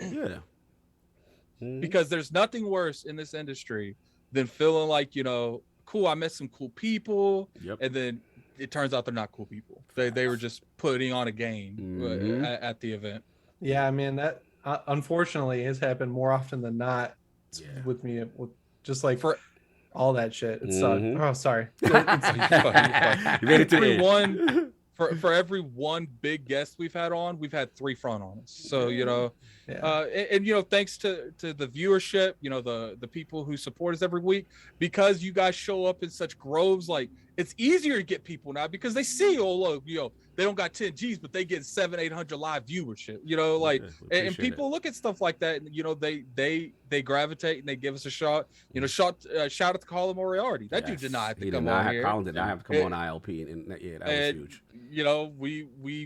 went above and beyond, making sure everyone was able to go on to every show. Because, you know, when it comes to the bigger guests, like, we understand Sunday's not a good day for a lot of people. Like, so sometimes we have to move on that. And it's like, you know, I appreciate everyone for coming through. We had up to, like, I think it was almost 550 or something. You know, definitely love the people that like the podcast, love the people that super chatted, you know, and we got some surprises for you guys in the future, man. We got some surprises. No doubt. Lord Sav, where can the fine people find you? What you got going on, sir? Yeah, man. First off, big shout out to Jimmy, man. It was a pleasure meeting you at the Last Stand Media event. Immediately just hit it off, obviously, because the horror, man. Love horror in every way, shape, or form. Whether it's like it's movies or gaming, and we just hit it off. But I want to thank you for being that type of person. That's just we got into conversations about the business behind like YouTube and stuff like that. Yeah. Like with you and Dustin as well. Dustin was standing behind me with a stove, like talking boss stuff. Boss talk. Honest. Yeah, man. But you guys really. Dust was in his element. Yes. He's never looked really cooler. Was. He really was. But it's just so cool that you guys are there, like willing to sit there and talk to the old man in the room and show him how it's done. Because again, it's so much. It's funny. There were certain things that you talked about when we were talking, and literally the following week, I saw people implementing those exact things that had never done it before. I'm like, wait a minute, what the hell? And it's like, you guys are so, I mean, I don't know if you've spoken to these particular people I'm talking to, but if not, it's just the fact that you guys are so you have your finger on the pulse of how this stuff works and how to be successful. And the fact that you're just so willing to share that is amazing, bro. So I wish you all the best, all the success, man. Facts. I can't wait to have you on again and to hang out again. Absolutely. A lot of people, they don't want to get that kind of info because they're in the back of their mind, they're scared what they show me up. You know what I'm saying? Like, they don't want to get that kind of access. I hate that. Yeah, man. You know what? A lot of people know what to do. They just don't want to because they're like, oh, I'm obsessed with making art or whatever. And it's like, you got to make content for the platform you're on. That's something I learned that stuck with me. The crazy thing is that, like, you came up to us, you were like, oh my God, I love your show, guys, whatever. And I was so stoked to be honest. Jimmy Champane. Yo, I'm like, you're Jimmy Champane. And we're like, yo, it was such a moment. Like, it just goes to show you, like, you know, we underrated, obviously, our influence as well. Right. And then, obviously, we both share mutual friends. You know what I'm saying? Obviously, shout out to Jake, the legend. You know what I'm saying? He talks about you guys all the time, and I'm like, oh man, if I ever got to be on that show, I would be so stoked. We had to do it, man. I had to cook up the intro for you, but yeah, man, and like Sav said, you know, it is very rare and cool, you know, to share that information with your peers and to help, you know, not gatekeep information like Attic was saying, right? Because it's like, you know, it's rare, man. Salute to you for that. That was huge. We really took that to heart. You have no idea. Your stock went even higher. We were already fans. Your stock went through the roof. I was like, yeah, we got to get Jimmy in the realm. Yeah, I'll tell you right now, just a tip. That screen you see on the YouTube studio, it literally tells you everything that it wants. It's like, I want watch time, I want click-through rate, and that's all it is. Like, it's all right there. They're telling you. It's no like doubt. nothing crazy. Lord King, where can the fine people find you? What you got going on, sir? First, I'd like to apologize to Jimmy for being tardy, sir. Oh, no, it's okay. Again, no. Jimmy, I'm never late. And the fact that I was late, I do apologize. You didn't get the full King experience, so you do need to come back. 5 minutes shy. Don't worry. I got you. But he's mad you didn't get the music intro. You ain't get the intro. You ain't get I got hyped up for the music. I do apologize. But to have somebody that reads Fangora magazine and stuff like that, who is steeped in horror, that can appreciate the genre, to look at Returnal and pull off some movie references to it to get more intrigued by it, I think that's special, and I think that's needed. You understand? I appreciate that a lot. And making movies and just living your truth is really fun. And they got a chance to meet you. I wish I would have got a chance to meet you because you sound like a cool dude. And I do watch a lot of stuff. So I do see your stuff, and you are on my timeline, sir. Thank you. And I do appreciate your content. Thank you for showing up. KOS. Yes, sir. It's going up this week. Again, I'm having a tough time doing this KOS because it's talking about my fallen comrade, Chris. Rest in peace. So he's X-Men dude. So you see Cable in the back. You can see him in a different position. right now. So I did all the other stuff, the static shots, and I did the still stuff. It's just I'm having a hard time getting through the actual video talking about them. That'll be up next week. Please go to lordsofgaming.net where we have a ton of writers, a ton of stuff up there. Please check that out. Please watch Lord Cognito with Andy Bontis and Ty Guy Travis with the last word, Destiny. I would flow with guys. So right now I'm in trials running around like a new kid. Shout out to your I need to flawless. jump on there, man. Shout out Travis, to hit me up, Travis. Yeah, shout out to They can't handle me, son. It's crazy. But see you guys next week. Lord's Legion of Doom. Yes. Fridays, 9 p.m. Oh, 9 p.m. Please check it out. We had the sick one on this week. Check us out next week. It's the content is a little blue. Okay. Okay. All right. Salute. And like I said, if people aren't aware, Jimmy, like his statue collecting in the community is pretty amazing. It's for anyone who's into that and comic book culture. Highly advised. You know what I'm saying? They should do. They've been putting it down for a minute now. It's the rebrand, so even more goodness. So check that out. So what that? Yeah, I was looking at that Cable statue. I was like, that is cool. That is cool.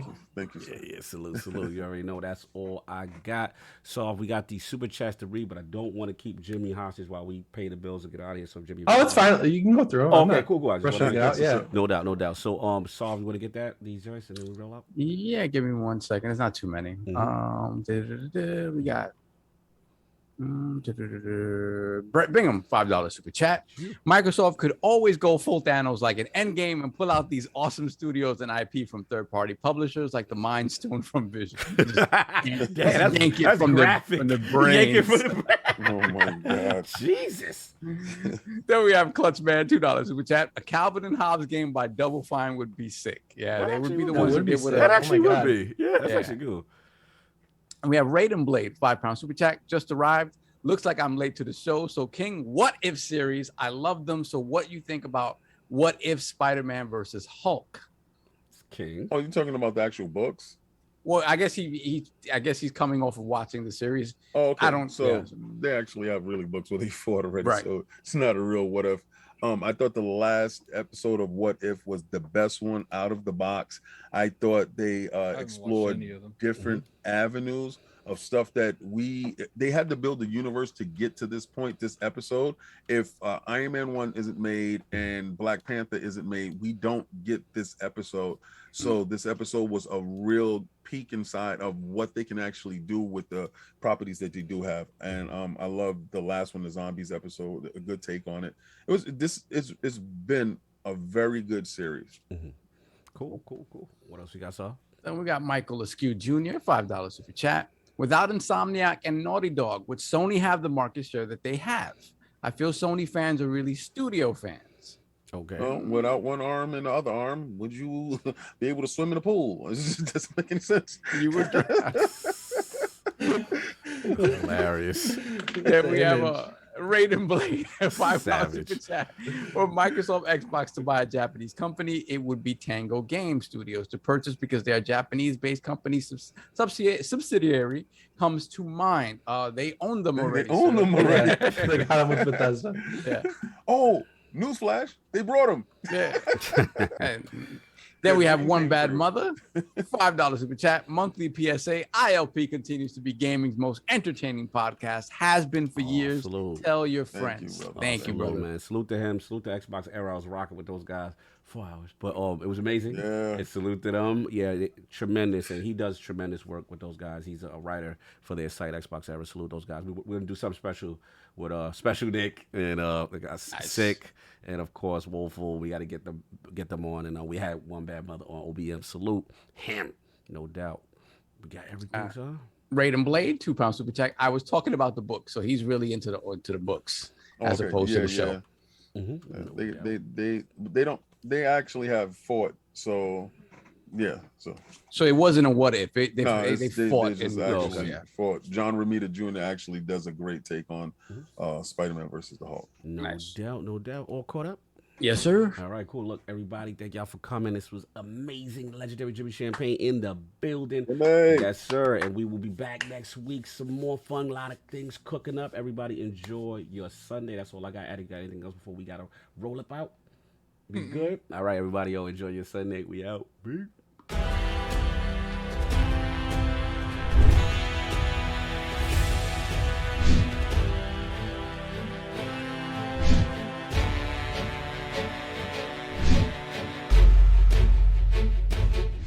Raiden Blade. What we forgot? He just added at the end. Oh, okay. What you say? We live. Yeah. Raiden Blade, £5 super chat. I'm already aware that they own them. I'm saying it's easy. It's an easy way into Japan. Okay, there you go. Yeah. Okay, They have to have a studio apologies. home base. No doubt. Thank you. And for that, we're Thank out you. for real now. Peace.